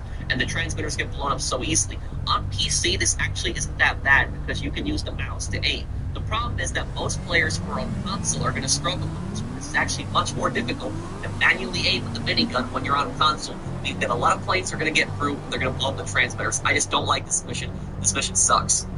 Before I unveil the number 1 worst mission in San Andreas, I wanted to make a few special mentions. And special mention number 1 is the mission No, if I'm pronouncing that, it's N-O-E. Now, No, this mission is the first mission right after flight school at the airfield. And what basically you have to do is you have to get into a plane, you're going to fly all the way across the map to the bottom corner of the map, and you have to drop off a package and then just fly back. Sounds simple, right? The problem with this mission is that there's just so many obstacles in the way, and you also have to fly low. So you have to fly below the radar, and as you actually get through the city area, it's not that bad. When you fly past San Diego, it's not that bad. When you get through the hills, though, there's a lot of trees that you can actually crash into on this mission, which just makes it frustrating. The reason I don't have this mission on the list is because once you memorize the path, you know exactly where you have to fly, it's not that bad. But for a player playing this the first time, or even a player not that familiar with the map, you're going to struggle with this mission, and you're probably going to crash into a bunch of trees. Special mention number 2 is the mission robbing Uncle Sam. Now, this is a mission pretty early on in the game. It's a mission given to you by Ryder, and in this mission, you gotta go over to the National Guard depot at the Los Santos docks. You kill a few guards, and then right after that, CJ will actually get into a forklift in which he'll start loading some packages onto the back of the truck. The problem is that Ryder in this mission just says, I'll hold them off, CJ, you get the boxes. Ryder will actually die pretty quickly. So what actually happens is it makes the mission delayed, and you gotta constantly keep getting off the forklift, kill the guards, protect Ryder, get back on the forklift, pick up another box. It's just frustrating. Special mention number 3 is driving school. Now, driving school, I don't know whether you count this as a mission, but regardless, you need to complete driving school if you want to actually unlock the dealership garage mission in San Diego. Now, driving school, for the most part, most of the challenges aren't too bad. However, you do get some bad ones in which you have to drive on 2 wheels off this ramp, and then there's another one where you have to parallel parking really quickly. Some of these can just be very frustrating. I personally think that driving school is just much more frustrating than flight school. I didn't really have a problem with flight school. When driving to school, I failed a bunch of the courses many times. Listen, pay $14.99 a month for a streaming app, and $9.99 a month for a music app, and $12.99 for a fitness app, and more money for a bunch of other apps? That really adds up. So why not get YouTube Premium for just $13.99? It's like having all those and the entire world of YouTube uninterrupted. Your wallet will thank you. And number 1, the number 1 worst mission in GTA San Andreas, I think a lot of people are going to agree with me on this. And this is actually the mission that I struggled with so much on my playthrough, I just hated it. And that is Supply Lines. Now, Supply Lines is Zero's second mission. Now, his third mission, I don't think is actually that bad, but his first mission, Air Raid, and then Supply Lines are pretty bad. So what makes Supply Lines the worst mission in San Andreas? Why does this mission suck so much? Well, in this mission, you have to blow up a bunch of Berkeley's vans and also couriers that are on delivery bikes. And what basically Carl has to do is he has to fly this single RC plane with a machine gun and just blow all of them up. I don't see why Carl couldn't have just driven up to these people and just shot and killed them. Instead, the mission wants you to drive the RC plane. And I kind of get it. I mean, they want you, to have the theme of the RC shop. So I understand the way why they have the RC plane, but at the same time, it's just so frustrating because a lot of times the targets are pretty far apart. You gotta fly a good distance to get to them. Some of them are right near zero shot, but then others are like in downtown San Fierro. And when you're flying, you got a fuel gauge. So while you're flying, you're wasting fuel, and even if you blow up all of the vans, you blow up all the bikes, you kill all the delivery people, if you do not get back to the shop with that fuel, you just fall out of the sky, the mission is an automatic fail. But it gets even worse. It's so difficult trying to hit the targets with the machine gun on the plane. Sure, the vans aren't that bad of a target to hit, but the dirt bikes are just bad. And the delivery people, they have micro SMGs. Why do people delivering RC vehicles have submachine guns on them? I will never know. But I've gotten shot at the sky when I was doing this mission. Look at this. No! No! No! Oh, God. I thought I had that there, and I got 2 damaged. Oh, my. Take 2. And that is my exact reaction. It's the exact same reaction as Zero. People just hate this mission. They hate the control of the RC plane. They hate the fact that you got fuel. They hate that there's so many targets. It's just so frustrating to hit everything. This mission, I would say, hits all of those 5 points that I had. The difficulty, it's a difficult mission. It's a long mission. It's a complicated mission with unreasonable objectives. The failure rate is really high in this mission, and people get pissed off on this mission. And not only do we gamers get pissed off, David Cross, the voice actor who actually plays as Zero, actually gets pissed off at this mission. He said he couldn't even do it. He was actually on the YouTube channel First We Feast, and he actually said this. I'll also link the channel down below. Take a listen to this. Pretty tough. I stopped, and you could not listen. Nope. I stopped. I tried to cheat. I could not listen to myself. So you were haunted by your own voice? I hated it. And I couldn't fucking do it. The RC car thing, or the plane's impossible. It's ridiculous. So there you guys heard it. Even the voice actor, the guy who plays as Zero, can't even stand himself on this mission. He can't stand his own mission. He thinks the mission sucks. So the voice actor or the guy giving you the mission thinks the mission sucks. That speaks a whole nother level. But I hope that you guys enjoyed this video. If there's any other missions, let me know down below. If you guys enjoyed this video, please drop a like. And I'll see you guys on the next one. Take care, everyone.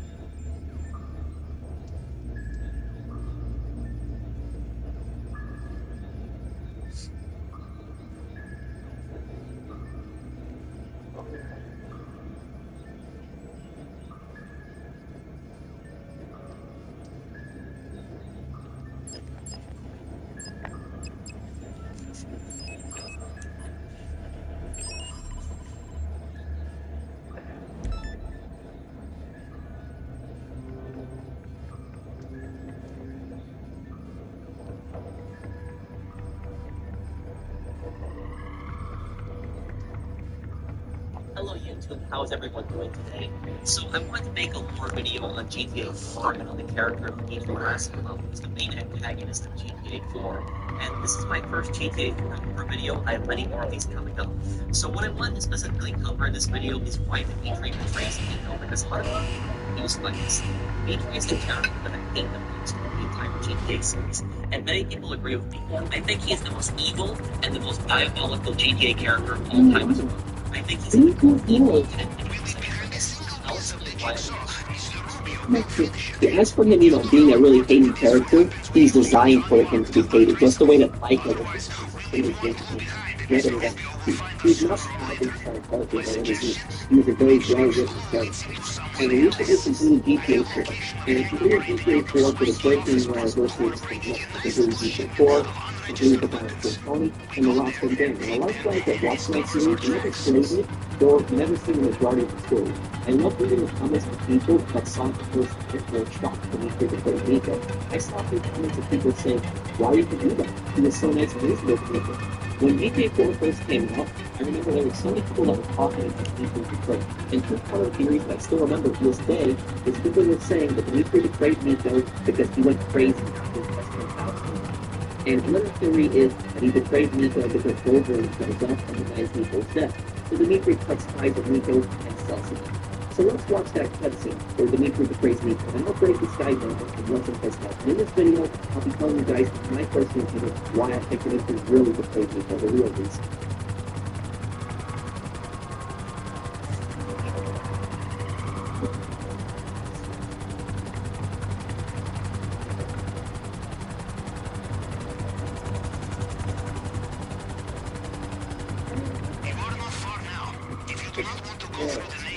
There will be quieter option for you. Either way, there will be tough and bloody skirmish on the inside.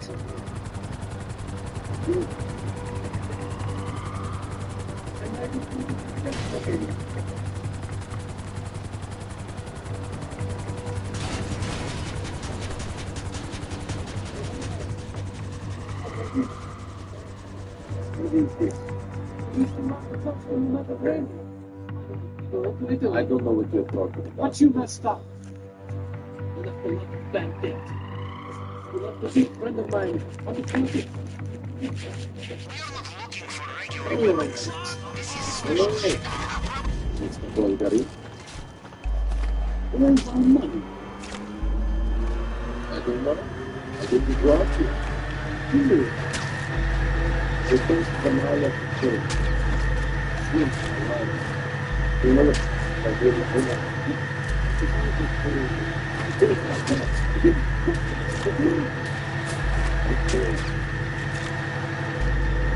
So let's break down why those theories aren't correct.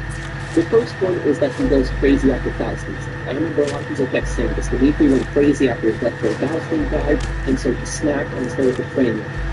This isn't true, because the Dimitri that we saw before his betrayal wasn't the real Dimitri. This was all an act. He was pretending. How do I know it's all an act? Let's look at what Thousand says to him here. Thank you.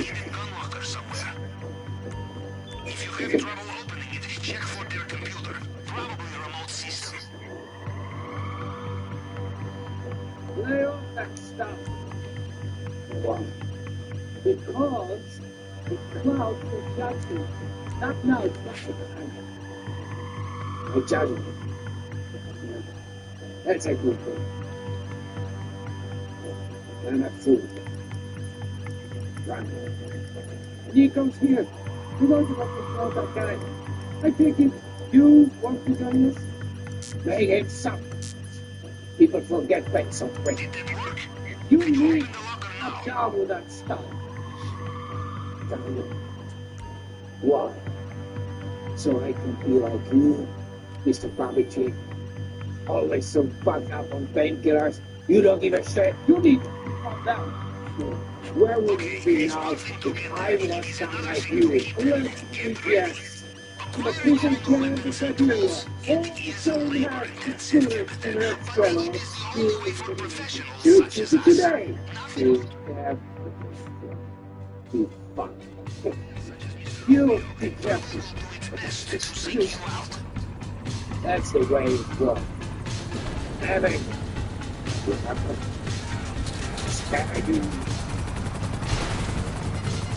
Yes, but you anger the wrong people.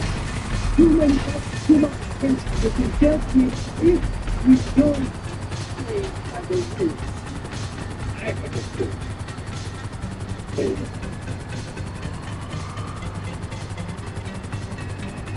Second, when I give out the business, when I have to force people, it's me. All my own.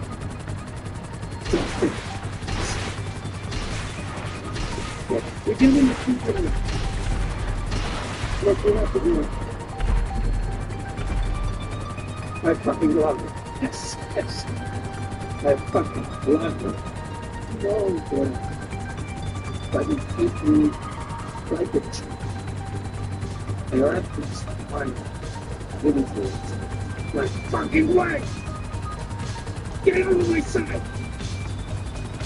Oh, I fucking get it! I'm not saying those are things your way. I'm saying because. Here. Take a couple of these. What are you doing here? I said get out of my side! So you've heard 1,000 said strange. I have angered people, not weak. When I give out the money, it's weak. When I have to push people, it's me, all alone. Don't think I can't see through you after all we have done together. Dimitri then says you're getting delusional.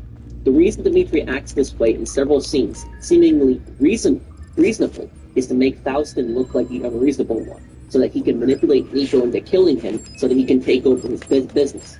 Faustin is saying to him, You were there all along, doing all those bad things when I was there, and now all of a sudden I'm the one being unreasonable? So let's look at theory number 2. He betrays Nico for Bulgarin. A lot of people say, oh, he did it primarily for Bulgarin. This is partially true, but it's still false. The reason people think this is because Bulgarin shows up when Dimitri betrays Nico. Then later on, he calls Nico and he says this to him. Oh, here we go. Dimitri.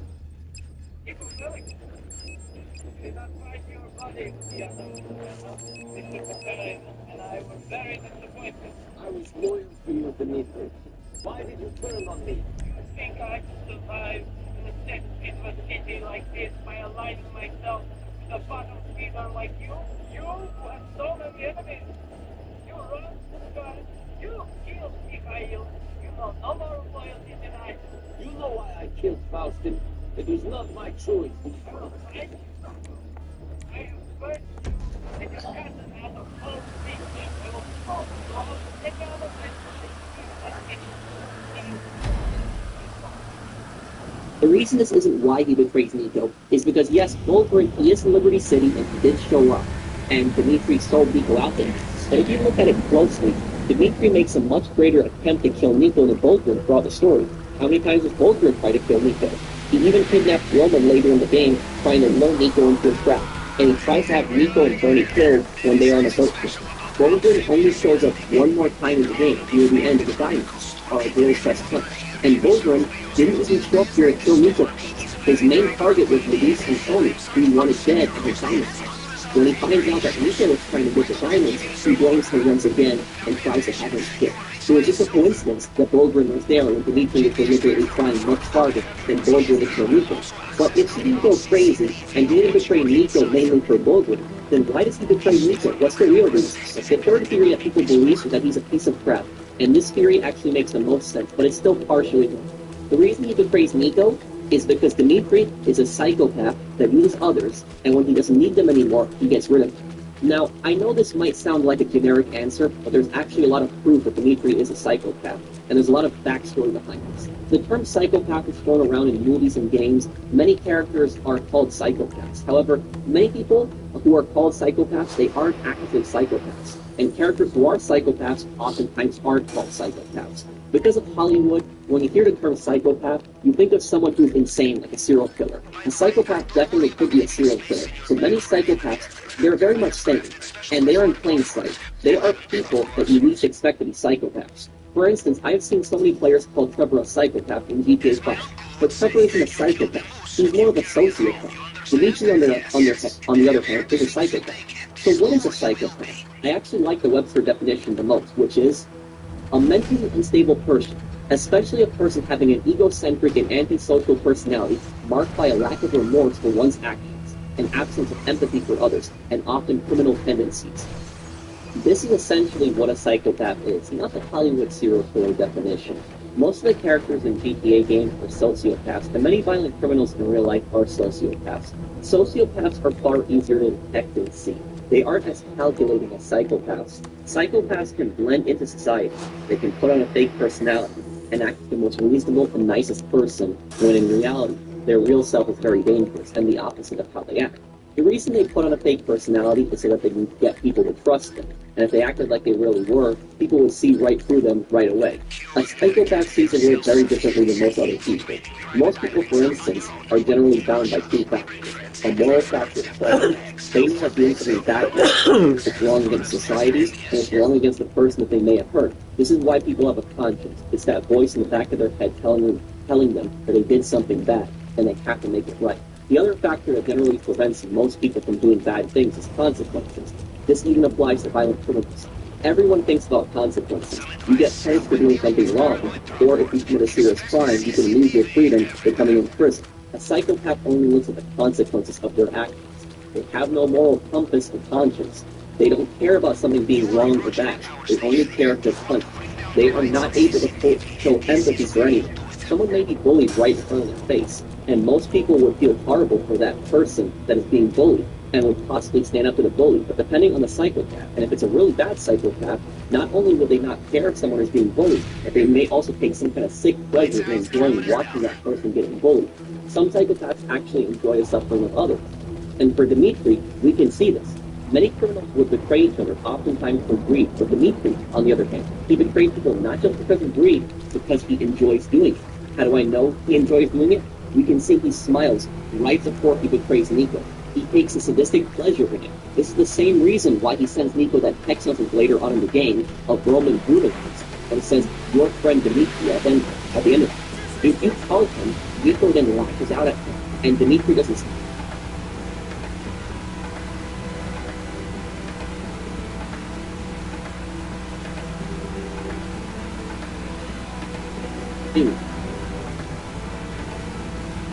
Text message from Dmitri. Nico, I'm fine with sending you this text, it looks like your target is in a bit of a fix. Your friend and you can actually call Dmitri right after.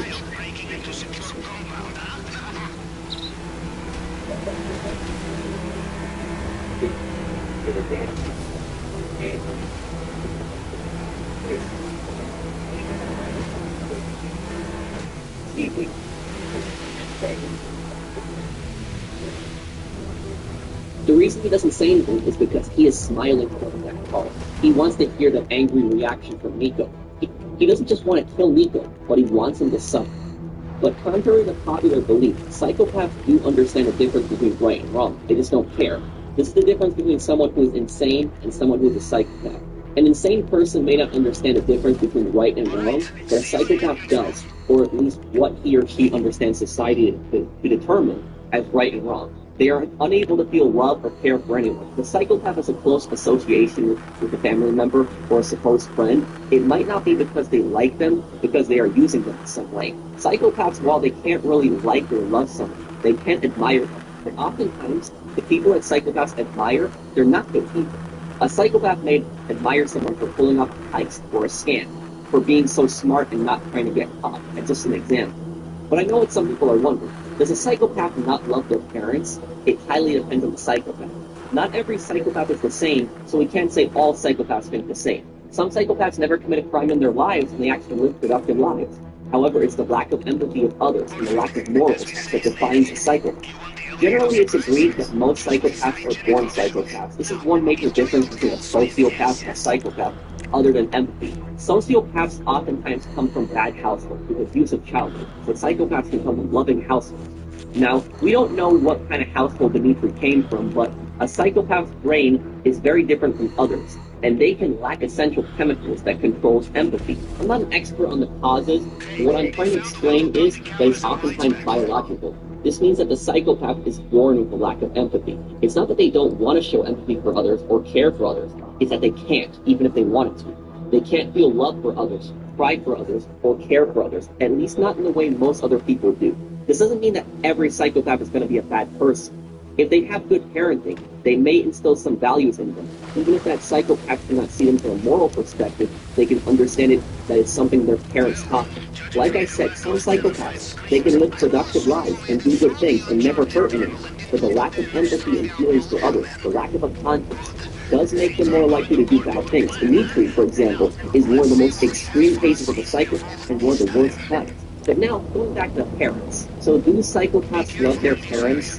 Like I said, it depends on the person, but even if there is some love there, it's not the same type of love that most other people have. For instance, if a parent dies, a psychopath, they might not care, they might be happy, they might be angry, or they might feel indifferent. The closest thing I would say they feel in love and sadness when a parent dies is they may miss them. They may prefer them to be alive, but they aren't going to breathe, cry, or show sadness like many others. They would just prefer them to still be alive. Now, other reactions. A psychopathic teenager. They may be angry if a parent dies. Why? They may have the reaction, great, now who is going to take care of me? Instead of caring that parent just died who cared for them, thinking that I'll miss them and I'm going to grieve for them. No, it's about themselves. Another psychopath may be happy that their parent died, thinking that they don't have to take care of them anymore. And another psychopath, the first thing that may come to their mind is, I wonder what they left for me in their will. Do I get the house or did they leave me a car? Instead of caring that their parents just died. The way a psychopath behaves is different among different psychopaths. But relating to Dmitri, think about him now. And think about the examples I just listed. Think about the way that he would act. Dmitri would care much more about his parents' will than his parents' death. But not only that, I believe that Dimitri would manipulate his parents so badly that they would not be able to tell his real personality. He would manipulate them into leaving everything for him, even practically take out a life insurance on them, and then betray them, having them killed just to get all of that. Dimitri is the worst kind of psychopath. I'm convinced that even if he had kids, he would not love or care for them at all. In fact, he would sell out his own kids if he thought he would get something out of it. Dimitri doesn't care about anyone or has loyalty to anyone. And this is the exact reason on why Trevor isn't a psychopath in GTA 5, despite what people think. He meets his mother in a random encounter. Now, whether she is a hallucination or not, it shows that Trevor cares about her and loves her, despite the fact that she abused him when he was a child. Trevor also loves Patricia, despite how creepy that was. You.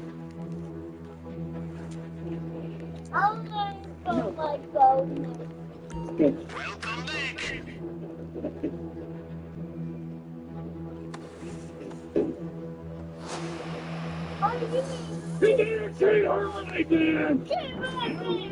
Nigga! Other way! Get her here! Now for the delicate part. Let's keep it. You and me are the free friend. Good friend. Good friend. So we can make a great effort to avoid one another. That's fucking perfect. The big money goes with a statue. It's a swimming. Yeah. Yeah. Was so strong, the plasma in my plasma cutter froze. And somehow it's still overheated. But most importantly, Trevor has his own moral code, which is not to betray others. And he says several times that he values loyalty. This is why he gets so angry at Michael when he finds out that he betrayed him. When Franklin chooses to kill Michael, he calls Trevor and Trevor has a meltdown. Trevor wanted to kill Michael himself at this point, but despite that, he got real angry with Franklin because Franklin was betraying Michael. Hey, T-Man, I'm in trouble, dog. Think I gotta take out Mike. Yeah, man, look, the FRB, man, they trying to give me the clap. And Devin Westy, he trying to give me the ice mic. And I thought if I do that, man, maybe we got some news, you know? What do you need that for? Us, dog, I'm doing this for us. I thought you could. You're turning on him? I am out of here. Traitors of my life. Man, your ass to say thank you. Shit. You deserve each other. This is why Trevor isn't a psychopath. He shows love for some characters and he has his own moral code. He cares about his friends, he loves Patricia, he loves his mother. It's not a perfect one. He's still a murderer and he's still insane, but he's not a psychopath. Associating with someone like Dimitri, that's much more dangerous than associating with someone like Trevor, because the moment that Dimitri doesn't need you anymore, he will get rid of you. Trevor won't do that. The only time Trevor will kill someone close to him is if they betray him or if they anger him enough. Just don't betray or anger Trevor, and you're good. Now, I know what some people are thinking. Are you saying that Dimitri is a far worse human being than Trevor? Yes, I am. Trevor is a terrible person, don't get me wrong, but Dimitri is far worse and more dangerous. Trevor may start committing crimes after the big school heist. I don't really see him having an incentive to commit any more heists or, do any more, really violent crimes like that. But someone like Dimitri, they're not going to stop killing and betraying people until they're dead. He's going to keep doing this forever. But surely Dimitri at least cared about Faustin, right? This was his brother in crime, his brother for life, just like Faustin says the tattoo means. Both Mikhail, that's Faustin's first name, and Dimitri had the same tattoo that indicated that they were brothers for life. They both served in the army together, and they were in prison together. You and Dimitri are taking over now. This is not about taking over. You brought this on yourself. You pushed things too far. You would be dead if it wasn't for me. That is what you wanted when you did that. Dimitri. It sounds like Mr. Rubio is reaching for his hands out there again. You see this?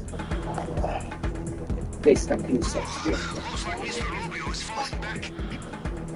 No, place. You didn't beat him on slow. You sure did being cold. Get me, John! No, not Dimitri. If anyone doesn't know.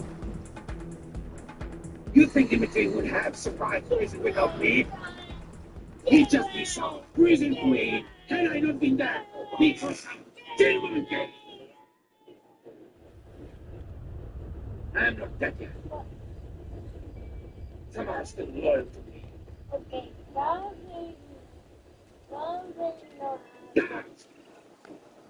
But did Dmitri really care about Mikhail? No, not at all. He never did. He could care less. The whole brotherly thing meant absolutely nothing. He manipulated Mikhail for decades into making him believe that he was his friend, when he was just using him, the same way he was using Nico. He used Mikhail to survive prison. Russian prisons, especially during Soviet times, were really brutal. He also used Mikhail to get close to his criminal organization. Someone like Mikhail isn't stupid. He is very intelligent, or at least was during his early years of crime. There's a reason he has this massive mansion and reputation he does. Yes, he's a terrible person and he's a criminal, but the point that I'm making is that Mikhail was smart in how he ran his mafia. Dmitri doesn't have the same street smarts that Faustin does. This is why he betrays everyone. He thinks he's going to benefit the most by screwing people constantly, and because he enjoys it. He used Mikhail to build up this giant mafia, which he planned to run, and then got rid of him when he didn't need him anymore. But what about Penny Petrovic? Penny Petrovic is the most powerful Russian mob boss in Liberty City, before Wolverine arrives. Nico kills his son Lenny for Faustin in the mission Final Destination. Dmitri tells Nico later on that he has to kill Faustin, and that Petrovic would spare him for that. And what is the reason that Faustin has Lenny killed? He claims it's this reason. I just told you. He knows too much. You get it.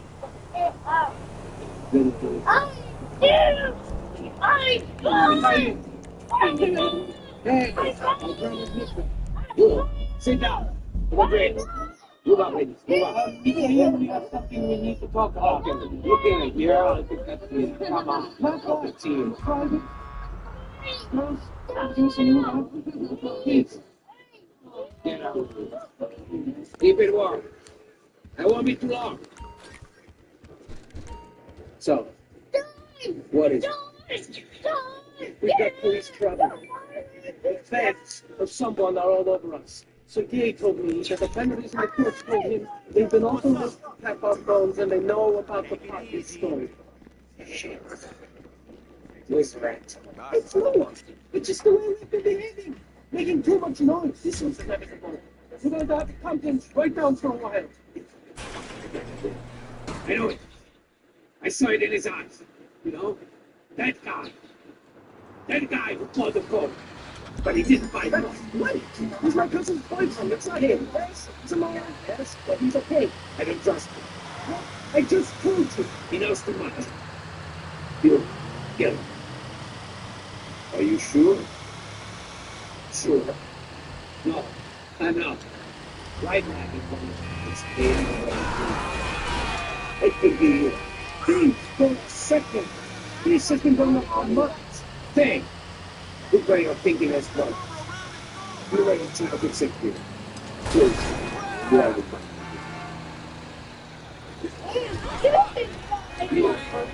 Look your life. Bald. Get the gun. Don't question my leadership. Live on top of it. Deeper. When you get it. If I you, please don't do this. I'm begging you. Please don't do this. Why don't you let me play games? You know the game. You have to play some. So Dmitri tells Mikhail that the police are all over them. This is somewhat realistic, as historically powerful criminal organizations had corrupt cops on their payroll, and still do to this day. And all it takes is one corrupt cop to tip them off. Mikhail believes it was Lenny who has been talking to the police. If you approach Lenny from the opposite platform, Nico will actually confront him on this, and Lenny will say this. Mr. Faustin thinks you're a rat. He ain't taking no risks. I mean, the most stupid Mikhail can even imagine. The decision has been made. Why that these are the ice crazy bitches like this guy. Hold on a second. It's entirely possible that Mikhail is actually right and Lenny is a rat. This has happened in history before, where gangs will give information to the police on their competitors and rivals. The most famous case of this was when Dean O'Bannion, leader of the Northside Gang, lured Johnny Corio, Al Capone's mentor, to a warehouse pretending to sell his bootlegging business. In reality, Dean O'Bannion tipped off corrupt to arrest Corio and not him. But there's also another possibility. And that is that this whole thing may have been a giant lie. The police may never have been on the Faustin mafia. It could have all been fabricated by Dmitri to make Mikhail more paranoid. We know Dmitri is a master manipulator, so this whole police story might be fake. The proof in that is later on in the game, when Dmitri betrays Nico. He calls Nico and tells him that he will find and kill him. Dmitri claims the police have been listening to their calls, so why did he say this on the phone? It could be an oversight by Rockstar, or actually proof that he was lying about the police tapping their phones. But regardless, we will never know the proof of whether Lenny was a rat, or whether Dmitri was lying about the police. However, I will say this. Dmitri wants Mikhail to kill Lenny, despite him pretending and begging not to. How do I know he wants Lenny dead? Like I said, he was plotting to get rid of Mikhail, but now this was the perfect way to do it. Mikhail, in his rage, killed Lenny Petrovic, the son of Kenny Petrovic, and Dmitri could then manipulate Petrovic, telling him this is all Mikhail. I tried to stop him. Don't worry, I'll have him killed if you spare me. And there's more proof to why Lenny dead. Watch this cutscene very carefully, where Mikhail orders Lenny's death. There's actually a big hint at Dmitri's real intentions here. So, what is it? We've got police trouble. The feds or someone are all over us. So he told me that the vendors in the courts told him they've been authorized to tap our phones and they know about the pot we stole. Shit. Listen, it's no one. It's just the way we've been behaving. Making too much noise. This was inevitable. We're going to calm things right down for a while. See you around. I know it. I saw it in his eyes. You know? That guy who bought the clothes. But he didn't buy them. Lenny! He's my cousin's boyfriend. It's not him. Yes, he's a moron. Yes, but he's okay. I don't trust him. What? I just told you. He knows too much. Look. Get him. Are you sure? Sure. Right now, it's him. It could be you. Think for a second. This has been going on for months. Think. Good way of thinking has gone. You were in charge of security. Good job. Well done. Nice! Those parts will be easy money, so watch this space. Move your life. Go. Get the back. Don't question my loyalty. Then don't question my loyalty. He lives on Guantanamo Island in Boston. Head up there. Call me. Me personally, when you get there. Mikhail, please, don't do this shit. I'm trying back. I'm begging you. Please, don't do this. Why don't you have to play games? You have to play some stuff. So did you guys notice anything? In that entire conversation, not once in that whole conversation does Dmitri mention Lenny is the son of Kenny Petrovic, the most powerful Russian mafia. Instead, he just says, he's my cousin's boyfriend. Yes, he's an idiot, but he's fine. Why doesn't he mention Petrovic? Because he knows Nico might not go along with it if he does. Here is Nico's reaction after the mission.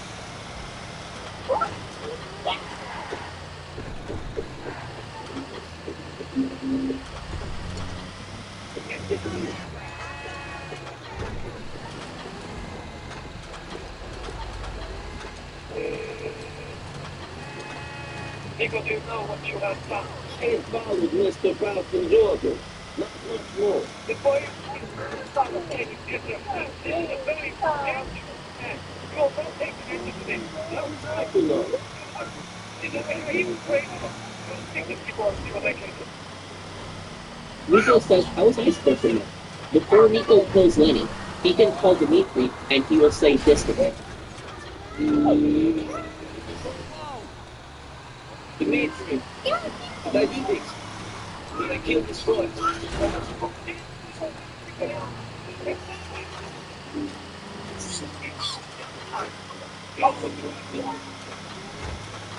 Again, Dmitri won't mention he's the son of Kenny Petrovic and he'll just say, do what you have to do.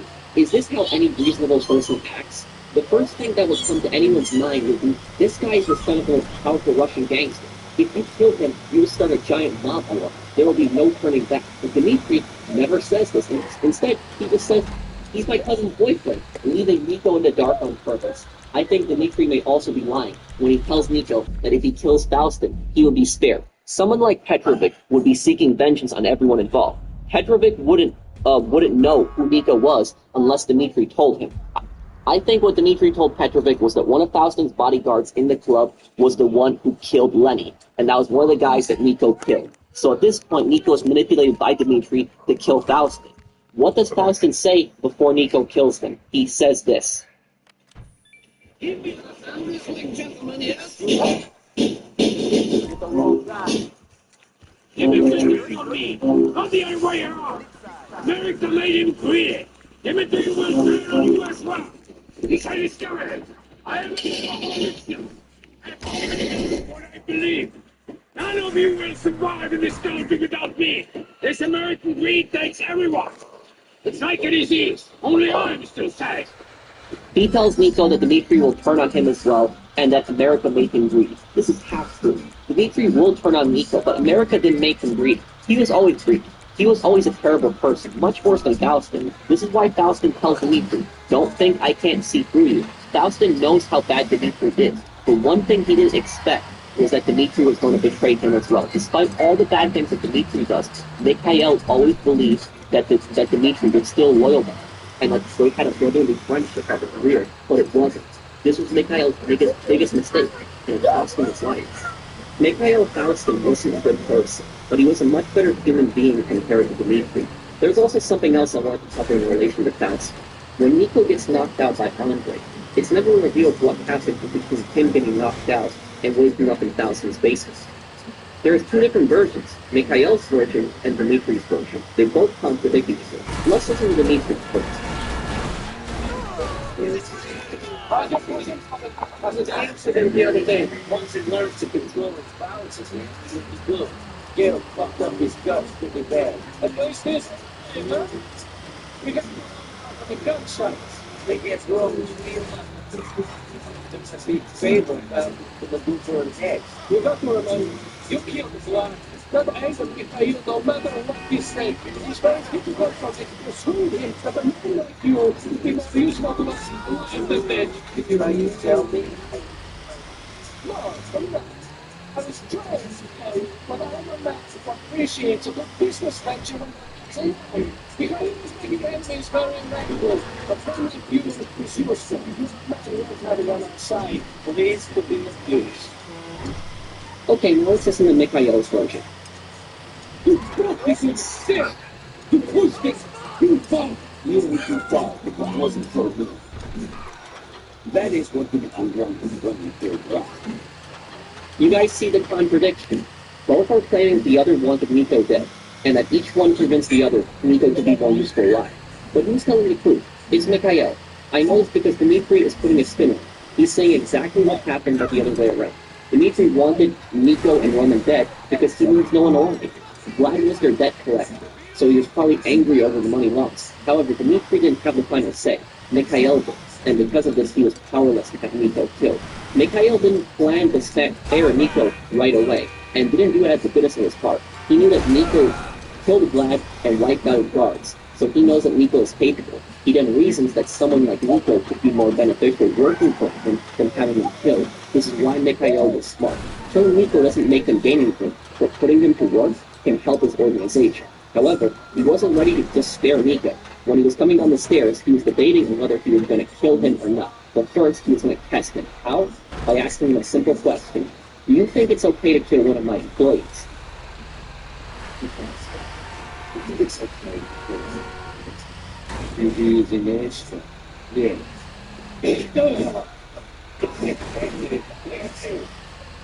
And I can piece of shit. Now let's think of that. You have better off to go with me. The only reason I didn't know is because I find this cyst. You owe me. I got some leaders for you. And we found a fire for the TVs. Yes, a fire. But we got together for so we can make it set. Yeah, you want to find out? What's your... Not about it. No, it's got to be...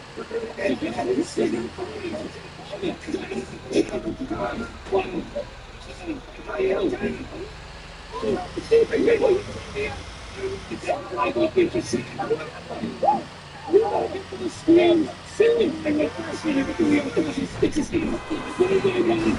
Gorgeous guys probably the fuck. Please, girl. Listen, we'll take care of it.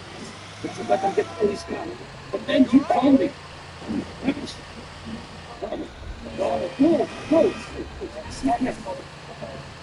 Damn.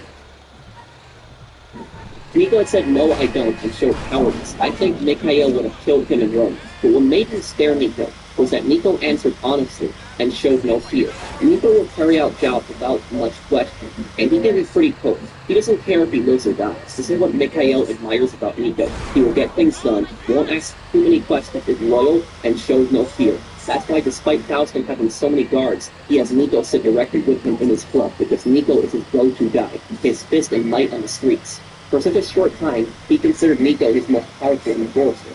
Faustin is a sociopath.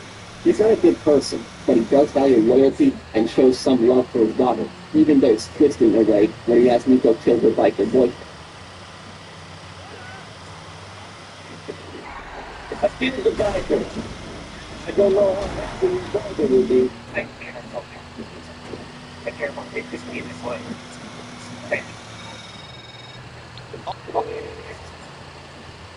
I've blown the place up, so don't pull that shit on me again. Maybe I don't want to drive around sitting on an Avon bar. I thought you were the high school kills. I thought this beats scary.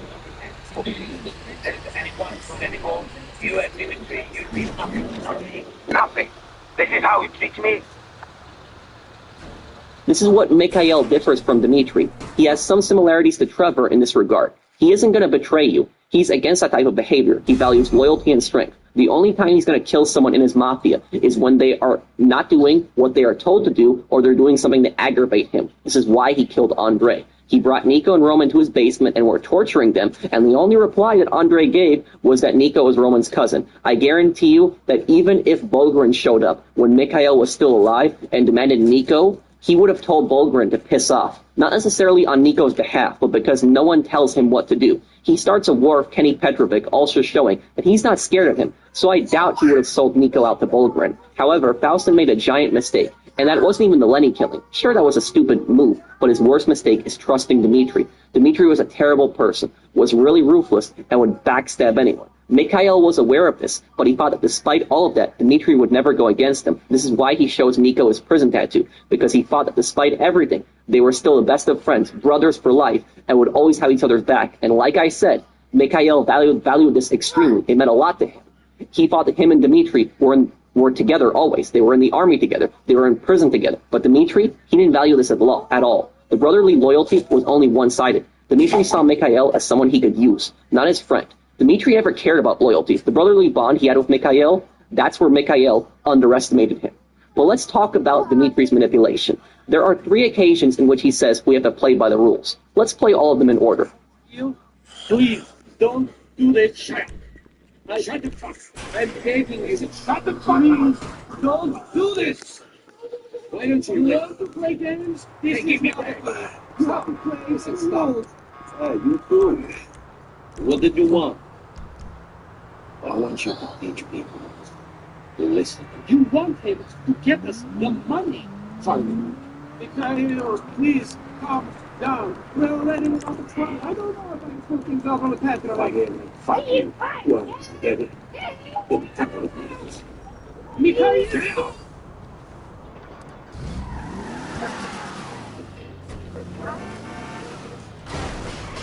You know, if there's one thing I've learned, it's that we must obey the rules of the game. We can pick the game, Nico Deli, but we cannot change the rules. See you later. So from this, he seems like a reasonable criminal, right? He's establishing moral guidelines. There are certain paths we can't cross, but from his actions, we know he doesn't play by the rules. This is Class A manipulation. Even the argument with Faustin as Nico leaves the club. He wants Nico to see that he's reasonable, when in reality he is. Psychopaths do understand the difference between right and wrong, but they just don't care. Dmitri understands the majority of people see this as normal behavior, so he tries to seem reasonable. Also, when Nico tells him, "Are you saying I owe you my life?" The reason he is telling Nico these things is because he's trying to gain Nico's trust, and he was planning on using Nico to kill Mikhail. But how long was Dmitri planning this thing? He was planning this since the moment that Mikhail spared Nico, when Dmitri slaps Nico and tells him he had to gag Wilhelm to stop him from screaming. This was his real personality for him. He didn't know whether Mikhail was going to spare Nico, but when he realized he wasn't, he put on his fake personality and tried to make Mikhail look like an unreasonable psycho, but he was the more unreasonable. This is why he says, "Oh my God," when Mikhail shoots Andre, and when he says, "Stop shooting people, you maniac." It's all done to make Nico like and trust him. Now, I don't know whether he foresaw the whole Lenny situation, but he could be lying to make Mikhail kill Lenny. When Mikhail wanted Lenny dead, he saw this as the perfect opportunity and scenario to kill him off, and he would use Nico for this. But there's a few things not explained here, and that is why Nico? Why him exactly? Why did Dmitri use Nico to kill Faustin? Couldn't he have just sent over a big hit squad? He sent so many guys to kill Nico later. Couldn't he have just used them to kill Faustin? Why did he send Nico? There's a number of reasons. The vast majority of these guys who worked for Dmitri were former members of Faustin's mafia, but these were guys that were sitting on the sidelines. They knew the civil war was about to start in the mafia, and that one person would end up dead, so they didn't take a side. It's the more rational approach. Dmitri has virtually no support of the sort of backstory in the Molotov. This is why if you fail, you call him and tell him this.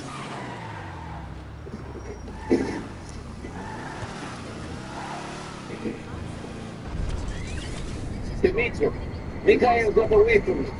He's still alive.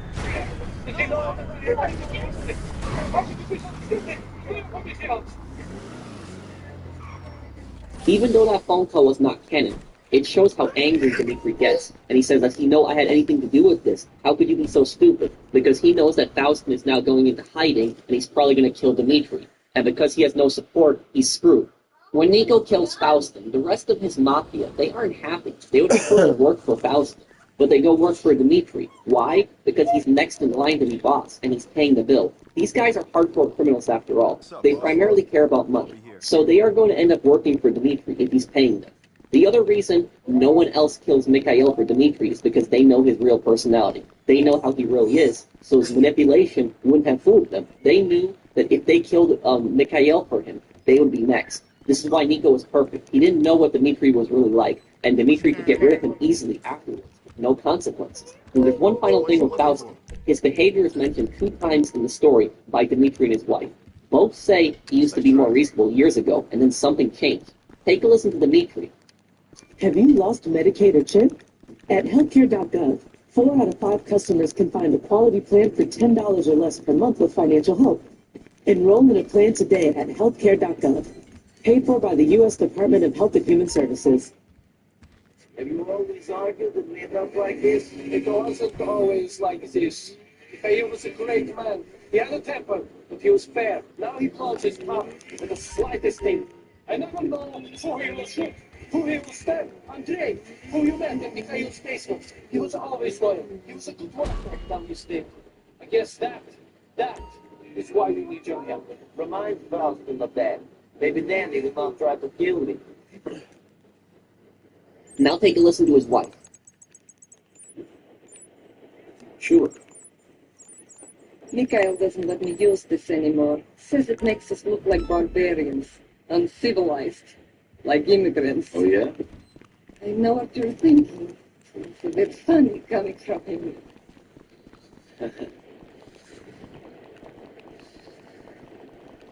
Anything I It can do? didn't used to be like this. When we were young, at home, he was beautiful. He was happy. He made me happy. But then something changed years ago. I never quite knew what it was. So many years I wondered what it was and what was wrong with me. All right, look, When I did not see it. standing on. It changed. His wife claims that he used to be a much better person in the past, but she doesn't know what happened. What changed Faustin that caused him to be more cold-blooded and violent? It was Dmitri and his corruption. Being around Dmitri for so long and becoming manipulated by him changed Faustin. He became a much more bad guy over the years through hanging out with Dmitri. I can't believe I didn't see this part until recently, but that's why Faustin changed. Dmitri changed him, and for the worse. However, Dmitri wasn't able to change everything about Faustin. His belief in loyalty stayed with him, and he wouldn't have betrayed Nico. But like I said, Faustin's mistake was believing that despite everything, Dmitri would never betray him, and they were brothers. Unfortunately, Faustin was the only one who felt this way. But what about Bulgar? What is his role in this? Now, people say that Dmitri sold Nico out to Bulgar primarily because he didn't want to die. But what people don't understand is that Dmitri would have betrayed Nico regardless if Bulgar showed up or not. He real personality eventually, so Dmitri wanted to get rid of him. Dmitri most likely found Bulgar, not the other way around. You're telling me that Bulgar just happens to show up right after Dmitri has Nico kill Faustin? No. Someone like Dmitri is going to look into everything about Nico and find out if there's something else he can get out of screwing him over. So he found Bulgar and said to himself, great, I'm going to get this guy to kill Mikhail, take his mafia over, and then I'm going to sell Nico out for some extra cash. But why didn't Dmitri betray Bulgar? Bulgar is the only person Dmitri doesn't betray when he comes into contact with. The reason Dmitri doesn't betray him is simple. He would love to screw him over as well. If Bulgar is much stronger than him, Dmitri would have no chance against him. Dmitri targets people he knows he can easily take advantage of. Faustin was stronger than him, but he manipulated him over time and got rid of him. Nico also, when he didn't need him anymore, tried to get rid of him. And Pegorino, like the idiot he is, was also played by Dmitri. Bulgar knows the type of person Dmitri is, so he keeps friendly relations with him, but he also doesn't let his guard down around him.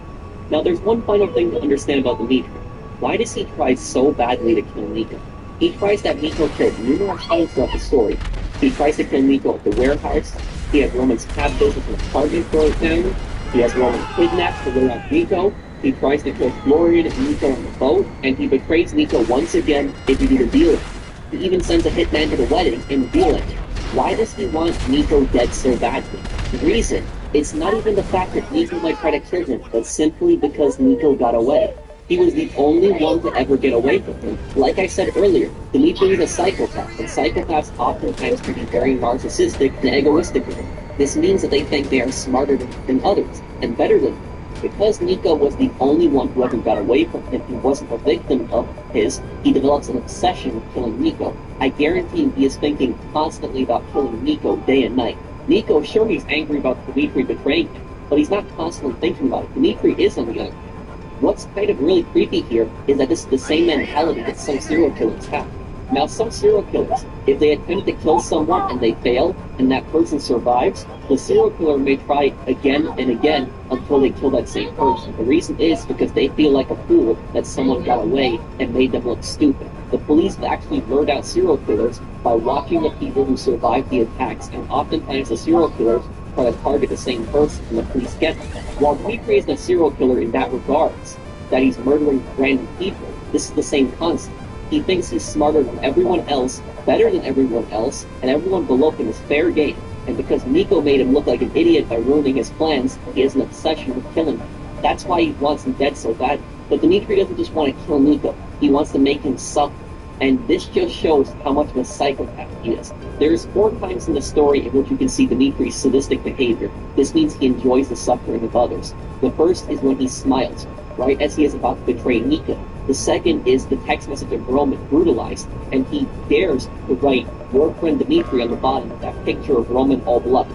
This is just to anger Nico even more. And like I said earlier, when Nico calls him and is screaming at him on the phone, Dmitri doesn't say anything because he wants Nico to continue. He wants Nico to keep getting angry and saying stuff to him. He's smiling and enjoying making Nico so angry. The third is in the deal ending. Dmitri could have easily had Phil and Nico killed here, but his sadistic nature ironically saved Nico and Phil. If Dmitri didn't tell Nico and Phil he killed the guys collecting the heroin, they would have walked right into an execution, like Phil said. He could have easily told Nico, I'm not happy to be working with you either, but I gave the guys the heroin, and they are ready for the exchange. Go and meet them. And Nico and Phil would have died if they stepped foot in the warehouse, but instead, he says this on the phone.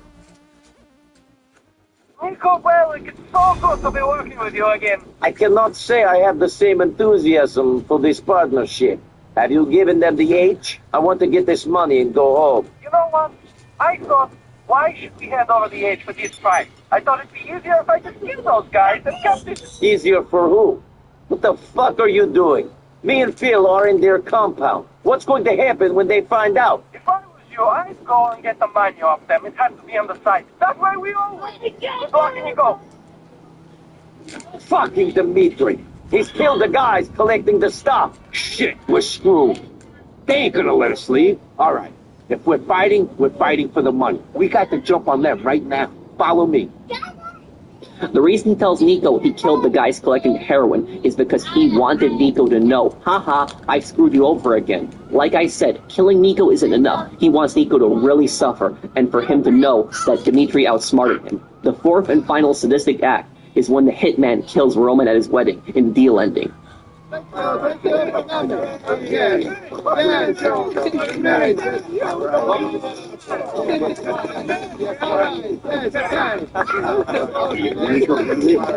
Yes?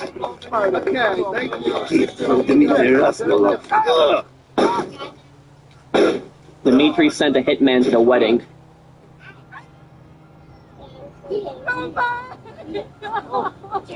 Roman got hit. This is definitely the most darkest moment in GTA history. Yo, Nico, calm down, man. Easy. He told me to leave it. I left it. Nico, get up, man. Get up. Oh, Gotta get you out of here, police and so pump. Don't worry, man. Me find Dimitri and me call you. Leave. Okay.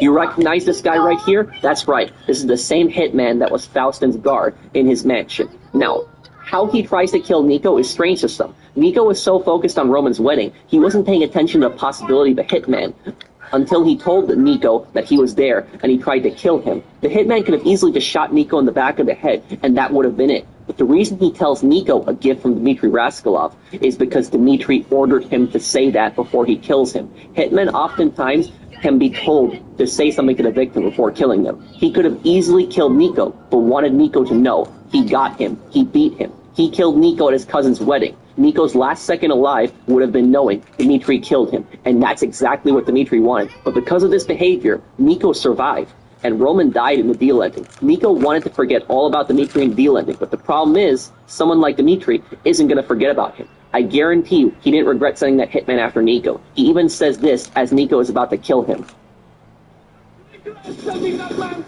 Or you're about to.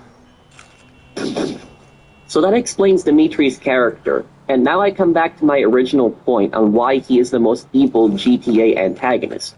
Why is he worse than Tenpenny despite Tenpenny causing much more deaths with the drug wars and the riots? Because Tenpenny never pretends to be someone else. Sure, he keeps his image up as a cop, but every gangster knew what type of person he really is, and he doesn't shy away from this. CJ knew that Tenpenny could very well betray him at any moment. I mean, he was getting blackmailed as well. Dmitry, on the other hand, pretends to be someone else, pretends to be reasonable, manipulates others into doing his dirty work, and then betrays and kills them for some sick, sadistic pleasure. This makes him much worse than Tenpenny. And Tenpenny, if he escaped, he probably would have just run off with the money to another country and laid low. Dmitry, on the other hand, would never stop betraying and killing people. He would keep doing it until he dies, meaning that over time, Dmitry would have eventually killed much more people than Tenpenny. And I know some people will bring up Big Smoke and Ryder, but didn't they manipulate CJ and pretend to be his friends like Dmitry? Why is Dmitry worse than them? There's a big difference between Dmitry, Ryder, and Big Smoke. Big Smoke and Ryder, they were CJ's friends at one point. They did betray him, but it was because they were corrupted by Tenpenny and the crack business. Dmitry, on the other hand, he was never Nico's friend. He never had any sense of loyalty or honor, not even towards his best friend Faustin. Just listen to what Dmitry says right here when Nico says that they had so much history together. Kael, you have so much history. Sure. He just simply says, sure. Sure. That's it. That's all he said additionally there about his friend. His friend that he had to kill, his best friend that he's known for such a long time, he had to kill to save his life. Now, other people in this situation would have said, he's my best friend. I don't know what to do. This is horrible. I'm going to die if I don't kill him. They would have been having an emotional breakdown. But Dmitry, on the other hand, he just says, sure. That's it. That's what he thinks of his best friend Faustin. And he almost let his real personality slip here in a moment. That's how much of a bad guy this guy really is. And additionally, in regards to Big Smoke, Big Smoke never went after CJ after he fled Los Santos. Even after CJ blew up the crack factory, it's almost like Big Smoke knew what he was doing was wrong, but he knew he went too far in, and there was no going back. Dimitri, on the other hand, he did everything to try to hunt Nico down. He even went after Nico's cousin Roman and had him kidnapped, even though Roman did nothing to him, but he didn't care. Dimitri was obsessed with killing Nico and wanted him to suffer. This makes him a far more evil character than Big Smoke or Tenpenny and Ryder. And if you want to know just how evil Dimitri is, there's one thing I didn't cover on him. Faustin's wife, Elena. Watch this cutscene here where Nico meets her as a random stranger. Mrs. Faustin, it's nice to see you. Okay. Steve. I was sorry to hear about this.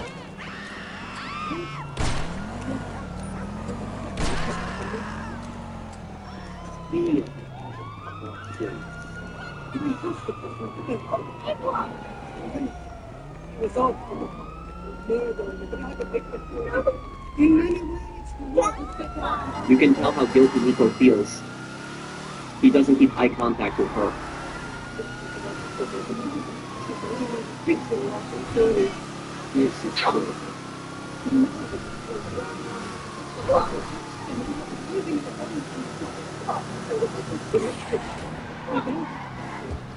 At least there, people don't understand me because anything.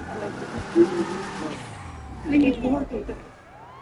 I need someone to come and get the mom to leave my daughter alone. I just use a slider. I think you don't need to do stuff. I don't want to. What kind?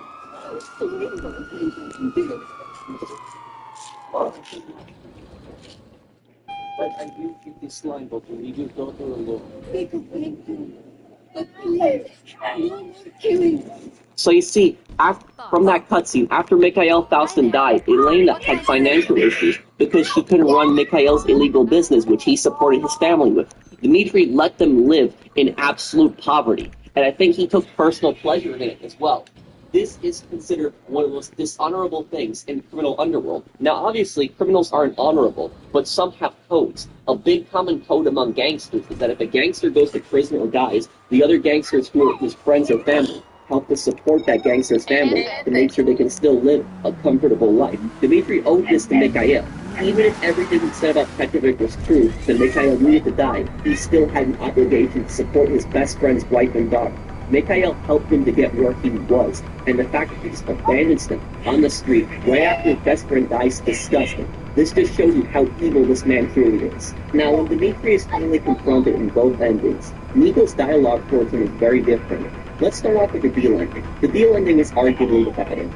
Even though both endings are sad, the deal ending is the bad ending in my opinion because Nico goes against his morals for money. He gets betrayed again by Dimitri, Kate leaves him, and Roman dies. In this ending, Dimitri is already shot in the cutscene and died.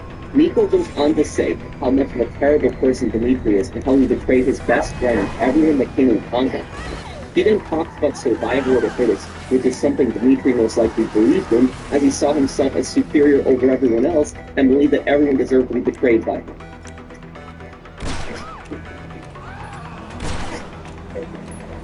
Welcome to America.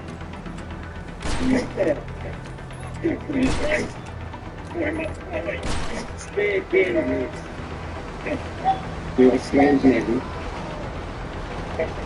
You're a strange man. You're here. Okay. I didn't say that. You haven't taken it. You can't. I guess the survival of the fittest is really different.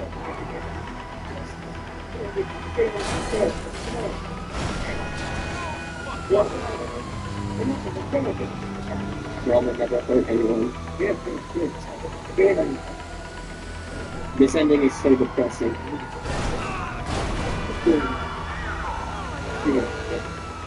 Now here Nico goes for a moral report, telling him that he's a bad person. But like I said, psychopaths don't care about morals. They have no empathy for others. So this has no effect on Dimitri. However, in the revenge ending, Nico addresses consequences, and instead tells Dmitri that he's about to learn a lesson. Actions have consequences, and he betrayed him, and now he's gonna pay for it.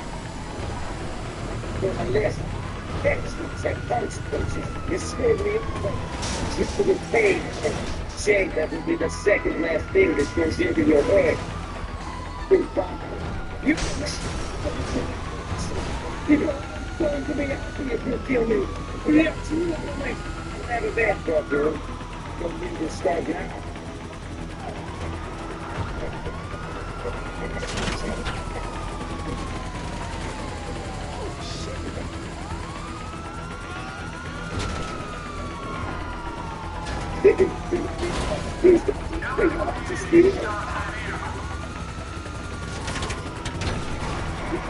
It's not the only thing to work this out.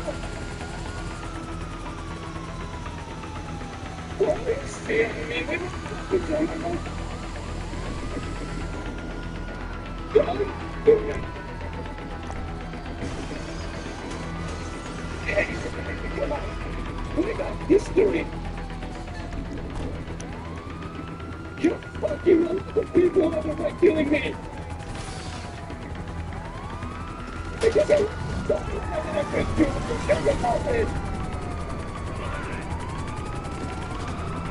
Give me money, please. It is not be a sexual. You don't need to do this.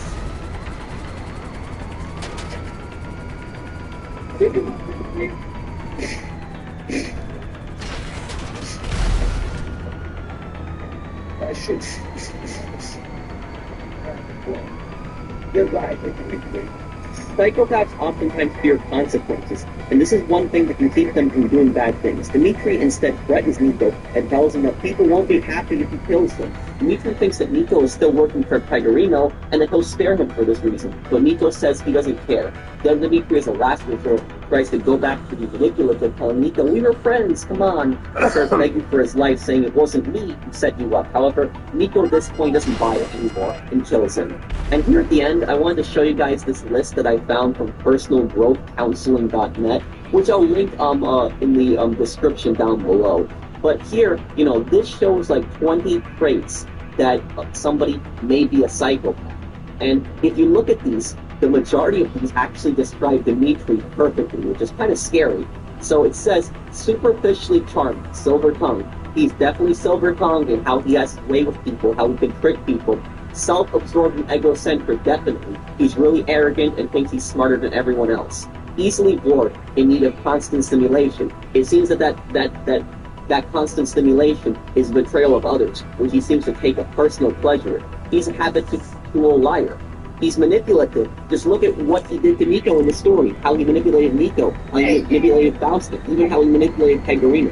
Shows no remorse, rationalizes wrongdoing, says people deserve it. What did Dmitri say to Nico?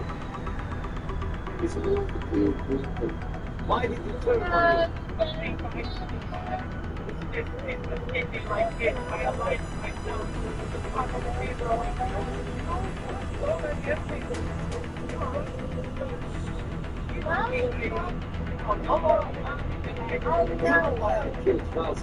It was not my choice.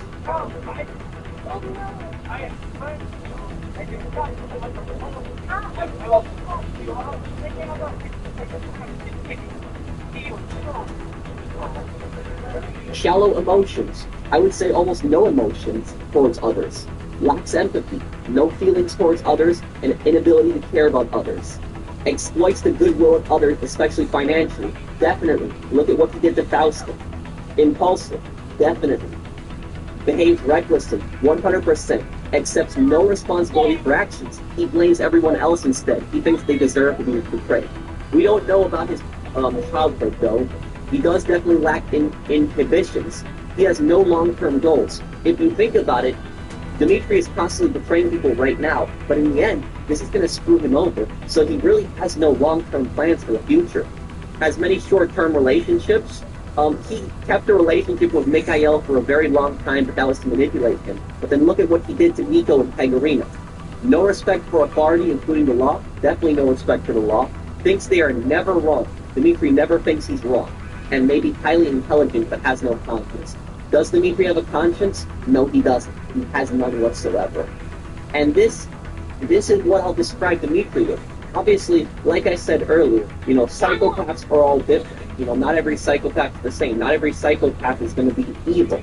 But Dmitri is the worst type of psychopath that you can possibly come across. And the scary thing about him is there are people just like him out there in the world, just like this guy. And Dmitri is a perfect example of why you don't judge a book by its cover. Because this guy seems reasonable. He seems like a rational person to talk to when you first meet him. But his real personality, it shows us how much of a terrible person he is. And if there was one word I would use to describe this guy, just one word to describe Dmitri, what would it be? Evil. Evil. This guy is the definition of evil. That's what I would literally say about this guy. If you look deep inside Dmitri, there's nothing there inside of him. There's no heart, there's no compassion, there's no love, there's no care for anyone. Even Nico, how cold-blooded he is, he cares about his friends. He loves Kate, but with Dmitri, there's nothing. He did not even have a brotherly love or respect for his friend Faustin. If he can stay with Faustin and pretend to be his friend for decades, and he doesn't care about him, then he doesn't care about anyone. This man is just evil. There's nothing inside of him. And despite all that, he actually is my favorite GTA antagonist because of how ruthless he is and how scary he is. But this guy was definitely well written. And I do definitely think the revenge ending is canon, because who would work with Dmitri in the end there? So Dmitri definitely deserved it in the end on what happened to him in revenge. So thank you guys for watching. Hope you guys enjoyed this video, my lore video on Dmitri. I wanted to break down exactly what was in his head, because a lot of people seem confused on why he just constantly betrays people. I hope you guys enjoyed this video. I'm sorry about the length of the video, but it's had a lot I wanted to break down with this guy. So thank you guys for watching. If you guys enjoyed the video, drop a like. I'll have more lore videos like this up, and I'll see you guys on the next one. Take care, everyone.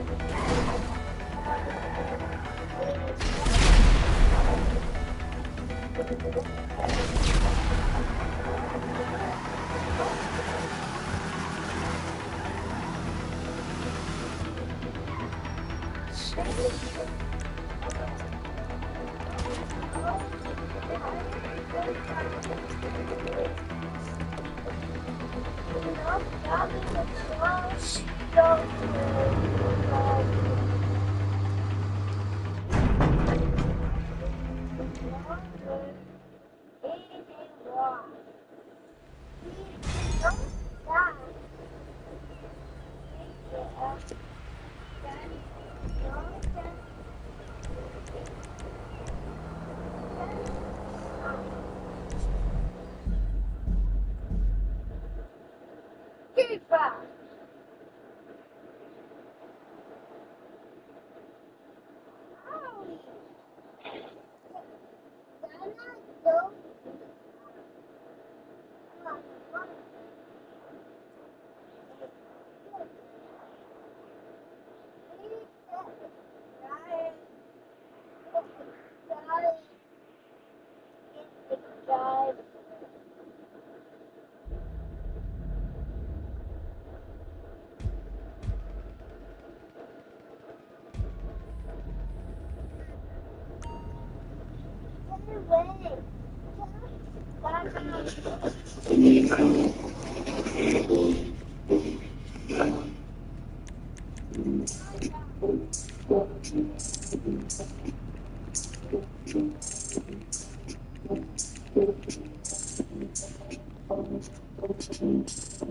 Hi guys, welcome to Office Plex React. I am David Redcoat.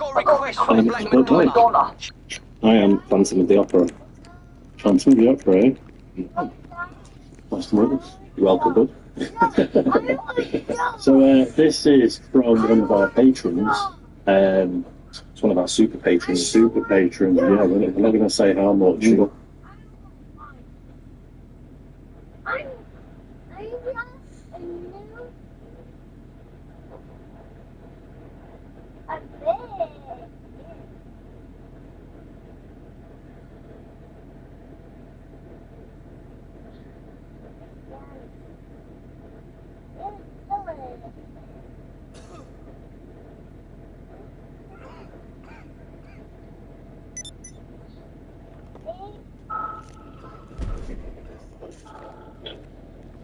Wake up, Peter. I don't know if you're ready to see what I have to show you, but unfortunately the two of us have very little time. They're coming for you, and I don't know what they're going to do if they find you. I can help you, but only if you do exactly as I say. Watch this video, and perhaps you will have a chance. Good luck.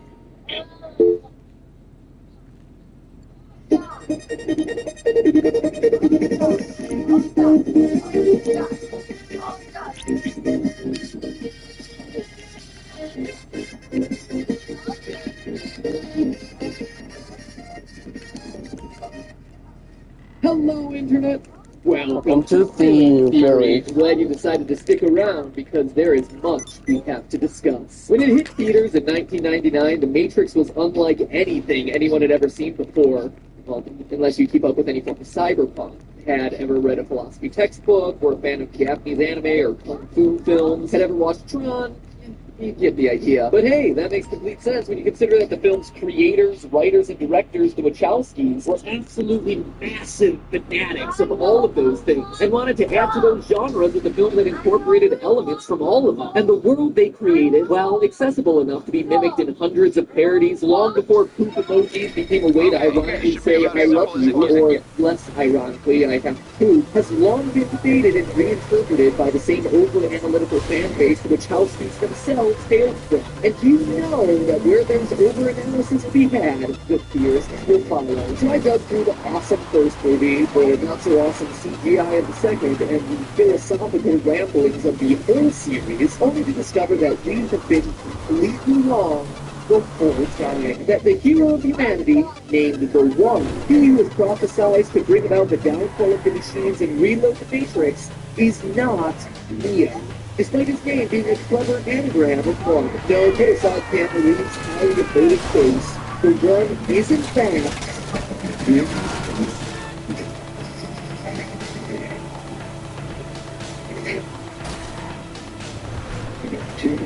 Agent Smith, the cold-hearted, murderous hater of humanity and the bad guy trying to stop Neo, is in fact the hero who sets us both in the destruction of the Matrix and humanity's freedom. Let's see how far this rabbit hole goes. So I'm going to assume you need a bit of a refresher on what the heck this trilogy is about beyond white dreadlocks and Christ imagery. So let me do a real quick recap for you first. In the first movie, we meet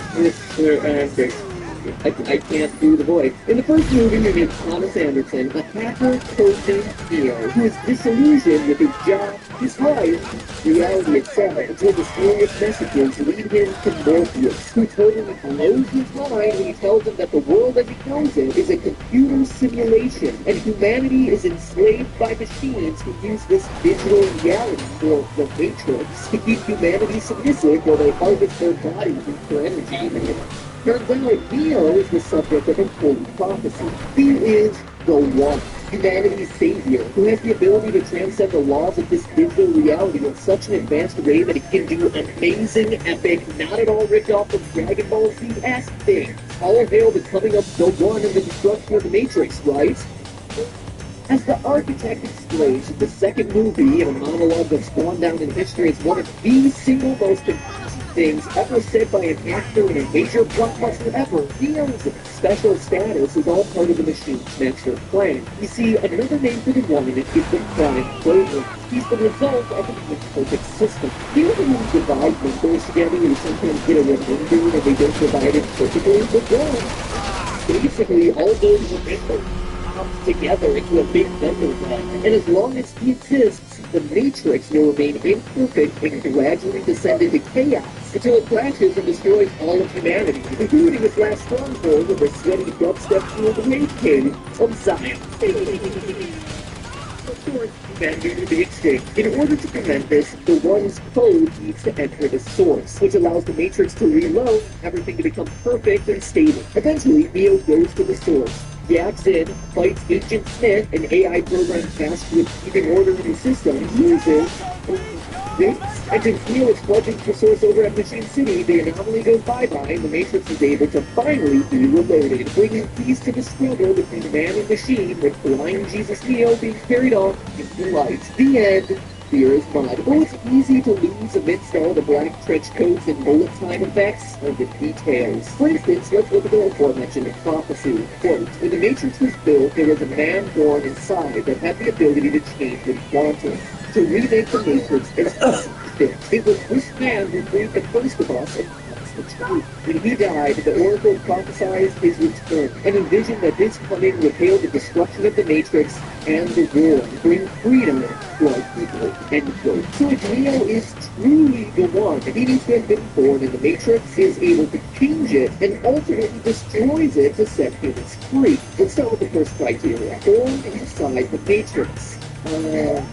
No, Neo was not born inside a Matrix. He was born in one of those gross perfect by the machines. He even has the actual electrical outlets on his body to prove it, which are so useful during holiday season. To be fair, Neo was reborn inside the Matrix after being killed by Agent Smith at the end of the first film, but keep in mind that the Oracle's prophecy also specifies, quote, when the Matrix was first built. And as I was reading the film, this is the sixth version of the Matrix. And the Matrix at the first time for the emergence of one individual anomaly to be hopeless next to the case. This is the sixth phase. Mr. Anderson wasn't around way back then. You know who was, though? Agent Smith. Smith has been there since the beginning. You know that the first Matrix is designed to be a information to the world. Successful maybe the last. He speaks about it in a way that implies that he was there. But not only that, he goes so far as to call the Oracle's mind in the third movie. Yeah. So despite it being just a computer program, the idea of birth still applies. So look at it a different way. At the end of the first Matrix, Neo jumps into Agent Smith, destroying him from within, but that fundamentally changes Smith. He's reborn in the second movie as a rogue virus. As he explains to Neo, you, Agent, this is you. Change. Women? This just goes to show one other way that Smith was born inside the Matrix. Okay, but let's move on. The second part of the prophecy says the One will be able to change the Matrix to remake it as he sees fit. Although Neo shows some real promise at the end of the first movie with his jumping inside Smith fatality, it's pretty much the end of his endeavor to do any kind of next level thinking. Neo doesn't actually change anything throughout the sequels. Sure, he can do some kung fu moves and fly, but that's about it. When it comes to changing the text of the Matrix, the way it's behaved, Smith chose all that. I mean, check out how the Matrix looks by the end of the series when Smith is at the height of his power. It's unrecognizable. And very clearly, the one who made those changes was Smith. In his own words, like what I've done with the play. But that happened. you might be saying. Don't you know that Smith is only special because Neo is special? When Neo jumped inside of him at the end of the first movie, he copied part of himself onto Smith. Interesting, theoretical theorist. So you're suggesting that Neo causes Smith's exceptional powers. But that's our text. The quality that determines if someone is truly the one is based on the ability to rebel against the machines. Like Morpheus says, yet their strength and their speed are still based in a world that is built on rules. It makes sense. Machines are just a series of zeros and ones. So of course they're bound by the rules of their programming. But wait, then how do you explain this scene? In the first Matrix, Smith takes out his earpiece while interrogating Morpheus and explains his desire to escape the Matrix. I must get out of here. I must get free. And when the other agents walk in and see him without his earpiece in, they scold him. Smith is a program meant to ensure the security of the Matrix. That earpiece is his direct line with the system. And here it appears as though he's going rogue. Not only does the fact that Smith is able to go against the rules and take out his earpiece suggest his heightened ability to rebel, but everything he says in this scene is oddly human, talking about smelling and tasting humanity and being disgusted by them. It's the smell. I can taste your stink. Long before he takes on Neo, Smith is working against his programming. Smith, not Neo, is the anomaly in the system. And now for the final tenet of the prophecy, that he would bring destruction to the Matrix and bring freedom to the people and end the war. Okay, so although the saga ends with the Matrix still intact, it gets pretty banged up during the Smith-Neo final battle, and in reloading, one could say that it was destroyed. And look who says that he's actually going to destroy the Matrix. You guessed it. Smith. And the only reason that the war between man and machines ends is because Smith is so darn good at tearing up the fabric of the Matrix that the machines can't control him anymore. This precarious position Smith puts the machines in is what gives Neo the bargaining power to strike up a deal with Babyface over here that allows the humans who want to stay in the Matrix stay, and the EDM fans who want to leave and head to the concert in Zion go over that way and get sweaty. Whatever you do it for less. Harbor Frame.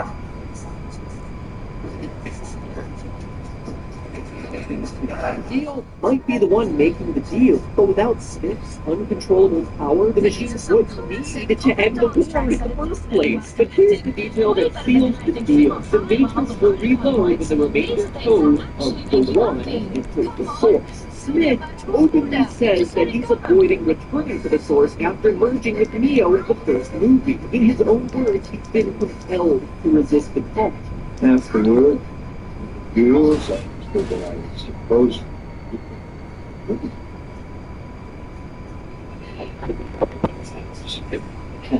To stay, compelled to disobey. But for that final battle, Neo uploads himself into the Matrix from City. At the end of the battle, Smith, victorious, assimilates Neo into a final Smith clone. But then this breaks him up, and all the Smiths blow up for some unexplained reason. This always confused me. Why does Smith lose? It's really not clear, and it feels like a cheap ending for such an awesome villain until you consider what's happened. Smith infects Neo, who is jacked into the Matrix from Machine City, aka the location of the source. When Smith assimilates him, his code is getting jacked directly into that source. As the prophecy and the architect said, the current program in this instance has been reinserted. Look at how Neo's body and the virus he's connected to respond in the moment of his assimilation. In that moment, through Neo's assimilated body, Smith's anomalous code is reunited to the source, and the Matrix is finally able to reload. Let me make it clear, he is the one, but he's the unwitting one. He's the savior of humanity without even intending it, or wanting it for that matter. But that all leaves us with one final question, and it's a simple one. Why does everyone call Neo the one if he's not the one?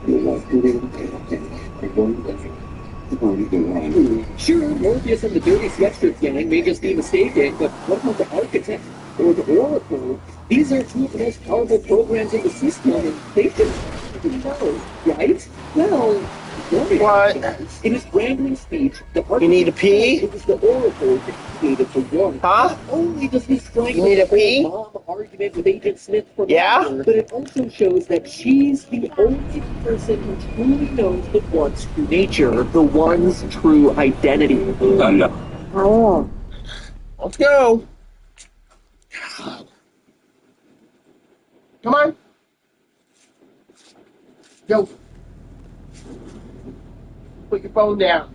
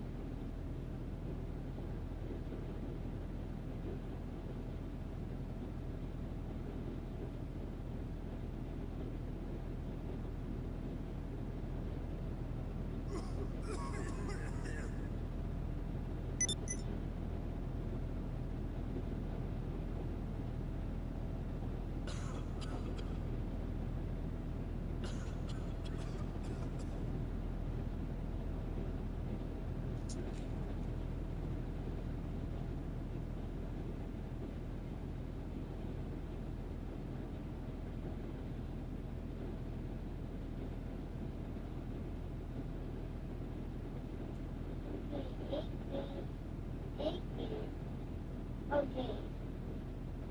Three, two, yeah, I want to my food.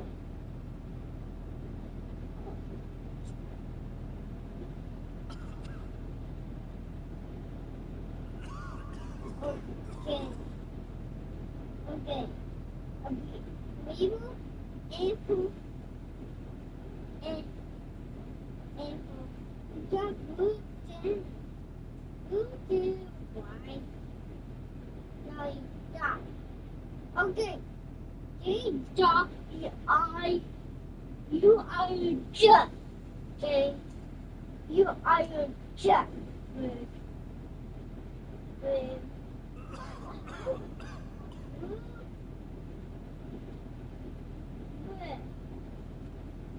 how you go game good?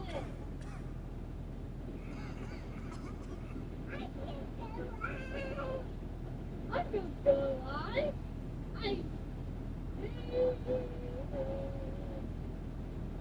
Okay, I understand.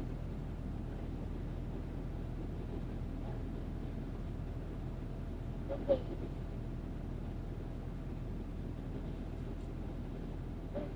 Enjoy. Enjoy. Baby. Enjoy it. Baby.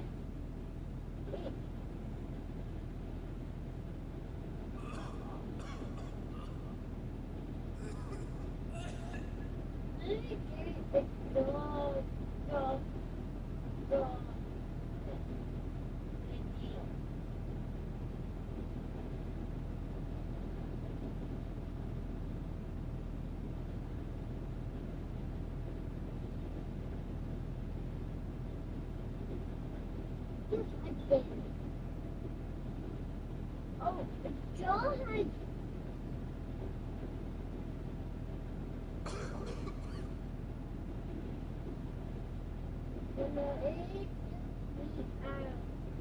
I gotta feel evil.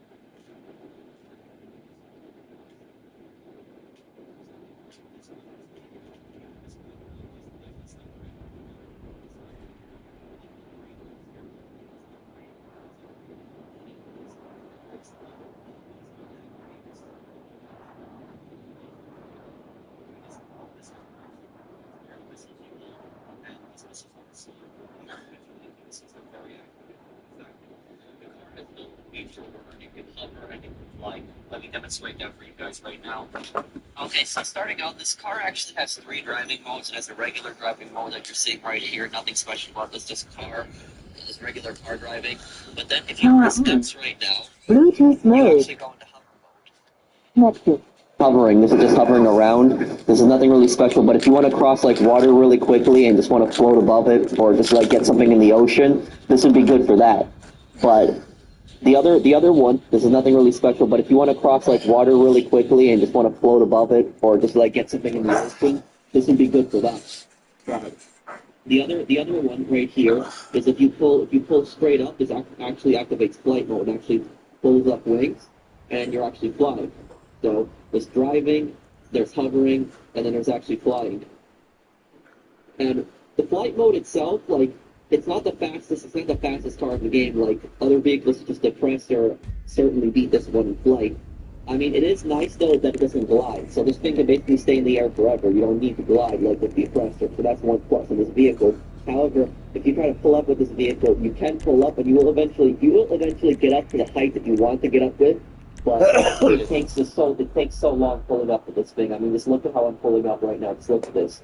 And what kind of disgusted me, when I was doing the heist mission the first time, I didn't pull up until too late. I pulled up too late when I was chasing the cargo plane, but the cargo plane got really high in the air with my teammates, and then I had to fly all the way up to them, and it was kind of annoying doing that.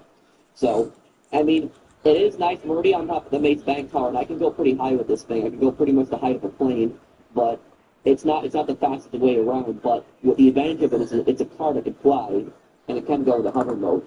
Hover mode on this thing is really good for going out far in the ocean or crossing bodies of water. That's one nice thing about it. And if you're doing CEO cargo, this would be a good way to pick up the crates, but you would have to probably press down on this thing in order to get a little lower to try to pick it up. But it is a good way to get crates. So if you're looking to pick up crates with this thing is a good way if you ever have that annoying ocean mission. However, what would happen if you had to get something deeper, like if something was underwater and you had to get it and you're in hover mode? What would happen if you got out of that? Well, we're going to test right now.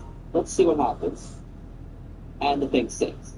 So that's just great. So if you have to dive and you have to get something in the middle of the ocean underwater, you're trying to get something for the few rare missions that have to get something underwater, you want to go underwater, well guess what, this thing is just going to nosedive down and immediately deactivate the hover mode. It's kind of disappointing, you know. I wish that it would get out. I wish that it would stay in hover mode. So it would just stay in hover mode while you're getting down, you dive back and then you get back in. So it gets out of hover mode and it's kind of annoying. But what about if we wanted to get back into a car? Would we be able to do that in the ocean? Let's see. Yes, we can. So if you ever get trapped in the ocean, you can pick up people. If your friend's stuck in the water, you can pick them up with this thing. They can't get in. But it's kind of a weird animation, though. They teleport inside.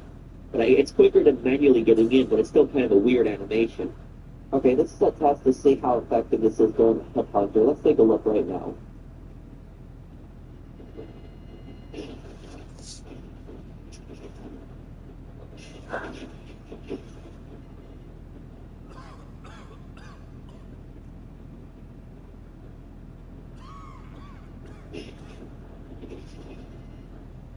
So as you guys see, for jobs with Headhunter, it's definitely effective.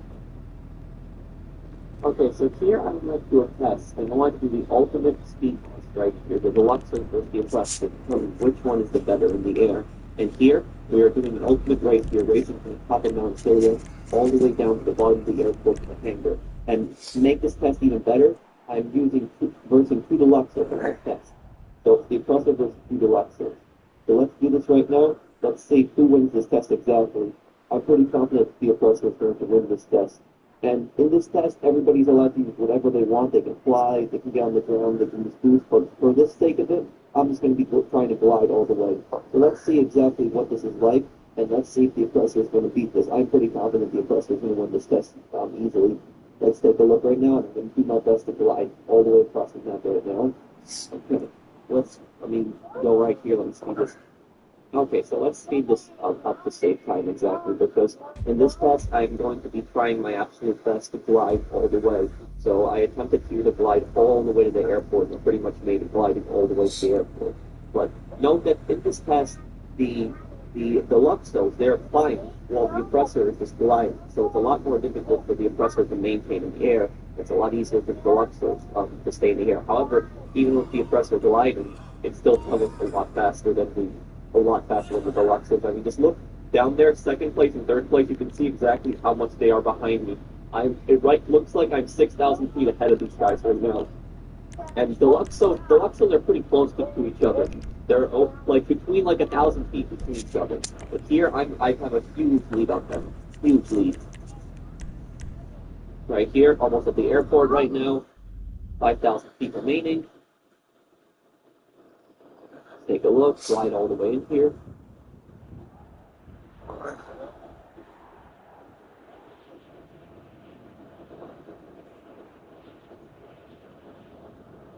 And we got it here. So the oppressor manages to get across the map in about 3 minutes and 20 seconds. From Mount Chiliad to the bottom of the map of the airport. And the Deluxes are still far behind. They're 5,000, 7,000 feet behind. So even if the oppressor glides, it's still much faster than the Deluxos. So here I wanted to do a second speed test, and I wanted to do a land speed test. Can the oppressor beat them on land? Let's see right now.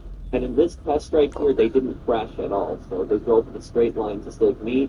As well, they had to leave a little bit of the traffic, but I wanted to do a long distance race right here just to see what would happen.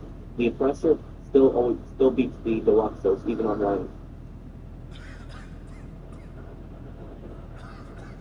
And here in terms of weapons, the Deluxo carries 30 missiles in total. They are the same missiles that are in the room. There are 2,000. These are very accurate missiles. These missiles will almost always hit the target. Will very rarely miss. Now, how does this thing actually handle against anti-air? Well, I'm firing homing launchers. I was surprised by this. It's actually pretty easy to dodge with this. I thought it'd be really easy to hit these, but it's actually pretty easy to dodge with these. Even up against a buzzard, it's really easy for them to still dodge. But if an other air vehicle goes up against them, they're gonna die because these missiles are so accurate. Just look at this. I stand no chance against these guys. However, other weapons can easily lock on and blow these cars up, even from one missile. If it's the Chernobog, the Lumineer, the Vigilante, the gun-running Sam. These missiles are different. They're more accurate, and they will almost always hit the target. Okay, and this Deluxo actually has the same missiles as in the Ruiner and the Vigilante, the very accurate missiles, different than the one from the Buzzard and the Oppressor. Just look at this. You guys remember how earlier the was dodging missiles from the homing launcher easily? Let's see if they can dodge a missile from another Deluxo. Let's look. Just one missile. Let's see. Can't dodge it. It fires Ruiner and Vigilante missiles. It fires the more accurate missiles. So it fires the really good missiles. In a damage resistance test, it only takes one homing launcher. I'm not surprised pretty by this. It's more of a car. Okay, so here we got the pros and the cons. This car, it can hover and it can fly. And the reason I'm putting that down as a pro because it has a hover mode in addition to flight mode. So it has driving mode, it can hover, and it can fly. And it crosses water really quickly, so if you go into hover mode with this thing, you can get over water really quickly. You can hover over water. And in addition to that, it's great for missions and cars. Fly around. It has the Ruiner missiles, which are very accurate. They're much more accurate than regular homing missiles inside the Buzzard and even on the ground and the Savage. So these are the most accurate missiles that it's good for picking up cargo, especially if it's in the ocean. So in addition to the Ruiner missiles, makes it a lot easier. And the missiles include an MG. And the reason I'm putting that down is because in other vehicles, like for instance the Thruster of the Akula, where we had to purchase different kinds of weapons. Like in the Akula, we had to purchase the Barrage and the Homing. We had to purchase those separate, and even if we purchased those separate, we had to constantly keep rebuying. If we wanted Switch in the jetpack with machine guns and missiles, then we had to keep buying Switch. This one, it includes the whole package, so it includes missiles and MG for this one price. So you don't gotta buy it anymore. So if you have both, and you can constantly switch between the two. And that's 30 missiles. That's a good amount of missiles a ton. And that's those Ruiner missiles. That's very effective. And the car can dodge most missiles. As you guys saw, it was spinning around a lot. So it does have the ability to dodge most missiles, except the missiles from like the gun running Sam, the Vigilante, the Ruiner, other Deluxos, and the Chernobog. But other than that, most missiles like the homing missile, the Buzzard, Savage, Hydra, it'll be able to dodge missiles from these sources. And some of the cons here are it sinks if you leave hover mode. And what I mean by that exactly is you're going in the water, and you got to get something in the water, like you got to go something underwater, and you get out, it sinks. And it's kind of really disappointing because it kind of makes no sense. If this was a real car, wouldn't it sink if you disabled hover mode? But like, if you just got out of the car and you wouldn't disable it, it would still technically hover, would it not? So I don't understand, like, why would you just turn off the engine all of a sudden and just let the thing sink? You got to get out of the water. It should be in hover mode, be allowed to be in hover mode, and then go down, swim, dive down, get what you can get, and then get back up and just get back in the car when it's hovering over. I don't understand why it sinks when you get out. And it's not fast on land or air. So even though it does travel across water really quickly, it's not a fast car when you just take it on land, and it's not a fast car in the air. As you guys saw, the Oppressor blew it away in both tests. And the Oppressor was gliding, it wasn't even flying. So the Oppressor blows it away in the air and on the land. So it's not, and if the Oppressor beats it, it's going to lose to those super types in the race there. And most of the air beats are also so we've defensive. allocated a big red And grid another part here is it cannot use Wi-Fi guns. Sound good? And what I mean by that specifically is the game is forcing you, if you don't buy any of these weapons, you can use the AT pistol, the SMG, all the other pistols, but if you get the weapons, the game forces you to use the machine gun and the missiles. So it's kind of annoying. It's like, why can't I switch to my regular drive concept? Why can't I? You know, that's one good thing about the Night Shark, is the Night Shark let you switch between the machine gun and the hazmat, and let you switch between the drive by weapons. You can't like use the stuff. And another con is it does not time switch. So what I mean by that exactly is it will not go up in the air quickly. So if you want to fly, you want to get up really, really high in the air quickly, you're not going to be able to. You eventually will be able to get up really high in the air, but it does not climb as quickly as other aircraft. And finally, this one we brought back to how Resident what I mean exactly by it. That sets a dangerous trooper. And what I mean by this exactly is this kind of really popular focus being GT111. It was a bad idea. I think it was a bad idea when they launched the Oppressor, because that was the issue. That was never like an aggressive energy. It threw me out on this, even if you disagree. Just think about it this way. If you guys remember the old Saints Row, I love the old Saints Row games. I played them Saints Row 1 and 2. If anybody knows them talking about, you play Saints Row 1 and 2, you will know what I'm talking about this. Saints Row 1 and 2 are beautiful games. They're amazing games. Then when Saints Row 3 came out, it went completely over the top. And in Saints Row 4, they went more over the top. The first thing becomes annoying. Flying stuff. Flying forward structures. What are they going to add now? If there is going to be a naval DLC, that's if there is a naval DLC, what are they going to add that? A boat that retracts wings? Like, think about this, like, what is $12 a ton?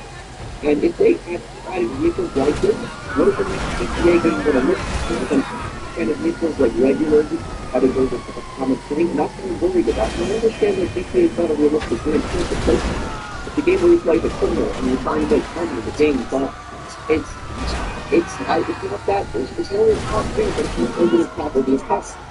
And I'm really worried about GTA going down the top of Saints Row, so I'm not against putting in a back but I don't see why they had to make it fly. That's just my opinion. So I hope you guys enjoyed my review. This is my review, and let me know what you guys think down below, and I will be reviewing the TGIFriday. Take care, everyone.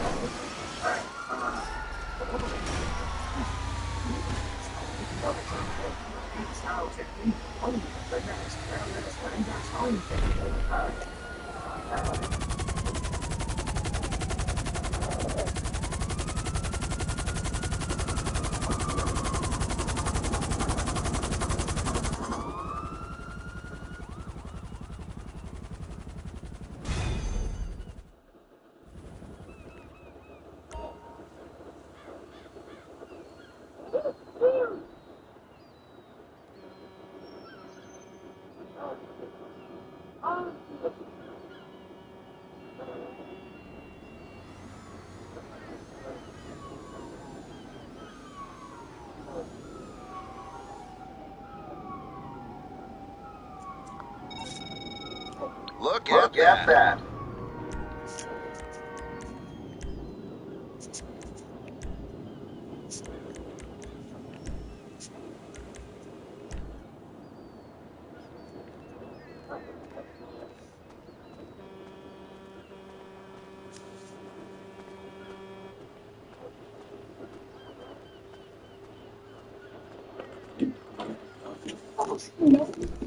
Try my Old Spice. You can use it on your kids' chest and even your toes.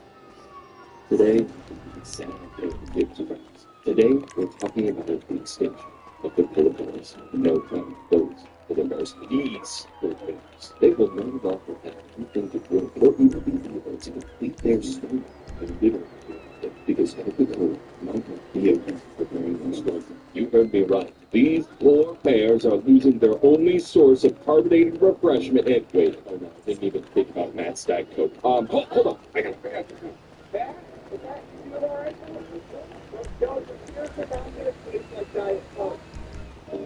Hello, Internet. Welcome to Food Theory, the show that goes down smooth but does make you a little burpy later. Really now? I believe we approved that line. Yes, hi, hello, it's Head Editor Dan again. Matt lost his voice at VidCon and we still can't find it in the Lost and Found. So you got me this week. Today we're talking about pop, soda, soft drinks, fizzy drinks, cola, or whatever it is you call it. Even if you call every type of soda Coke, the drink is almost synonymous with American cuisine. Today, as we speak, 63% of Americans have a sugary drink every day. And while the number is still high, it's been on its way down for quite some time as more and more people turn away from high sugar beverages. Coca-Cola and Pepsi, the two biggest names in the soft drink game, have spent big marketing spots to stay at the forefront, even with the public that is becoming increasingly health conscious and sometimes looking for like more kombucha as their afternoon pick-me-up. That said, the soft drink companies are some of the smartest marketers on the planet, and when they see big movements towards less sugar and deeper companies, they know they need sugar or be left behind like the beverage companies at the front. Ever heard of the Icy Soda Company? You got Coca Light, the Ice Soda Company that advertised using a woman's leg who you could see knee high. Because they didn't do what it took to stay in the game, and you could definitely bet that Coke's not looking to join their ranks. So what did they plan to do? They plan to replace themselves with salmon. Yeah, really, it's kind of genius, and I'll show you how they do it. To understand Coke's strategy, it helps to understand the state of the sugar and soda ingredients. The possible depth of the original Coca-Cola would be no joke, but right now it doesn't look like they're in bad shape. Sodas make up 65% of sugar drink sales, which has included fruit drinks, teas, coffees, still not soup. It's never been great. Since 2004, the consumption of soft drinks per person has 5 gallons and 32.9 gallons. Roughly 8% decrease. Sales of sugary sodas have also been on a steady decline for nearly the early 2000s. You just make diet programs like it's low carb foods that need prepared food-based with sugar. Nothing enemy number one in maintenance. And organizations like the American Heart Association also extend to these guidelines on sugar consumption for children, who makes sure that 40% children's bodies are basically just marshmallows. So you need to cut it off. So certainly not a no-no list for young kids. But overall, the decline in sugar drink consumption is slow. It feels for kids. So people customers not getting early enough and getting should like the thing. So what do? We're sugary drinks become unknown. Well, you can understand if the channel for a minute, you know that Max had an unhealthy relationship with total health, so he tries to just get it off. But the one thing we're under has issue with defensive deficit. The big problem you're just trying to switch everyone from Coke to Diet Coke is that Diet Coke is almost very successful with that. That sounds crazy, but think about this. A 2021 article looked at the 10 best-selling sodas in America listed #1 and #2 spots at both being Coke, namely Coke was #1 and Diet Coke was #2 respectively. That means if you just drop Coke and try to ship everyone to Diet Coke, you have to the #1 spot. You would lose the 1-2 punch of being the top of your brand and potentially lose the push of your membership. Ratings like those show that Diet Coke is really different from regular Coke. It's not because it is really different from the state.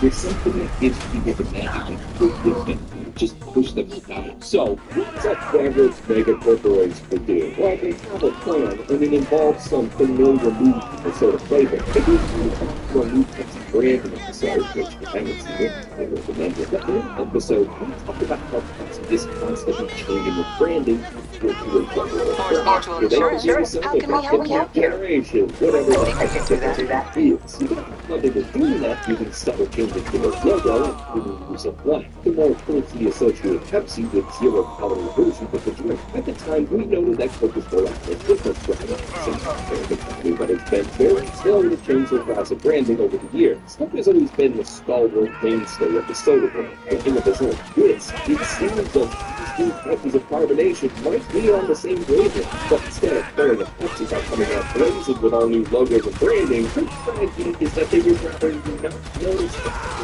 take a look at this. The new brand is Coke Zero as a front version. There's a bottle of regular Coke next to it. Notice anything similar, like the whole battle?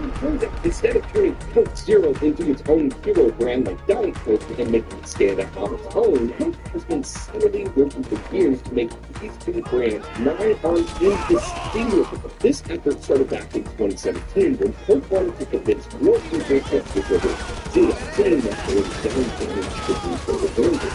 When Coke released a statement on the 2017 brand, James Quincy mentioned Coke's new one-brand strategy that wanted to make people think of Coke as one united brand, not as all the separate Cokes like Diet and Coke Live or whatever else before, maybe that's a story or Coke Coke.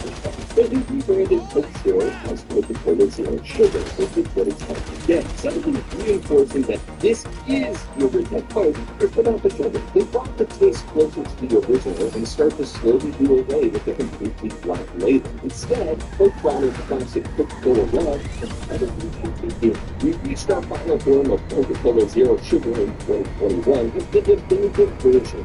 The Coke again tweaked the formula to get even closer to the original taste. At this point, Coke's same CEO highlighted that Coke Zero was now the biggest source of growth for the company in 2021. It even grew in 2020 during the pandemic, and he stated that it would also be the biggest growth driver for the foreseeable future. It was then that Coke Zero completely did away with the black brand except for text, making it identical to regular Coke with the exception being the Zero Sugar related Coca-Cola name. The result is a soda that looks like Coke, reminds you it's Coke on the bottle, and tastes very similar to the original. Would you accidentally pick one up instead of a regular Coke and barely know the difference? It certainly seems to be the hope for the future of the Coca-Cola company, and personally, may or may not have worked out for you. That said, there's even more to this brand makeover than a little Zero Sugar can. It's actually a point at the early generation of soda brands. The specific ones in our pack at the beginning of the episode who are the many big time when it comes to sugar and soda bottles. Young people, kids, like me. Like Pepsi in our previous episode, we recognized that Gen Z required a little bit of a different marketing approach. And some of the previous tactics just don't resonate with this group. Originally, Coke Zero has no intention of being a young person drink specific. Instead of it going to be the completely different demographic of you bros, the guys, the boys. That's right, after years of Diet Coke being perceived as a women's drink, because women drink dieting, I guess it's just a little too girly, I suppose. Zero was supposed to be a manly drink. To really crystallize who this was marketed to, take a look at this commercial from around the launch in 2005. Makers of Coca-Cola Zero dummies, but taste of life as it should be.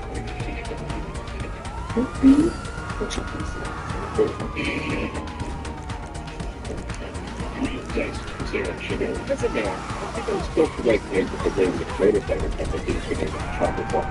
What really got me is the guy getting airlifted in a helicopter while the convenience store he was just in explodes with his ex and her new boyfriend named Rick Owens. The legal implications are incredibly dark, but then again, I'm the man who was distracted by the abandonments and ultimates. But after what you think, the development everyone else thinks. People love this when Coke Zero launched in 2005. It became Coke's most successful launch since Diet Coke itself, which may be saying less about soda more about that. Pumpkin contrasts this approach to marketing with Gen Z, backs out about their stereotypes, cares about fossil fuel destroying the environment, cares about animal rights, prefers electric vehicles. I guess the chocolate's out. This one is conscious that they're sugar suspension of way to it. Bless it! So clearly, to reach a new generation, Coke Zero needed to do some growing up at its own. What about that? Did Gen Z just think that? Well, sure, but they're also statistically not as content to settle for Diet Coke because diet as a word has come on a fashion with millennials of Gen Zers. According to a 2021 study, the diet designation is often associated with strict guidelines or deprivation, whereas zero has more negative connotations, implying a Gen Z does historically respond to things that are marketed as clean, like chocolate, energy drinks, granola bars, and the like. The clean eating movement, whether it's actually cleaner than other movements before, has begun to take number, and now, so weird. Going forward, we already see evidence of Coca-Cola trying to obscure sugar to eclipse its main brand and be the first version of Coke young people reach for. Case in point, Coke's newest product launch as part of their Coca-Cola creation. Coca-Cola and its limits. In case you have no idea what I'm talking about, the background here is that Coke has been releasing specific limited edition flavors over the last year and a half as part of special promotions that appeal to, you guessed it, India. The line of special flavors are part of the Coca-Cola creation, and they're specifically designed to appeal to Gen Z because they partner with brands that Gen Z theoretically likes. Creating new, uniquely bad flavors of soda. They've collaborated with Samsung, Marshmallows, Rosalia, create new soda flavors, and have dabbled in Yowdy, emojis, and streetwear, all to try to get the cool kids to guzzle down their product. The latest release came out this month as a collaboration with Riot Games' League of Legends, because that game is all the rage. All of the rage that goes straight to my veins as I want to smash my computer screen with my forehead. The point is, the most common and easy to find version of the new drink called Coca-Cola Ultimate is the zero sugar version, right in the center of the promotional material. The announcement video of the drink only features one of the limited edition flavor, and it's, you guessed it, zero sugar. I was curious, so I went back and revisited all the other Coca-Cola creation flavors, and their ads to see if Coke Zero was as prominent there, and lo and behold, this is both Leah's limited edition, as well as going all the way back to Starlight flavor. Another episode worth watching if you've ever wondered what the taste of outer space is supposed to be. Here's a quick reaction of us tasting it. Space tastes very weird. Oh, it comes in stages.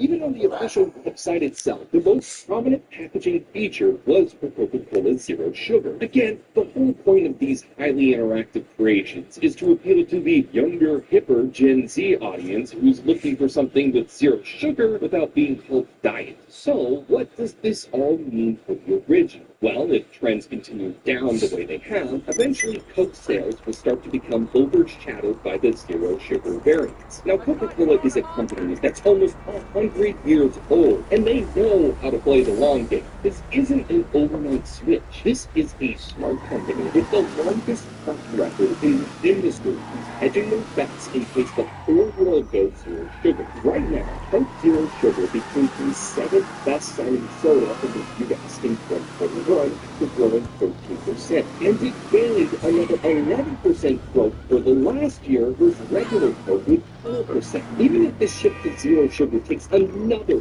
20 years to happen in the market, what we can learn about it right now is how well these companies know consumers and how well they know how to market it to us. Coke knows that even if you don't want a zero sugar option right now, the more time goes on, the more likely you're going to want to.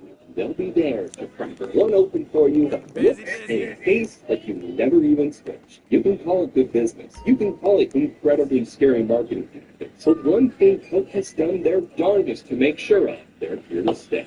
But hey, that's just a theory. A food theory. Bottoms up. Hey, thanks for having me specifically at Editor Dan. It's always a pleasure to be in the booth. And hey, you don't need to stop watching food here. We got some videos right here. They're playing alright. They're playing alright. Let's either of those. Don't forget to drink water. Okay, bye.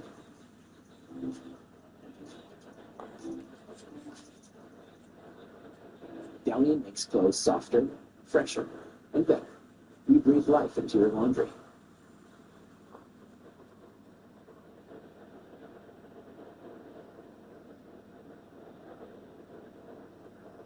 Definitely pushing it with that last milliliter, but, cheers!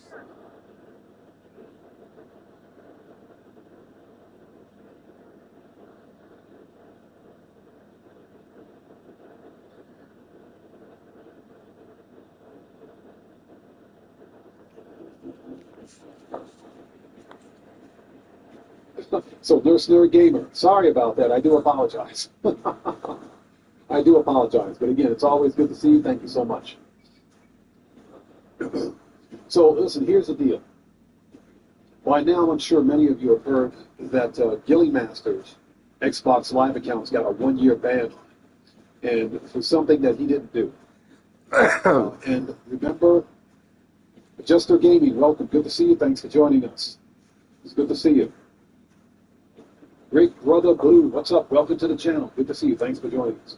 So, you guys remember last year, not quite a year ago, maybe 6 months, 8 months ago, there was this massive bandbot exploit going around on the Xbox Live service. Now, remember, this is not an Xbox, well, this is not a GTA 5 problem. It's not a Rockstar problem, a Grand Theft Auto Online problem. This is a problem that's localized to the Xbox Live service infrastructure and their network, and their APIs.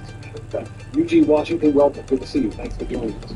So, Gilly Master and several other content creators that put out videos, these ban button exploits. And basically what's happening is that if you're on Xbox Live and you party up with someone, at least this is how it happened before. If you partied up with someone, you were in someone's Xbox Live party, then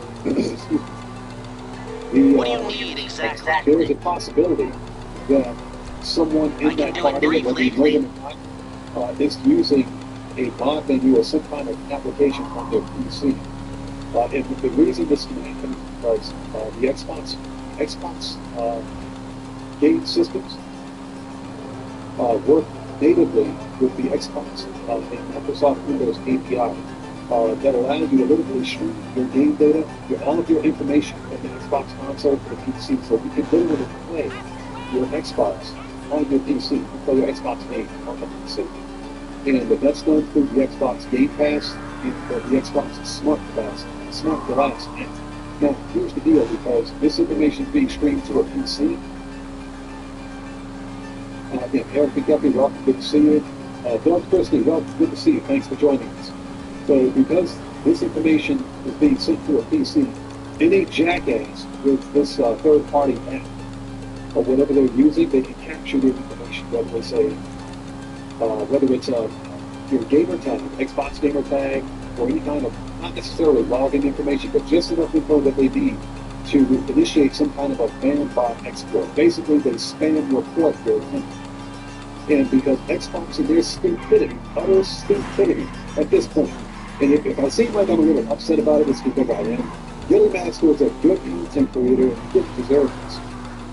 But because some jackass with this app has some kind of a beef with Gilly Master, they began spam reporting his account.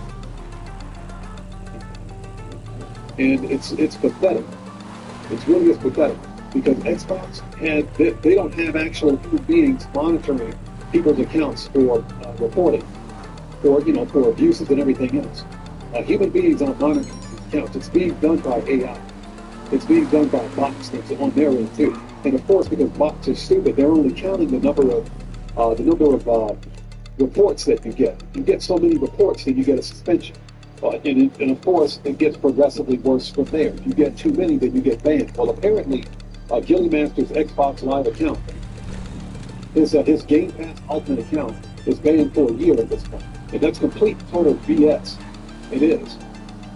And how long has this been going on? This is not new. This ban bot exploit's been happening across Xbox, and I think even on PlayStation at some point. This has been happening for some time now. This is nothing new. And Xbox has done nothing to fix it. In fact, the problem's got progressively worse. So I almost didn't have a live stream today because I didn't want to put my account, or for that matter, anybody else's account at risk, because I finally reached a point with streaming that I was comfortable maybe hosting crew sessions with it. So now that's all gone into the So I just want to let everybody know at this point, we're not going to, there won't be any crew sessions. I won't be hosting any crew sessions for the foreseeable future, and I'm definitely not hosting sessions for when that's just not going to go. Hey, what's up? Good to see you, man. Thanks for joining us. Good plays, welcome. Good to see you. Thanks for joining us. It's good to see you. So, Funtime plays. Here's my take on it. As long as you're playing by yourself, and which doesn't really sound right, that's kind of a joke. But sorry about that. I had to throw that in there. I like to do a bit. If you play, and Game Zero is good, as long as you're playing solo, as long as you're not joining anyone else's party, and I'm talking anyone, don't join a friend's party, if you can play a live service game, just don't join an Xbox party. You should be okay. So you should be okay to play. Just be mindful of what you're doing. Stay out of parties for that matter. And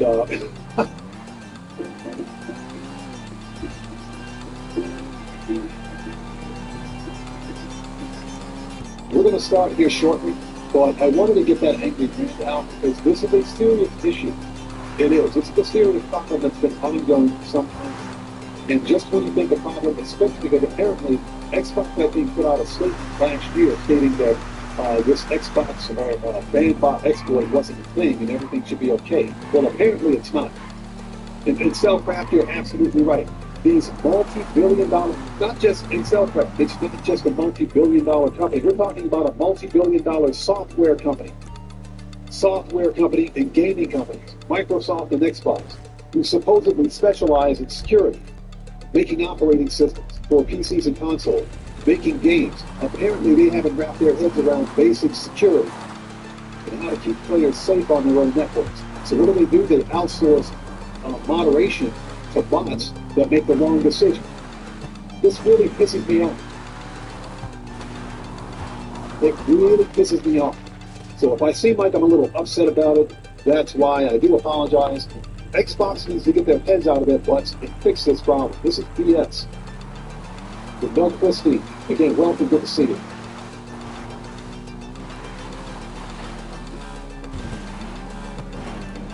So, Xbox, I'm sorry about that. So, Doug Christie, as I understand it, in order to stream from your console to your PC, your console has to be on. And I've actually done that during my streams before as well. You have to actually have your console on, and it works natively through the Xbox Microsoft Windows API. So because of that, you have to have your console on so that you can log into your Xbox Live account, or whatever they're calling it, Game Pass, whatever it's called these days. Log into your Xbox account from your PC. You can literally stream from your PC to your console, but the console has to be on. Sergio Diaz, what's up? Good to see you. Thanks for joining us. If it isn't my creepy silent friend. Exactly what we're talking about. Guild Master didn't deserve that. So you don't want to get in serious trouble, huh? So I just want to let everybody out there know that as of right now and for the foreseeable future, I will not be hosting sessions for anyone, period. The discussion full stop. And until Xbox can get their heads out of their butts on this, I won't be hosting sessions for anyone. And that's to keep my crew accounts safe, my crew members' accounts safe, keep my accounts safe. We're going to hold a live stream regardless, but this is serious enough to warrant some real attention. And Brian Stoner, welcome. Good to see you. Thanks for joining us. Okay, that angry rant out of the way. For anybody out there who's new, I want to thank you guys for joining us. Normally, the live streams are a bit more lively than this. I don't start off on angry rant, but this is a serious issue that requires serious attention on Microsoft and Xbox's part. They need to fix this problem. They need to fix it.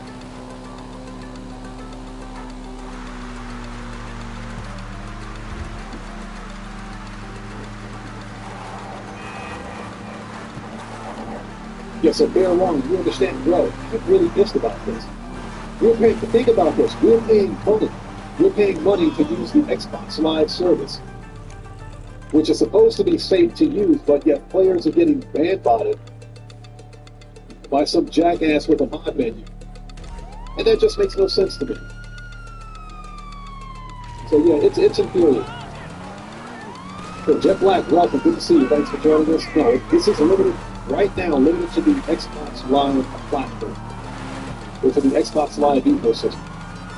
Yuvine, welcome, good to see you. Thanks for joining us in Mario 2012. Welcome, good to see you guys. Thanks for joining us. We're going to start here soon. Yeah, exactly. Here's Bill Gamer, StarCraft. Bill Gates isn't even, he's not even the Xbox or Microsoft CEO anymore. But whoever that person is, they need to get their heads out of their butts and stop slipping their thoughts at this point. This is BS. But again, if you're new out here, thank you so much for joining us. Normally, our streams start off a bit more lively than this, but this is a serious issue. So Sunrise, welcome, good to see you. Thanks for joining us. So you're inside us, we're super impressed. Word's gonna spread. So you know exactly what we're talking about. It's bull. It's BS. How is it that a multi-billion-dollar software company like Microsoft, Xbox can't seem to wrap their head around basic security? And why is it that no one at Microsoft, Xbox can't look at a person's account and say, yeah, this seems like some kind of a bandbot or botnet attack on a person's account. This is an exploit. We need to fix this. And how is it that players are being banned for a year from doing absolutely nothing wrong because Microsoft and their infinite wisdom can't hire human beings instead of using AI to monitor accounts? This is stupid. But again, I do apologize for being that stuff. We're going to start. Let's give me 1 second to get logged in here. So again, thank you guys so much for joining us. This is my regularly scheduled Saturday live stream. I would have been on much earlier, but I had to go out and do a bit more research on exactly what happened to Guild Master's account. So that I could come in here today with information so that we could have an informed conversation.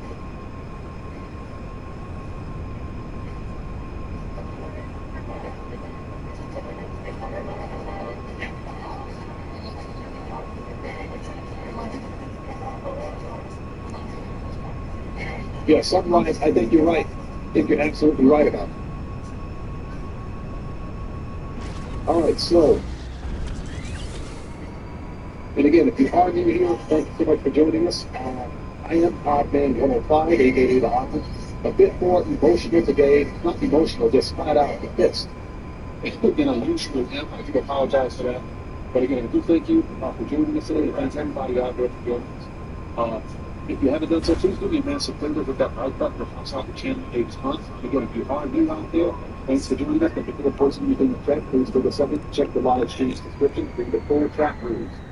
Very important. We take security very seriously and plan on to talk about it. So with that being said, let's transition.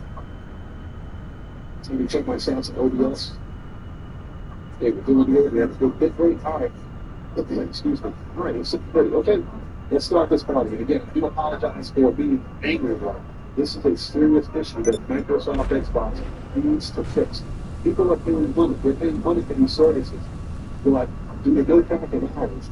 We're getting pants. Just for being welcome. Good to see you. Thanks for joining us. Hope you're doing well.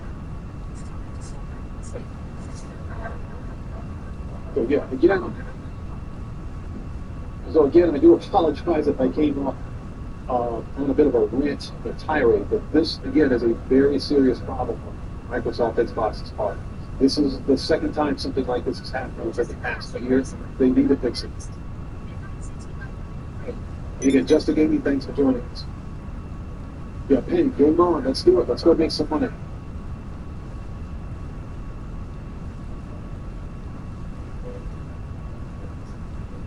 Offside. What's up, man? Good to see you, brother. Thanks for joining us. And Broken is in the house. What's up, man? Thanks for joining us. Hope you're doing hope you're doing well out there. Hope you guys are doing well. So, Dustin, I've never played Taxi Life Simulator. Excuse me, I'll have to take a look at it.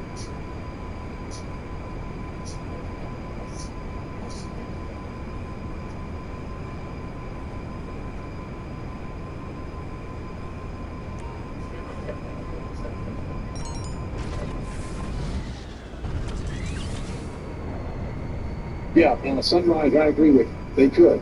They absolutely could, but here's what I think Microsoft won't, because just like any other AAA, not AAA, but a multi-billion-dollar company, for the same reason, this is only my opinion, but for the same reason that Microsoft Xbox are not using actual human beings to monitor their game servers and their players' accounts. For example, this spam bot reporting, because they're not monitored by human beings and they're using AI, that says a lot about greed, in my opinion. But you're absolutely right. They could totally implement something, anything, and something as simple as having human beings monitor accounts to make sure that people aren't inappropriately being reported. They refuse to do it because I guess it's too much work for them, or they're too cheap. They don't want to invest the money. Lester, shut up. I don't want to talk to you. Okay, let's re-up and re-arm. So Far Cry 6 is actually good. Far Cry 6, everything in Far Cry has been good. Everything in Far Cry that I've seen has been good. I think, as a matter of fact, even Far Cry Primal was pretty good. So, I do agree with you. The Far Cry series is really good. So, Sergio, you won the car? No problem. Hey, man, congrats on that. That's an excellent car, believe it or not. And guys, if you haven't won the podium car this week, you need to get it. That's if you don't already have it. I went out and won the Night Shark across all my accounts. I picked it up on all of my accounts yesterday. That is one of the best money grind vehicles in Grand Theft Auto. Hands down. Rifles. Sniper. Need any more? Heavy. And body armor. Alright, we're ready. Oh, Gamer Zero. No, the Night Shark is an excellent vehicle, especially for PvP. Especially for PvP. It's one of the best money grind vehicles in the game. So Preston Michaelia, welcome. Thanks for joining us. So yeah, I got on a little late today because of what's happening with this new round of ban bot exploits that's going around the Xbox Live service. I was watching videos. I was watching videos that Gilly Master put out over the course of the past 12 hours because his Xbox Live account got banned. And I was trying to get more information, research more information on exactly what happened so that we could talk about it together. So that's why I kind of got on late.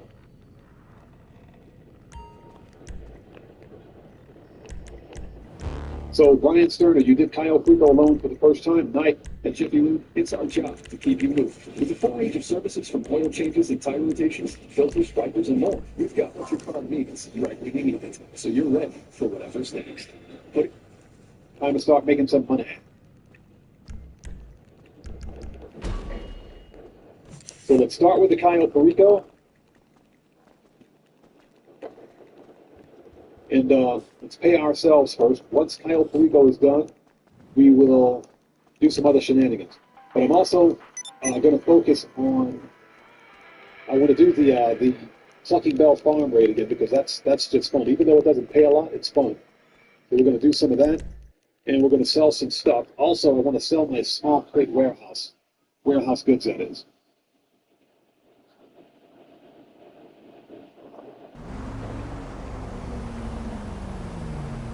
Yeah, Sunrise. I was watching, I think it was Gamers Dixon that put up a video in one of their new roundups. They put out information on a new round of speculative exploits that take advantage of vulnerabilities at both AMD and Intel CPUs. If you remember seeing, this is the new one.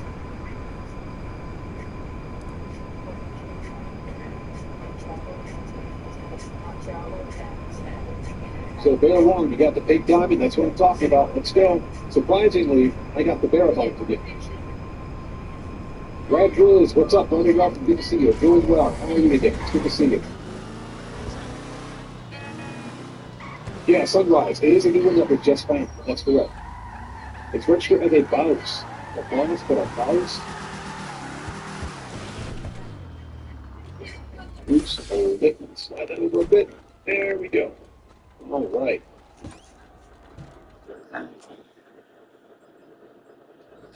Well, time to go make some money.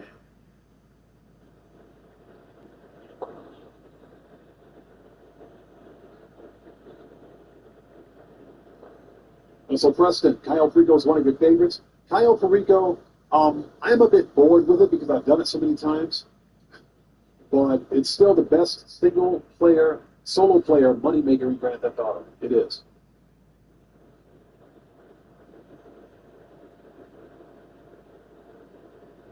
Yeah, Dustin, I've done programming of when I studied computer science a long time ago. I did programming in C++ and C#. Oh, that was a long time ago.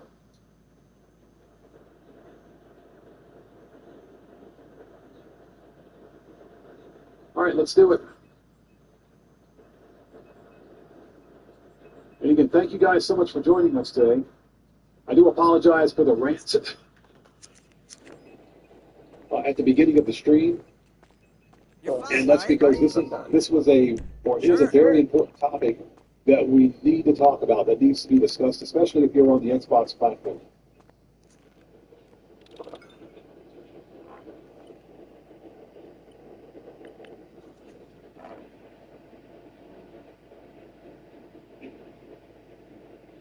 Oh, Doug Christie.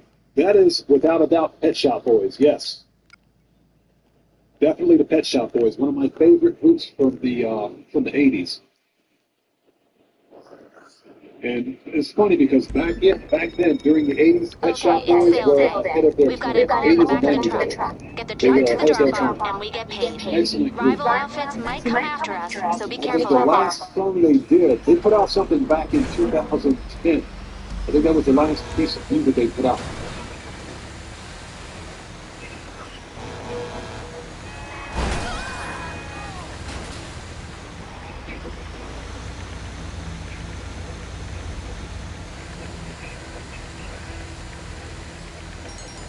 So no snare gamer. I was in the Navy for 5 years. So I got about as far as you could get in a 5-year period.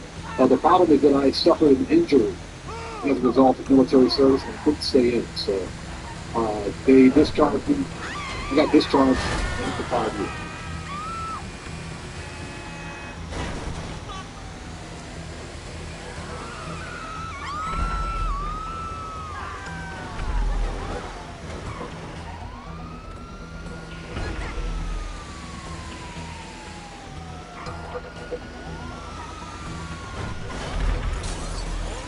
Okay, if I miss someone in chat at this point, I do apologize.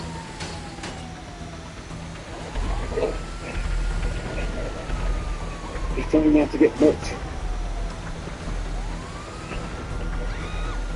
To Knob's side, the Navy was quite the experience. I don't regret it, but it was definitely quite the experience.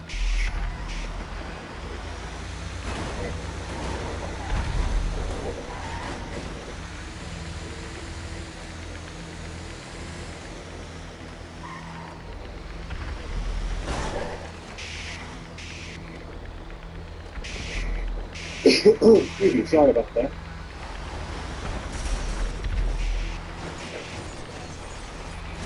Okay, let's grab one stack of the green grass.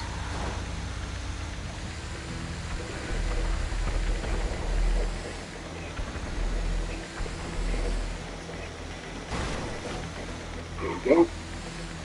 So undisclosed unknown. Yeah, that was the exact same series of hacks that took place about 8 months ago on the Xbox platform. Same exact thing. So that's probably what's happening. It's all happening through the Xbox Microsoft API.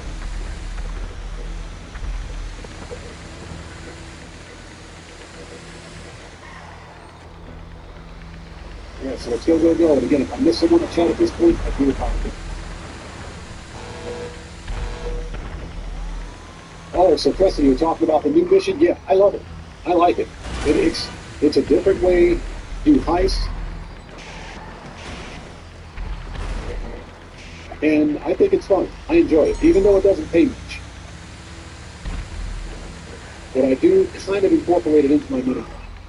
Woodcroft, hello, how's it going? Good to see you. Thanks for joining us. Draco, what's up, brother? Welcome, man. Good to see you. Thanks for joining us today. And Draco, yes, that's how I got stuck here in Japan.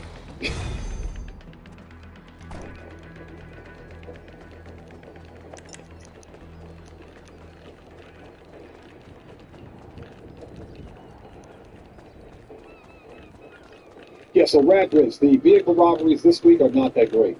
And as a matter of fact, I think it's total BS that Rockstar's not letting us claim one of the cars. And offside, yes, the U.S. Navy is all land, sea, and air. So it's not just limited to the ocean. You know, people get the wrong idea. The U.S. Navy primarily operates in the ocean, but the Navy operates in all environments. It's land, sea, and air. Hey, Hunter Plays, congrats, bro. You got that golden puzzle? Nice. It's totally worth it, in my opinion. It's free.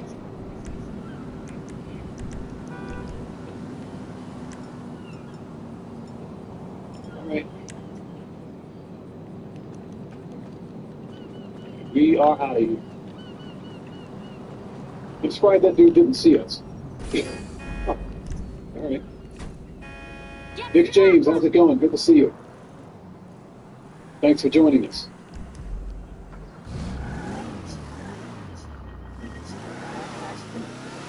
So, undisclosed unknown, you are absolutely correct. That's what's happening.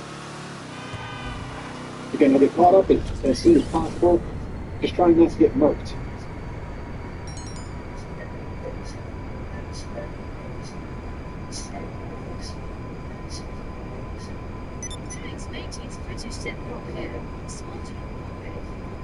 So, the golden puzzle is a career challenge, a tier 4 career challenge on next gen console. And it's under businesses and the Chop Shop DLC. And it's a tier 4 career challenge. So once you clear that challenge, you get the puzzle attack chopper plus 250k. And you get 10,000 RP.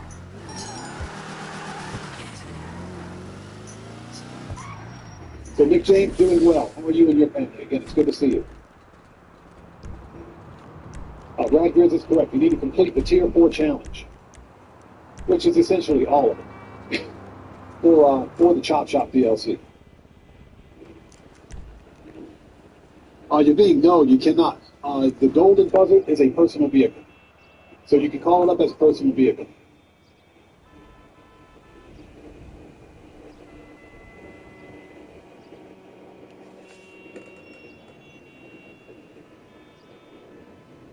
So, no upside. The Navy is all over the place. U.S. U.S. Navy's all over the place. Like I said, the U.S. Navy operates in all environments.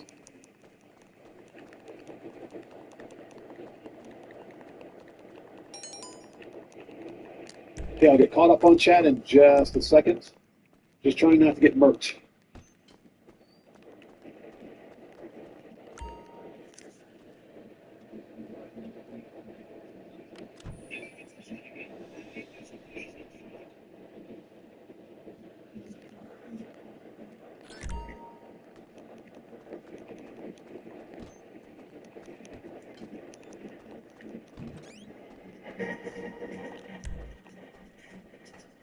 Get through this. The club is very cool. Nice seeing you got here. Good times. I don't know better. That's undetected at the fucking bell raid is tricky. We're going to try that again today, by the way. We're totally going to try it again. Cellcraft, I couldn't agree with you more. U.S. Navy has the best special forces on the planet. Navy SEALs are not to be messed with. They're not to be messed with.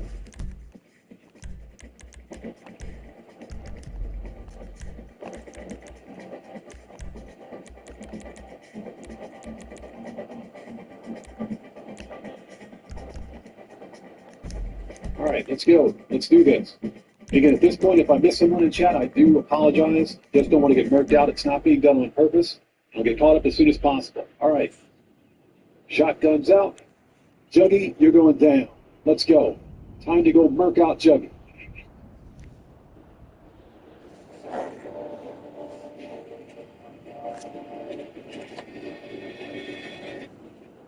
Yeah, Gamer Zero, I agree. Going stealth is easy. Okay, murk this dude out. Going stealth with a fucking bell raid, that is. Camera down. Oh, look. It's our best friend Juggy. Hi, Juggy. Ballet guy said hello. Bye, Juggy.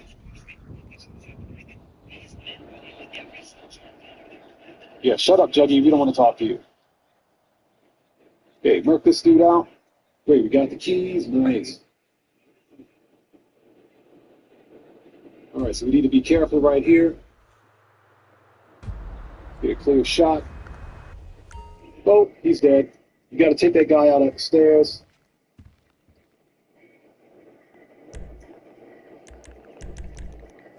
Okay, murk this dude out. You're going to get caught up in just a second.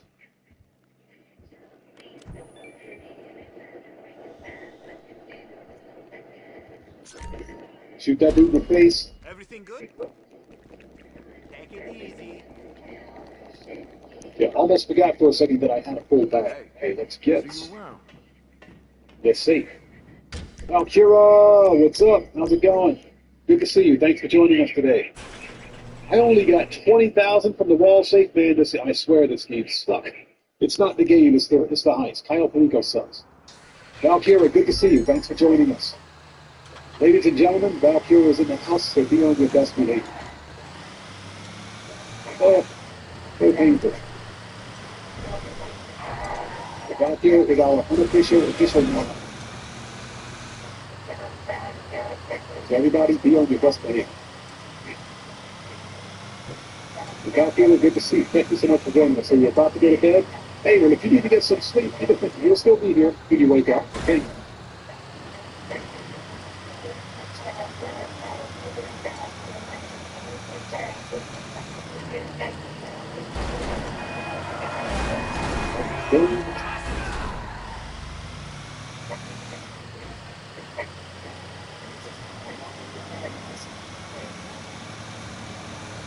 There we go, finished.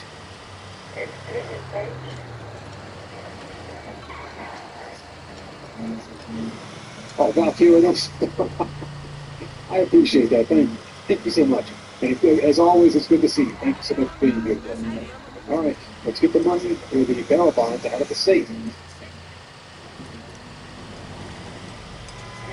52, 16, 82, 52, 16, 16, let's do it.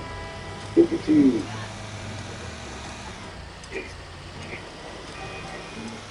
16.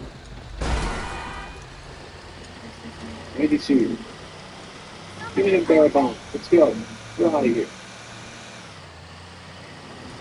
Okay, we are undetected. It's GTFO. You're about it.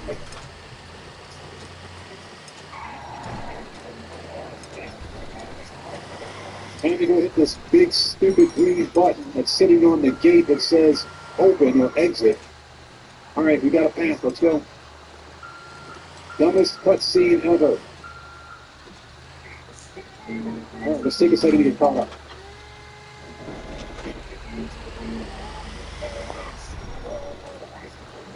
Oh, Valkyrie, good luck on your interview today. Good luck.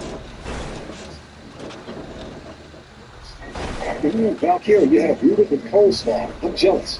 I love corned beef. It's not healthy, but it's good. that's the good kind of unhealthy food right there. I absolutely love corned beef. Rooted is a good sandwich, especially if it's made right.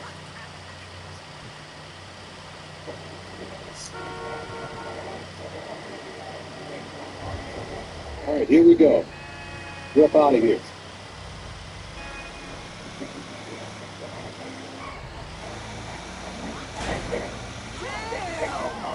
.360. Nailed it.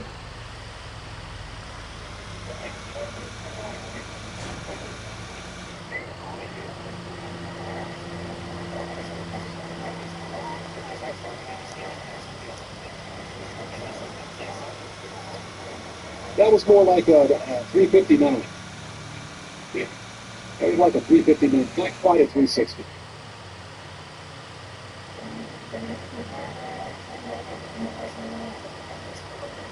All right, and with that being said, the Coyote Breakoff ice is a wrap. Let's go. It's easy over a minute.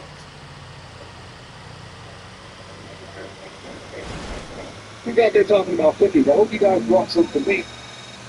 Almost.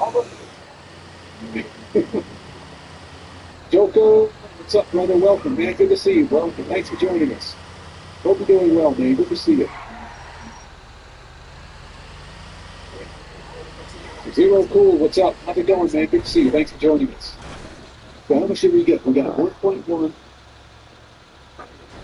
And this is hard mode, so we got hard mode cleared, so 1.2 mil. I'll take it. Thank you.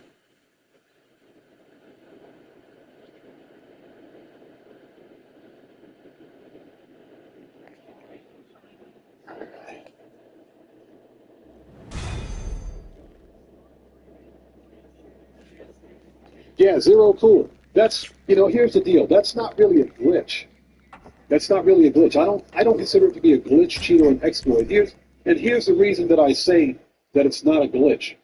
You're not, Stepping Greaves, welcome, good to see you. Thanks for joining us. But you're not modifying your account, or you're not changing anything of your character, or you're not doing anything like, for example, wall glitching or trying to glitch through the map, or access an area that otherwise is not normally accessible under normal means. You're essentially climbing onto the roof of a building and going in first person. Those are assets. Those weapons crates and equipment crates on the roof of that building, those are assets that Rockstar forgot to remove from the game. So that's not cheating. You're not cheating, glitching, or exploiting. Now, Rockstar's probably going to patch it at some point, but I don't even remotely consider that to be a cheat. Because you're not changing, or you're not. First of all, you're not wall glitching or anything to access an area that normally is not otherwise accessible. You're not using any kind of a mod or any kind of an export or anything like that. Those game assets are there for a reason. So if Rockstar forgot to remove them, and we can simply access them by climbing on the roof of the building and doing nothing else, go get them. So Valkyra asks if I ever had Rocky Mountain oysters. Valkyra, you don't get oysters from a mountain. You don't get oysters. Oysters don't exist on the mountain. Okay. And that is disgusting, by the way.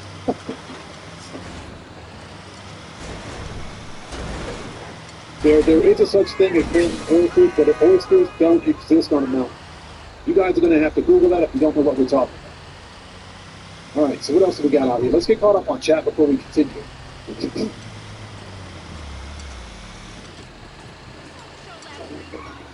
North side, yeah, I'm not going to answer that.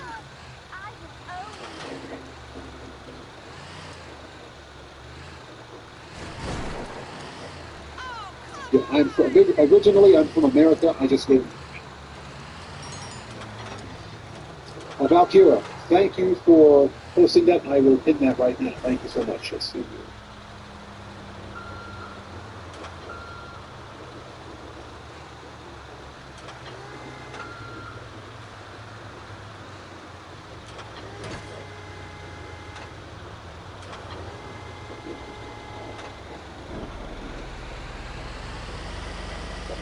Yeah, Valkyra, exactly. Valkyra, exactly. Like I said, you don't get oysters from a mountain.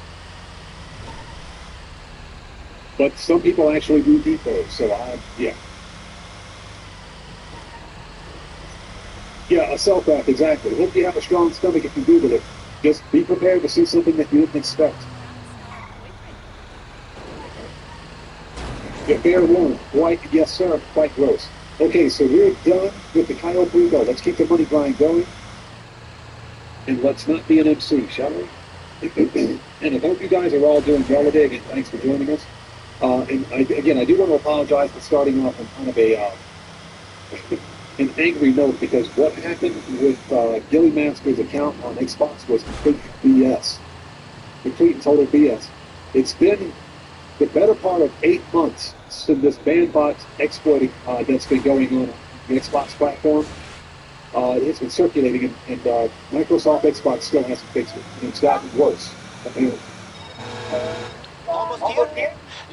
Valkyra says odd rage compilation. Surprisingly, I don't get too pissed off on stream. But this was one of those rare moments where we had to talk about this, because it's a serious issue that's affecting all Xbox players. Anyone that's on the Xbox platform.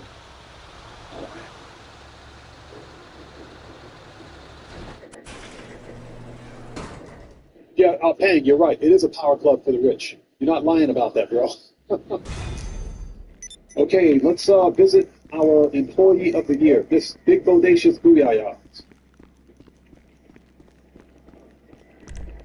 Yeah, Gamer Zero, exactly. He got banned for absolutely no reason, nothing that he did. What's happening is that his Xbox account, his live account, is the subject of a ban bot exploit. It's a ban bot exploit. Someone's spam reporting his account, which no one can do. You can't spam report someone's account if you're only on the Xbox platform, but he may have been partied with someone else. And like I explained earlier, if you just happen to be, if you're on Xbox, you're in a party, in an Xbox party with someone on PC that's using whatever API or whatever app this is to capture your data, your gamer tag, for example. They can use this application to initiate a botnet attack on your account and basically spam report your account to the Xbox services, which will result in suspensions and a ban. It is complete and total BS, because Xbox, this multi-billion-dollar gaming company, they don't have the resources to hire actual human beings to monitor accounts. That's complete BS. So what's up, girl? How are you today? And keep them glasses on, you're going to need them. Give me some crates. Oh, the warehouse is full. Okay, well, I mean, since you got some free time, I can help you with that shirt and them jeans. I forgot, this warehouse is completely full. Yeah, that was my Employee of the Year. So dang it, we don't get to watch her walk out. Man, that sucks. I'm disappointed. I was so going to follow her out of the, I was going to follow her out of the warehouse. Yeah, Radgriz. It's full. Oh, yeah, she full. She got that t-shirt full.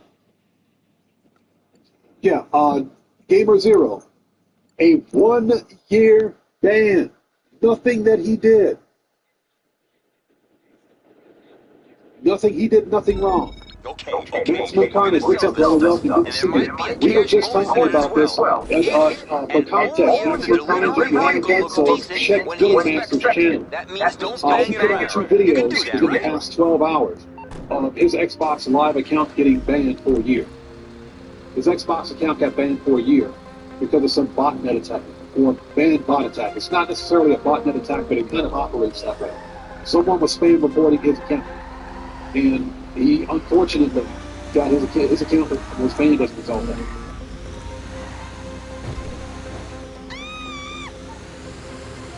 For absolutely, exactly. Gamer Zero for no reason. And it sucks. This is why so many people, whether they're on PlayStation or on PC, this is why so many people on other platforms hate on the Xbox, because of stupidity like this. It's stupidity. So Valkyra, did he just post an update 8 minutes ago? I'm going to have to check it on during the stream. Yeah, he got 21 flags in 12 hours. What the hell is that? What is that? I'll signal for 1 minute. Hey, give me some praise.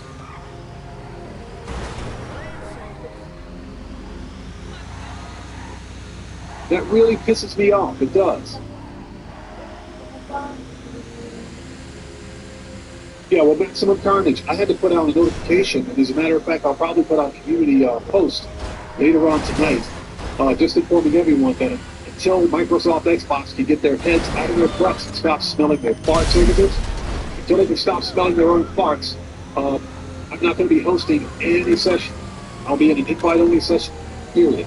I'm not hosting for anyone until they get this figured out.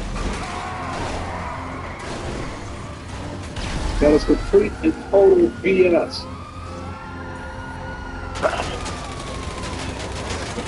Yeah, Draco, I don't blame you, bro. I don't blame you at all.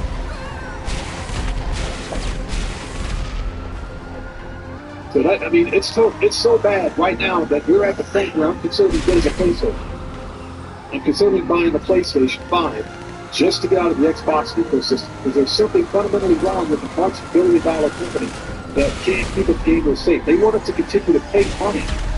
They want us to continue to pay money for their online services, but they can't protect us as players, as users, and as consumers of their online service. Yeah, it does seem like a lawsuit. I'm telling you, I swear, if enough people are affected by this, that's a class action lawsuit right there. I'm not a legal expert or anything like that, but to me, this sounds like something that they could be sued us.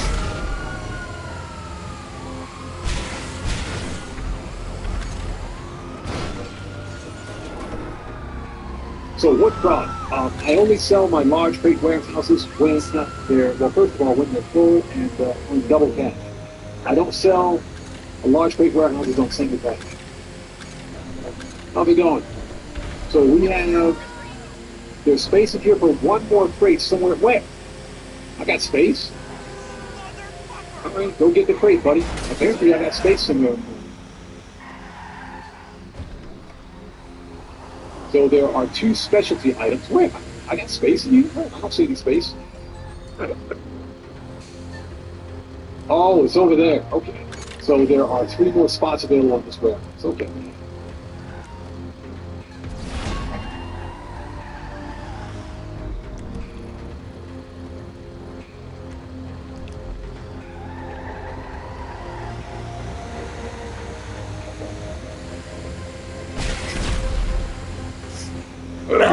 Carnage, Xbox don't care. You're right. You're right. Xbox don't care. They just don't care. They take your money, they expect you to use their service. That's pretty much it.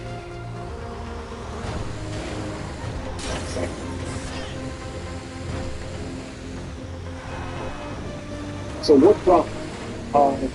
I am far less likely to get raided on where my warehouse are far less likely to get raided.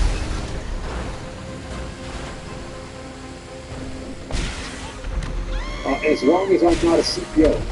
Because remember, your freight warehouses are linked to your CEO, being a CEO. Are linked to being a CEO. And because I mostly manage my business as an MC, if you're an MC, your CEO freight warehouse is going to get rated, and vice versa. However, whether you're a CEO or an MC, your nightclub, your air freight cargo, and the bunker, the gun running bunker, can all be rated, regardless of which one of those 2 you register.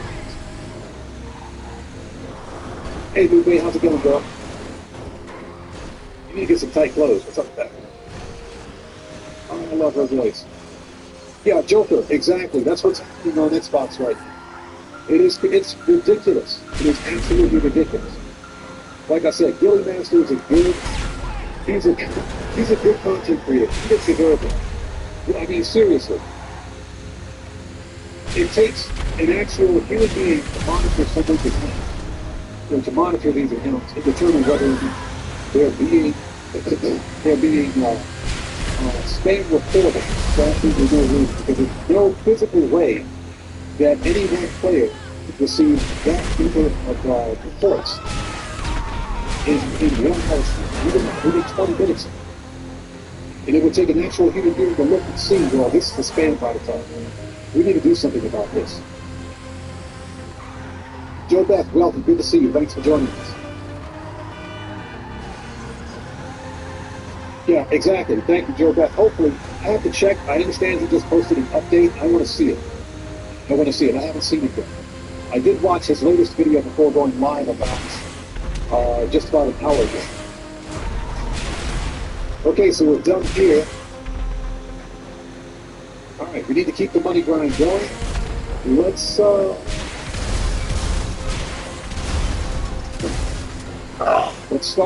the. I was going to say Union Depository, but we can use the depository later. But let's start the Cookie Bell Farm Raid, shall we? Just because it's fun. Okay, so we're coming to the police station. Right down the street.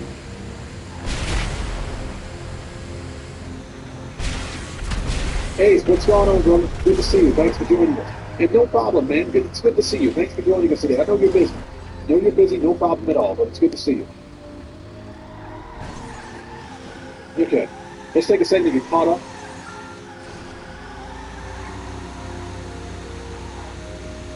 Yeah, maximum carnage, I agree. Xbox needs to come out and make a public statement on that. And they need to fix their reporting, their ban process, or whatever they want to call it. They call it their TOS. They need to fix all of that because that's a bunch of BS right there. It is. Innocent players are having their accounts banned, accounts that they're paying money for. And you're telling me that they can't use something that they paid for because they're being spam bot reported. That's a bunch of BS.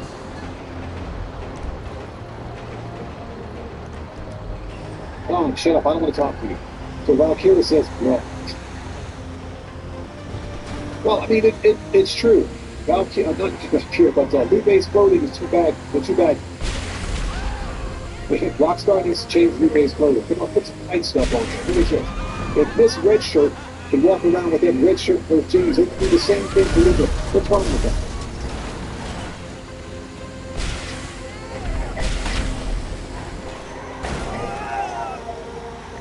The Valkyria says, flip that temper weapon. We all, trust me, Valkyria, we all have a temper weapon. Let's do it. Slush fun.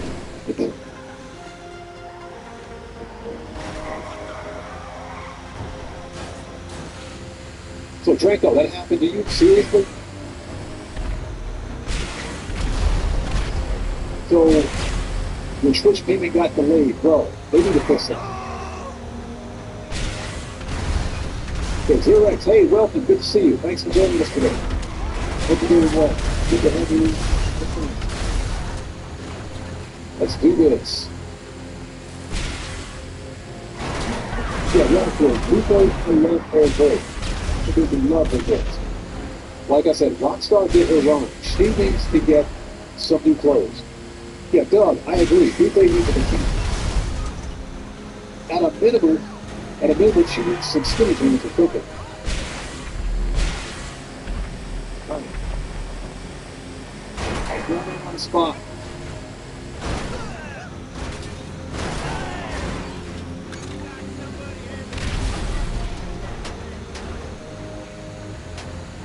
Hey, Callum Dean, welcome. Good to see you. Thanks for joining us. Welcome to the channel. Good to see you. So, we want Guru, hey, stranger, what's going on, brother? Welcome. Thanks for joining us. Hope you're doing well, man. Good to see you.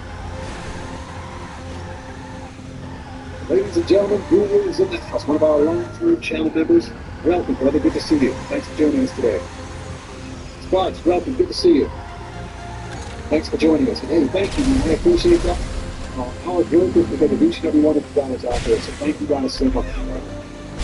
My car better be out there, otherwise I'm pissed.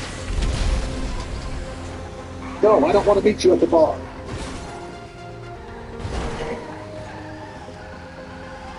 Shut up.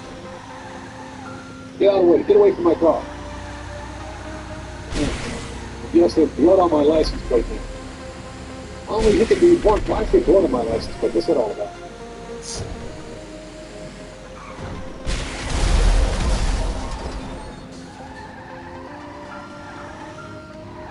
Alright, that's good. Yeah, I'm not going to bother trying to speed run this. Because the best way to do it is with either the Hakachu Drag or the Vigilante. I don't have either one of those vehicles, so I'm not going to bother trying to speed run.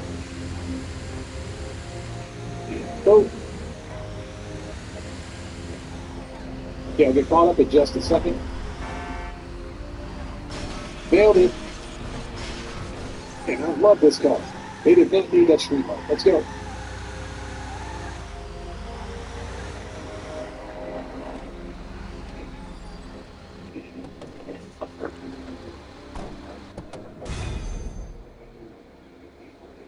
Out of the way.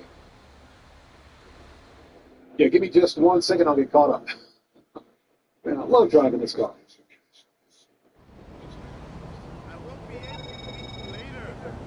Okay, you made the sale. We finally got currency to run through the tills at this place. All anyone drinks nowadays is bottled fucking water. The profits minus the ordering fee will be in your account soon.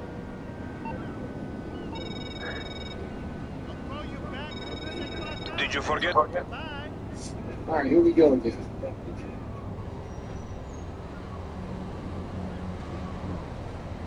Headshot. Headshot. So.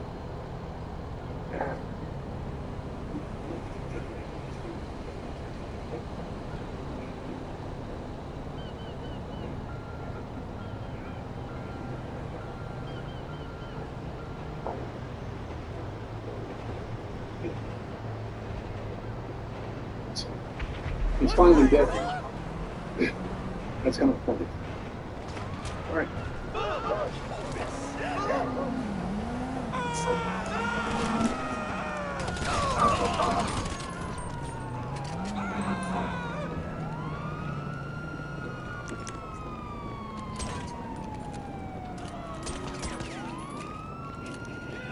Okay, there's going to be one more walking in. Let's wait a second.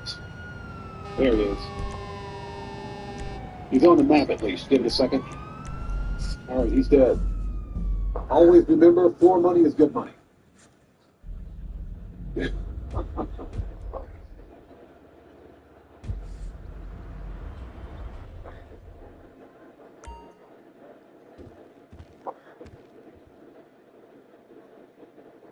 So someone asked, why don't I buy the Vigilante or the... Yeah, I just don't have a use for it. And that's because I have the Toyota. Toyota to me is a better vehicle. During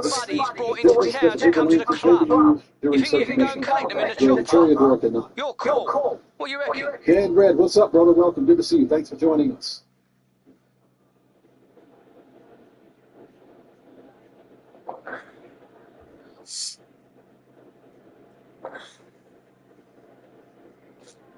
Oh, yeah? Hold on a second. Did we? Okay, hold on one second. Now we'll have two pissed off Italians on the decks. Just what we wanted. What are you doing? Just give me 1 second. I'm just reviewing chat. What's wrong? You're hungry? Hey, Jumalo, welcome, brother. Good to see you. Thanks for joining us. You're hungry? What do you want? I swear to God, you say peanut and jelly. Slap the shit out of you.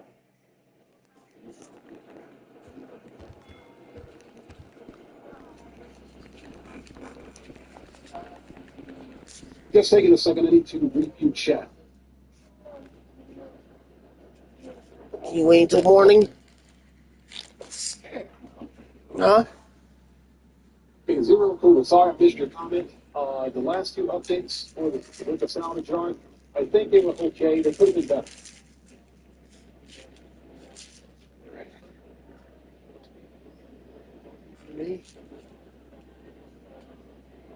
On your face.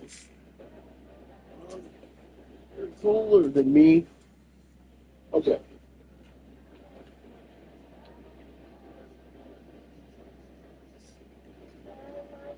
So, Bakira, nothing wrong with Who's gonna die? Do you know who this person's name?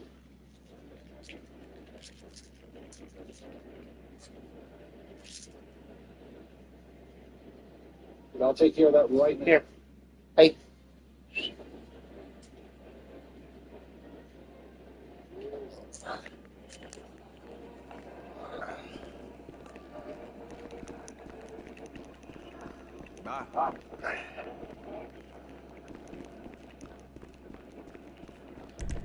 Okay, thank you. Hold on, give me 1 second. Just give me 1 second here. I need to go through chat.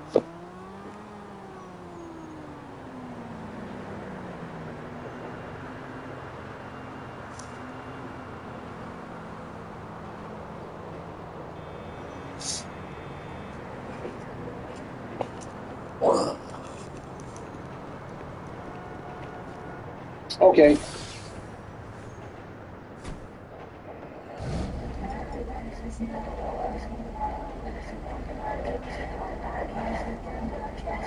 Okay, gotcha.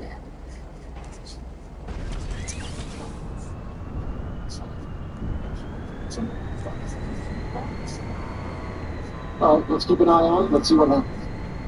Okay, let's continue.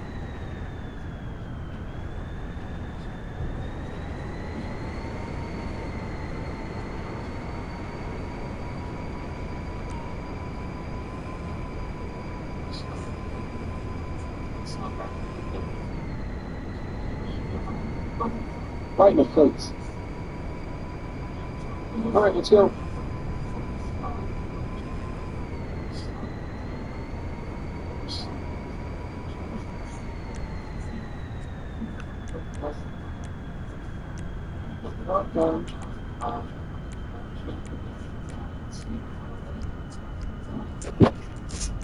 Oops.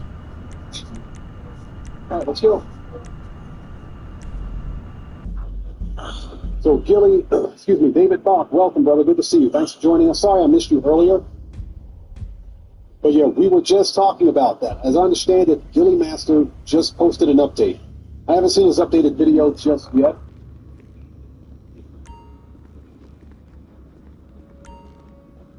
Yeah, this thing is slippery today.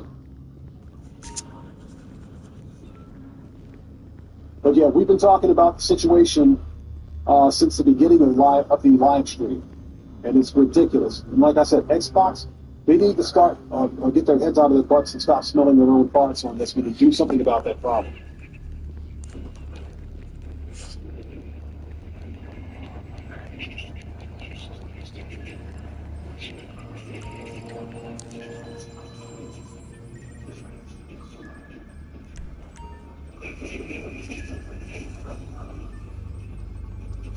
The dust has not yet settled from our last visit, and already we are at passport control for next.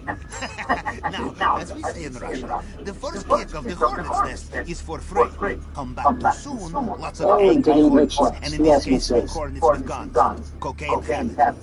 Nothing we can't handle, yes? Okay?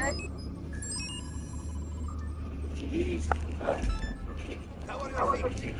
There you are, Captain. The finest field operative I have ever had the pleasure of coordinating.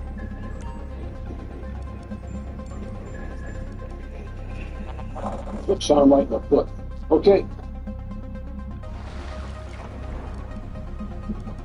Rinse and repeat. Let's do it.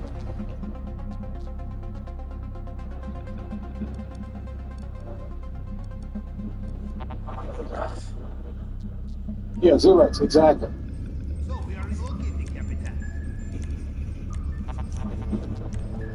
But we got to understand something. This is the second time. This is the second time in less than a year that these exploits have taken place on Xbox. And I'm pretty pissed about it.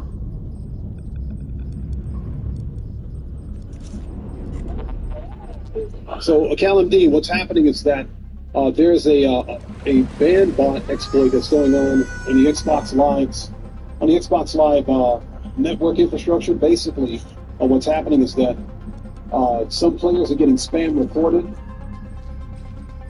to Xbox services, and they're being banned. They're receiving suspensions and bans for nothing that they've done. So that's what's happening. And Gilly Master just got a 1-year suspension on his Xbox Live account.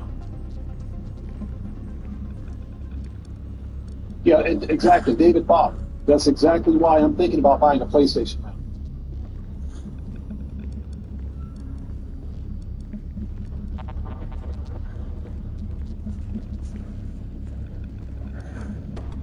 So the only thing I can suggest, for all of us at least, anyone that plays on the Xbox and even the PlayStation, because I think it's probably not happening now. The only thing that I recommend that you do is to not join parties, because that's how the exploits took place the last time.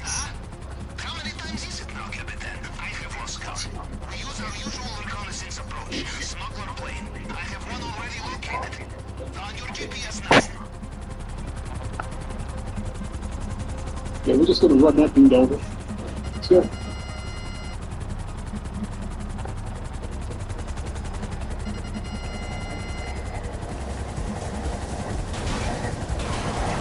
And here's the deal. I don't have that $500 to be spending on a brand new console. And here it is, the PlayStation itself has reached, the best thing about being from Detroit, we have our stuff that we, dirty time in a bar, restaurant, Tiger Jam, you hear the long distance city boy, everybody stops to go born and raised in South.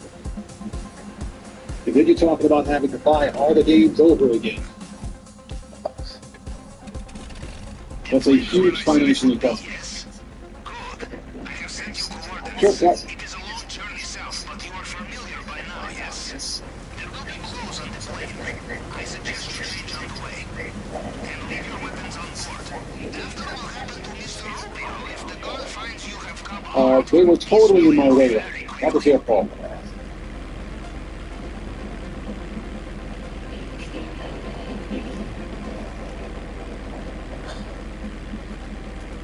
There you go, problem solved.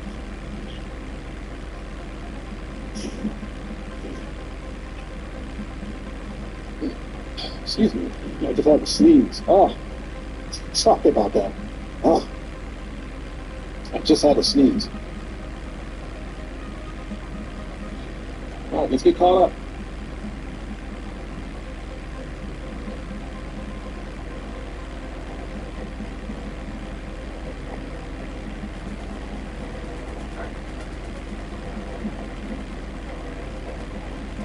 So Zero, so last time you were on Xbox was 360?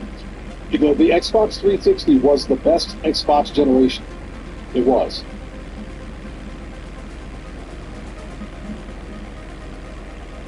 And Draco, yeah, don't even get me started on how Rockstar doesn't care about PC people. Rockstar Games is the gift that keeps on giving.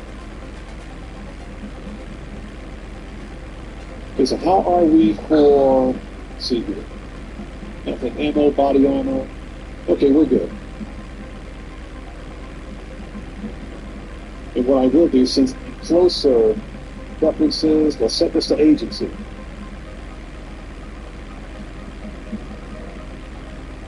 And transfer. Since my agency is closer to the Vinewood police station, I can simply go. But that's what we'll do. Callum D, that stupid reporting button works a little too well. The problem is that, okay, so, long story short, what's happening is that if you're on the Xbox, because both the Xbox and the PlayStation allow you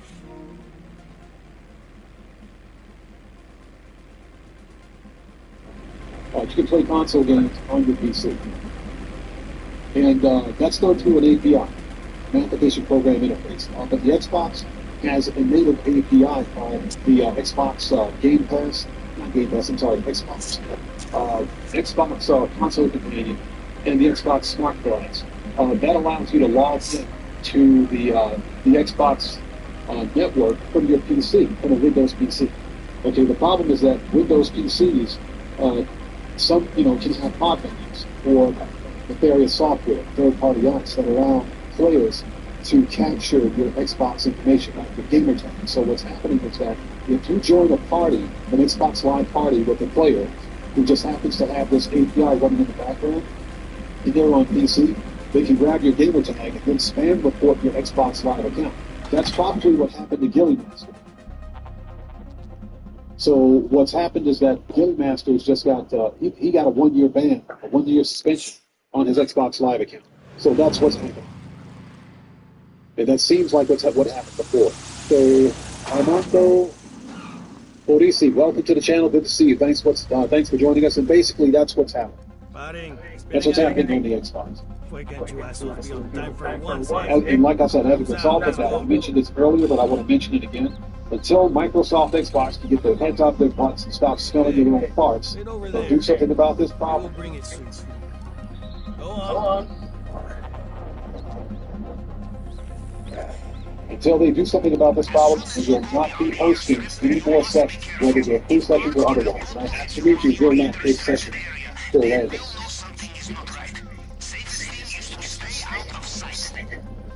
Okay, so what's going on? Chopping? Is the stream okay for everyone? I'm looking at OBS right now, and the bitrate seems fine to me. Everything seems fine on my end. I would like to request that if you're seeing problems. Oh, you're talking about the dog. Okay, Chop. Did we see Chop? Is Chop in here? Hold on a minute. Yeah, Chop's probably on the bed. Hold on a second. No, he's not. Chop could be out for a walk. Since we have to go downstairs anyways, we'll check him. Yeah, no problem. No big deal. Okay, so we got snacks.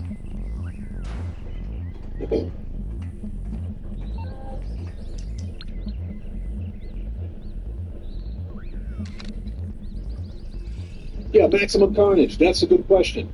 Apparently,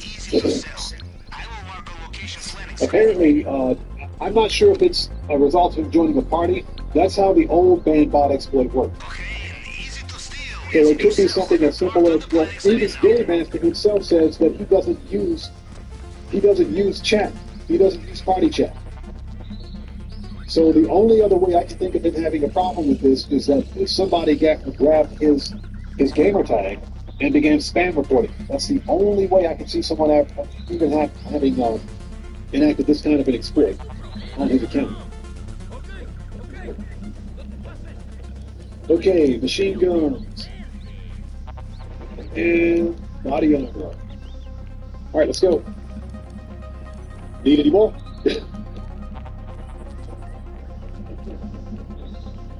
So you love that sign, gone fishing? But yeah, like I mentioned, until Microsoft Xbox can literally extract their craniums from their rectums and stop smelling their own farts, we're not going to be able to host any kind of crew session here.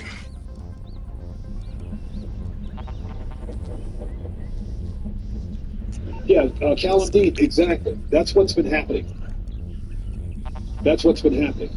But Gilly Master doesn't do any of that stuff. And in fact, most players don't. So what's happening is that, this is my understanding of exactly how this exploit works, is that if you party up, or if some bad actor has seemingly somehow gotten a hold of your gamer tag and you're in a party with them, then they can spam report, they can use software to spam report your account. And that's how people are getting suspensions and bans. Yeah, was Chop even here? I think Chop, hold on a minute, I think is he up in the office? No, Chop's out for a walk. All right, we'll see him the next time we come through. Let's go. We got some money to make. Let's do it. And everybody should understand that this is not a Grand Theft Auto problem. This is not Rockstar's problem. This is not Grand Theft Auto's fault. This is clearly a problem with the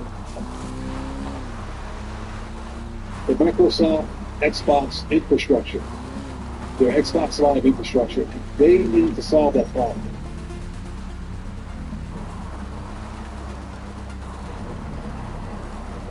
Yeah, Gamer Zero, exactly. This is a Microsoft Xbox problem. This has nothing to do with Grand Theft Auto. Absolutely nothing. Tom Boy, welcome. Good to see you. Thanks for joining us. Hope you're doing well.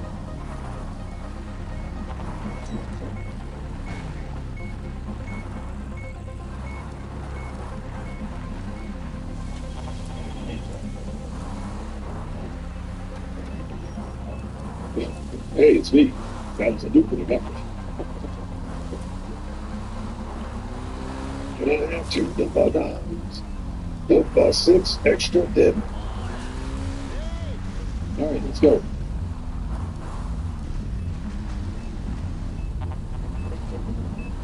Rat Grizz, exactly.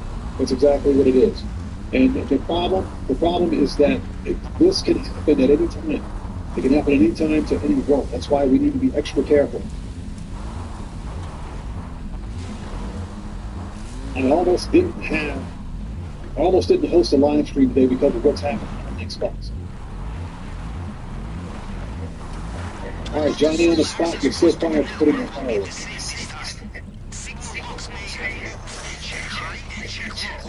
All right, old mechanic.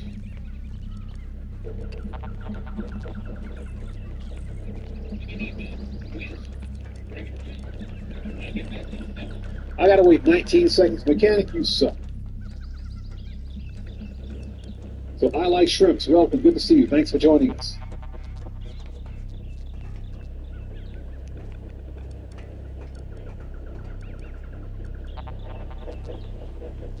But yeah, the Callum Dean, exactly. I don't play in public sessions anymore because it's not worth it. But in this particular case, with this bandbot exploit, this is not a Rockstar problem. It's not a Grand Theft Auto problem. This is something clearly localized to the Microsoft live service problem. Johnny on the spot, you suck.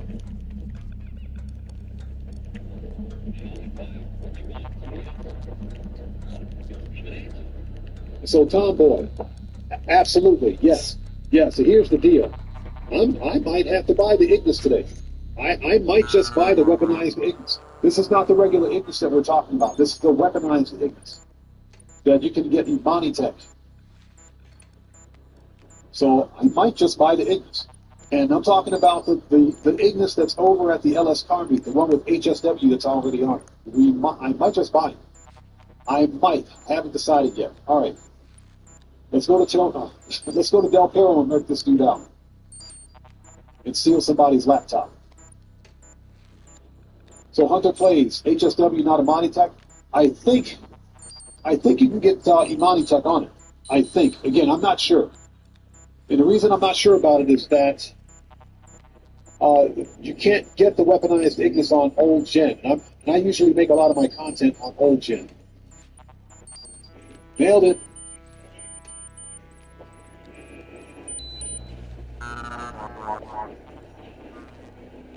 Well, even without it, it's still worth it. It's got a freaking cannon on it. It's got a machine gun on it. Plus HSW. Okay, so Gamer Zero, thank you. So it doesn't have a Monitech, but it's got HSW. I still might buy it. It's the fastest supercar in the game with HSW. What's there not to like about that? Oops. Snare Gamer, good question. So I would say that humanitarians eat hummus. All right. So Vincent sends the picture. What is this guy? All right, he's playing video games.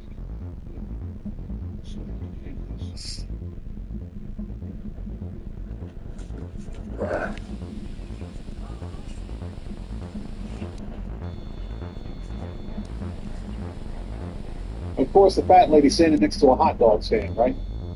Do you see there? In the display case, Battle of Cinzanito. Man, get out of the way.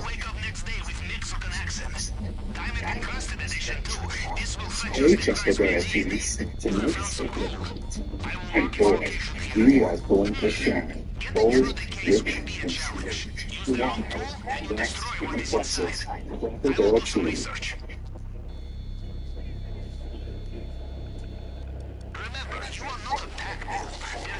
Found it.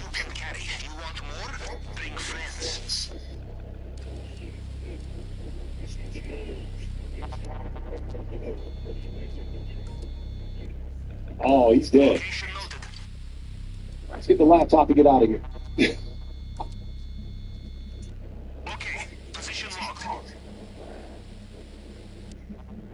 No, you got Valkyra. You can't tell me you didn't see that fat lady standing next to the hot dog stand, right? That's the last place she needs to be. All right, let's go.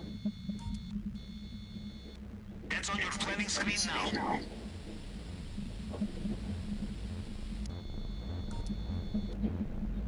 Adding to planning screen. So, Tomboy, are you on PC or console? As far as I can tell, console has no service outage.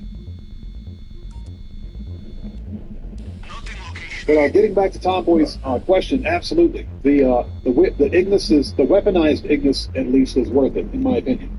It makes a good money grind vehicle.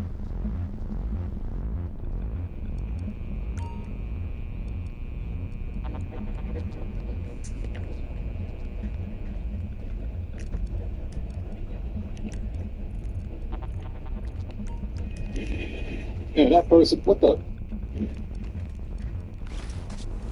That person ran right into me. Get out of here.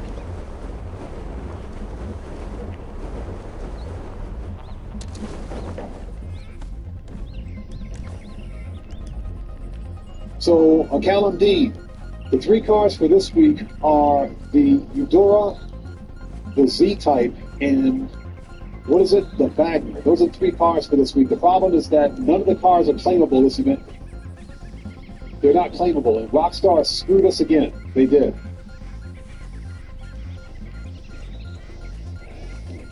First of all, let me give a shout out to everybody out there in chat right now. We've got 81 people watching. Let's freaking go. That's what I'm talking about. Thank you guys so much. Thank you for coming in clutch for the channel today. I appreciate each and every one of you. Thank you guys.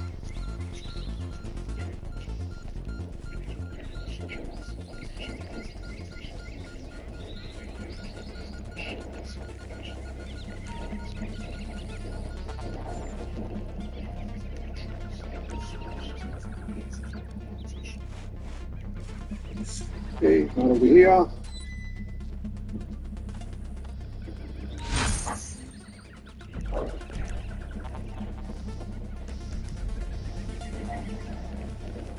Found it. You can actually hear the stupid drones.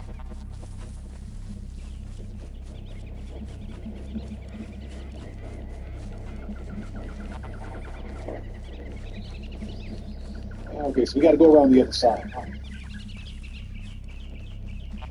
What's that, Valkyra? Sometimes you forget your AT. Valkyra, I remember what it was like to be AT. So hold on 1 second. Let's take care of this. Because I don't want to get blown up.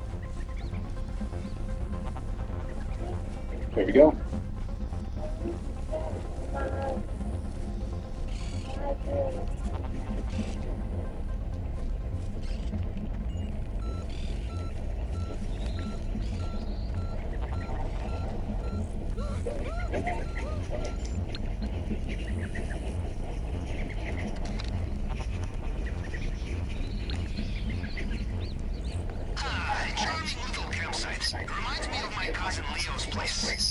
Yeah, again, exactly. Or Dustin, yeah. I remember what it was like to be 18. Those were the days. Good times back then. Oh. Okay, that one was a suicide. I ran right into me. That it? No, one left.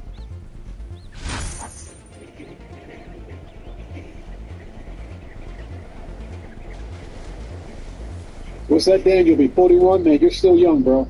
You're still young. You're talking to somebody who right now who's well in his 50s. So don't worry about that, bro. You're good.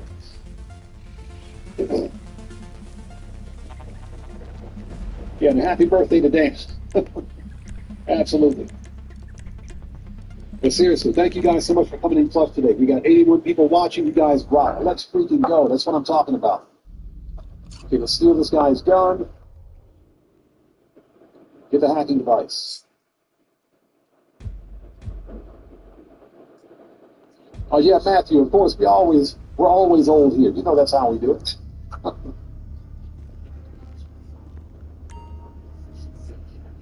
Let's go.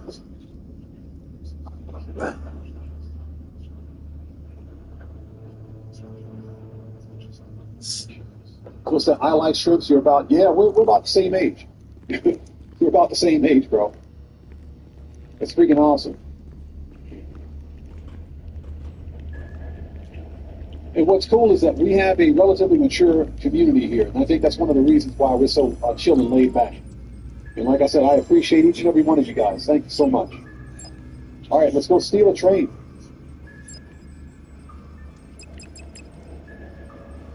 Oops. Totally made a wrong turn. Shortcut.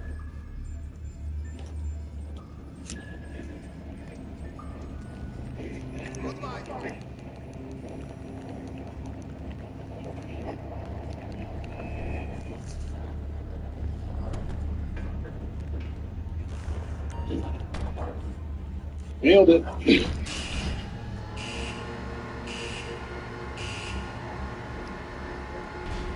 So what's that, Gamer Zero? You turned 36 this year? Nice, man. Happy. Happy birthday to you. Early happy birthday, that is. Trust me, I remember what it was like to be 36.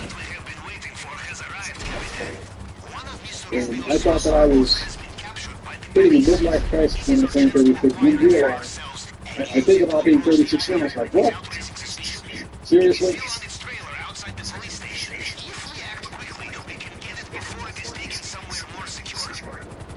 Man, I swear I just shot that dude square in the head. What is this all about? Let's go.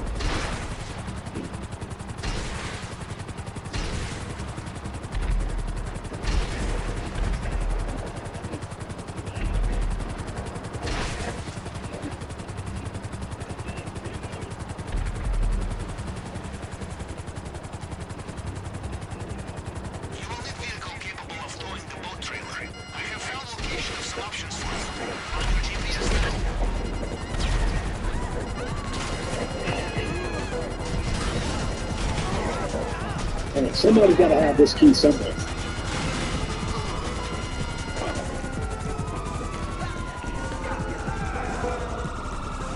There's the key. So Jose with 27, nice, man.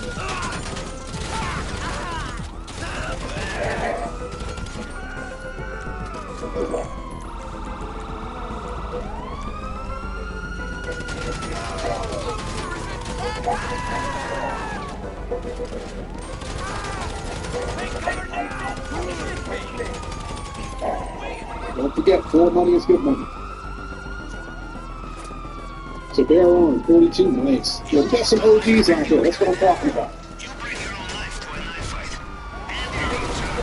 Again, if I miss someone in chat, I'm not ignoring you on purpose, I'm just trying not to get promoted.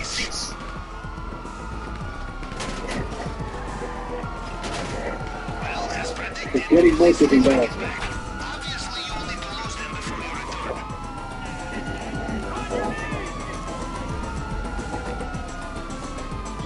Let's go.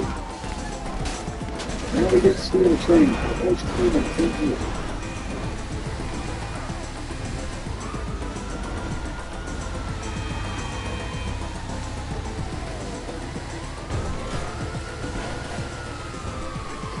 So Valkyrie, you can't celebrate New Year's in a bar until 2027. Yeah, that's true. Here's the funny thing, Valkyrie. If you agree, Japan will be able to do it in 2026 because the legal drinking age in Japan is 20.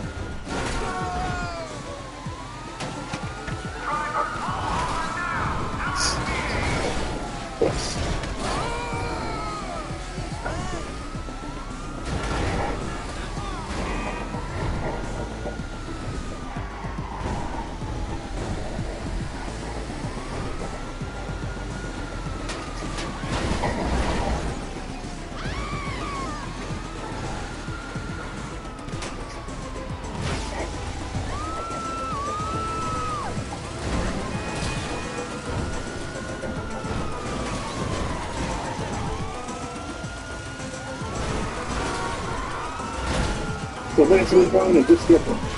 It's definitely different. Fun place to live, but you just got to keep a good head on your shoulder to not do anything stupid.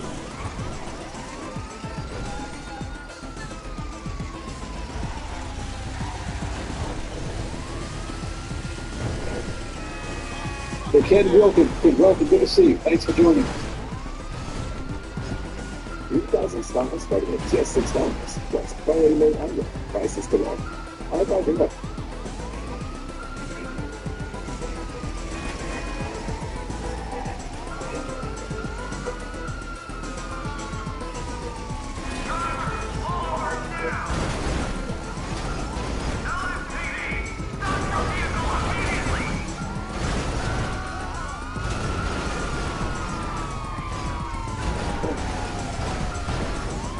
Blanco, that is true, I agree.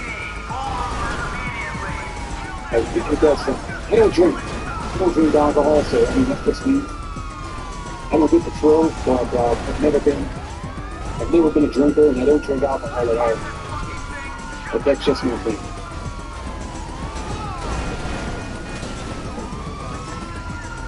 Don't grab, left and back. All right, John. And guys, if you haven't done so, please do me a favor, hit that like button and help out the video page.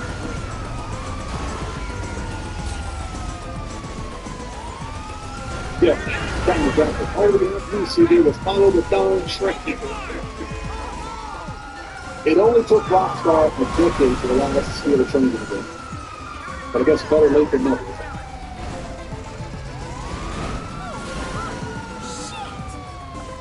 Game Zero, true. It is. It is. The deal is that I know my personality.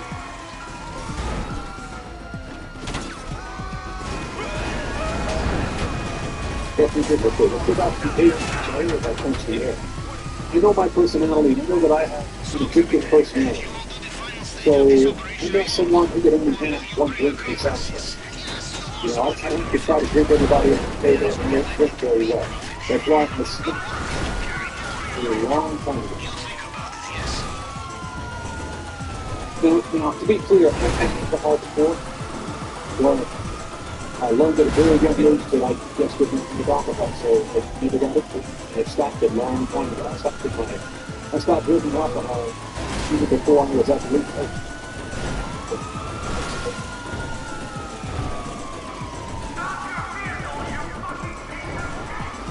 Maximum carnage, that is true. That is true. Like I said, in general, that would be true. One is with disrespectful, people, Western people come to the game that is not act like complete idiots. You can, yeah, the game is very, very for 3 of them on, shall we? I think I got good stuff. Yeah, we're good. We get some fire in it.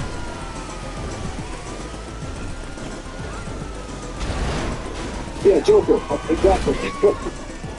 Yeah, we could. You're right, we could. Yeah, I never really started. I never started. I had it, I tried alcohol even before the legal age and said, yeah, this ain't good. So I just gave up on it. Started. Plus, and like I said, I know my personality. You get the personality. And I knew exactly what kind of person I would be if I started and took control. Little try never started. Body armor. All right, let's go. Junior says, let's pick up a moment. I can't even get out of the office. What's going on? What's the body doing right now? Chilling out her desk with those nice leopard padded pants, I guess. Or tight leopard padded pants.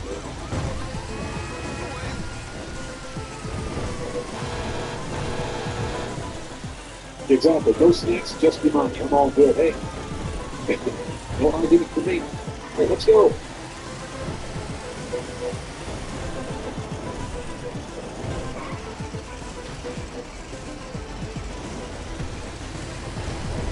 Alright, Johnny on the spot. You're fired.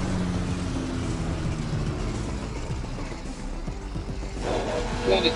There we go. And hope you guys are all doing well. We are on the money clock. How much you guys took it for today? Yes, sir. We're still in the money grind here. Let's do the Fluffy Bell Farm raid for not so quick 500K, but a 500K that we can add to our money grind. We just finished the Coyote Rico for 1.2 mil. Let's be an extra 500K. That's not my car. Vincent, what do you want?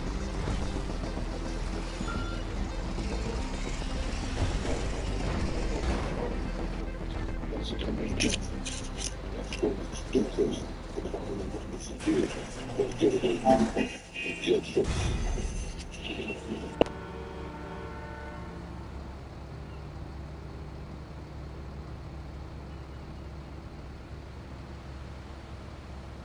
are a true professional, Captain.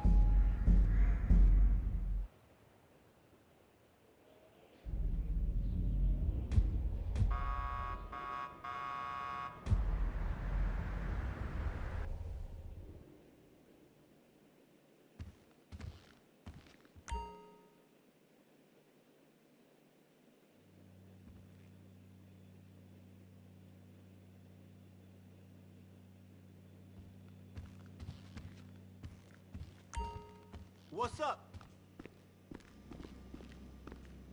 Laters.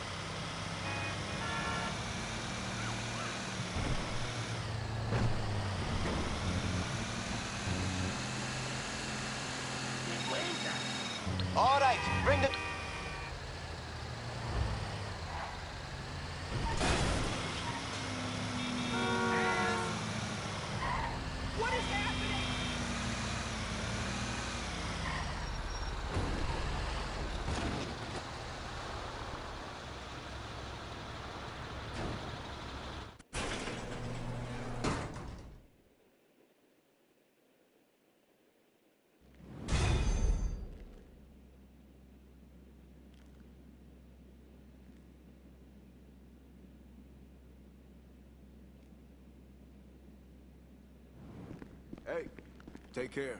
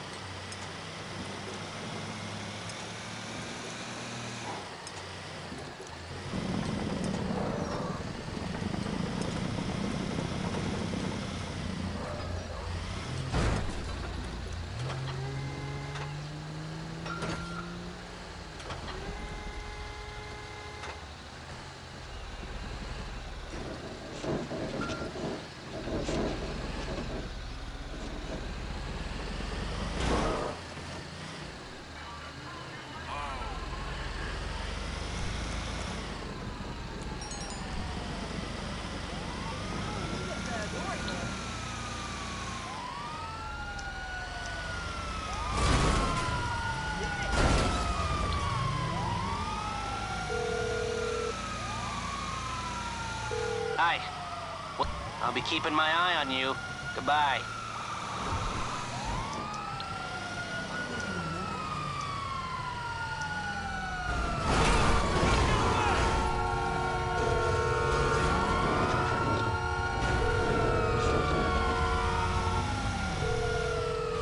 All our operators are on call right now. Please try later.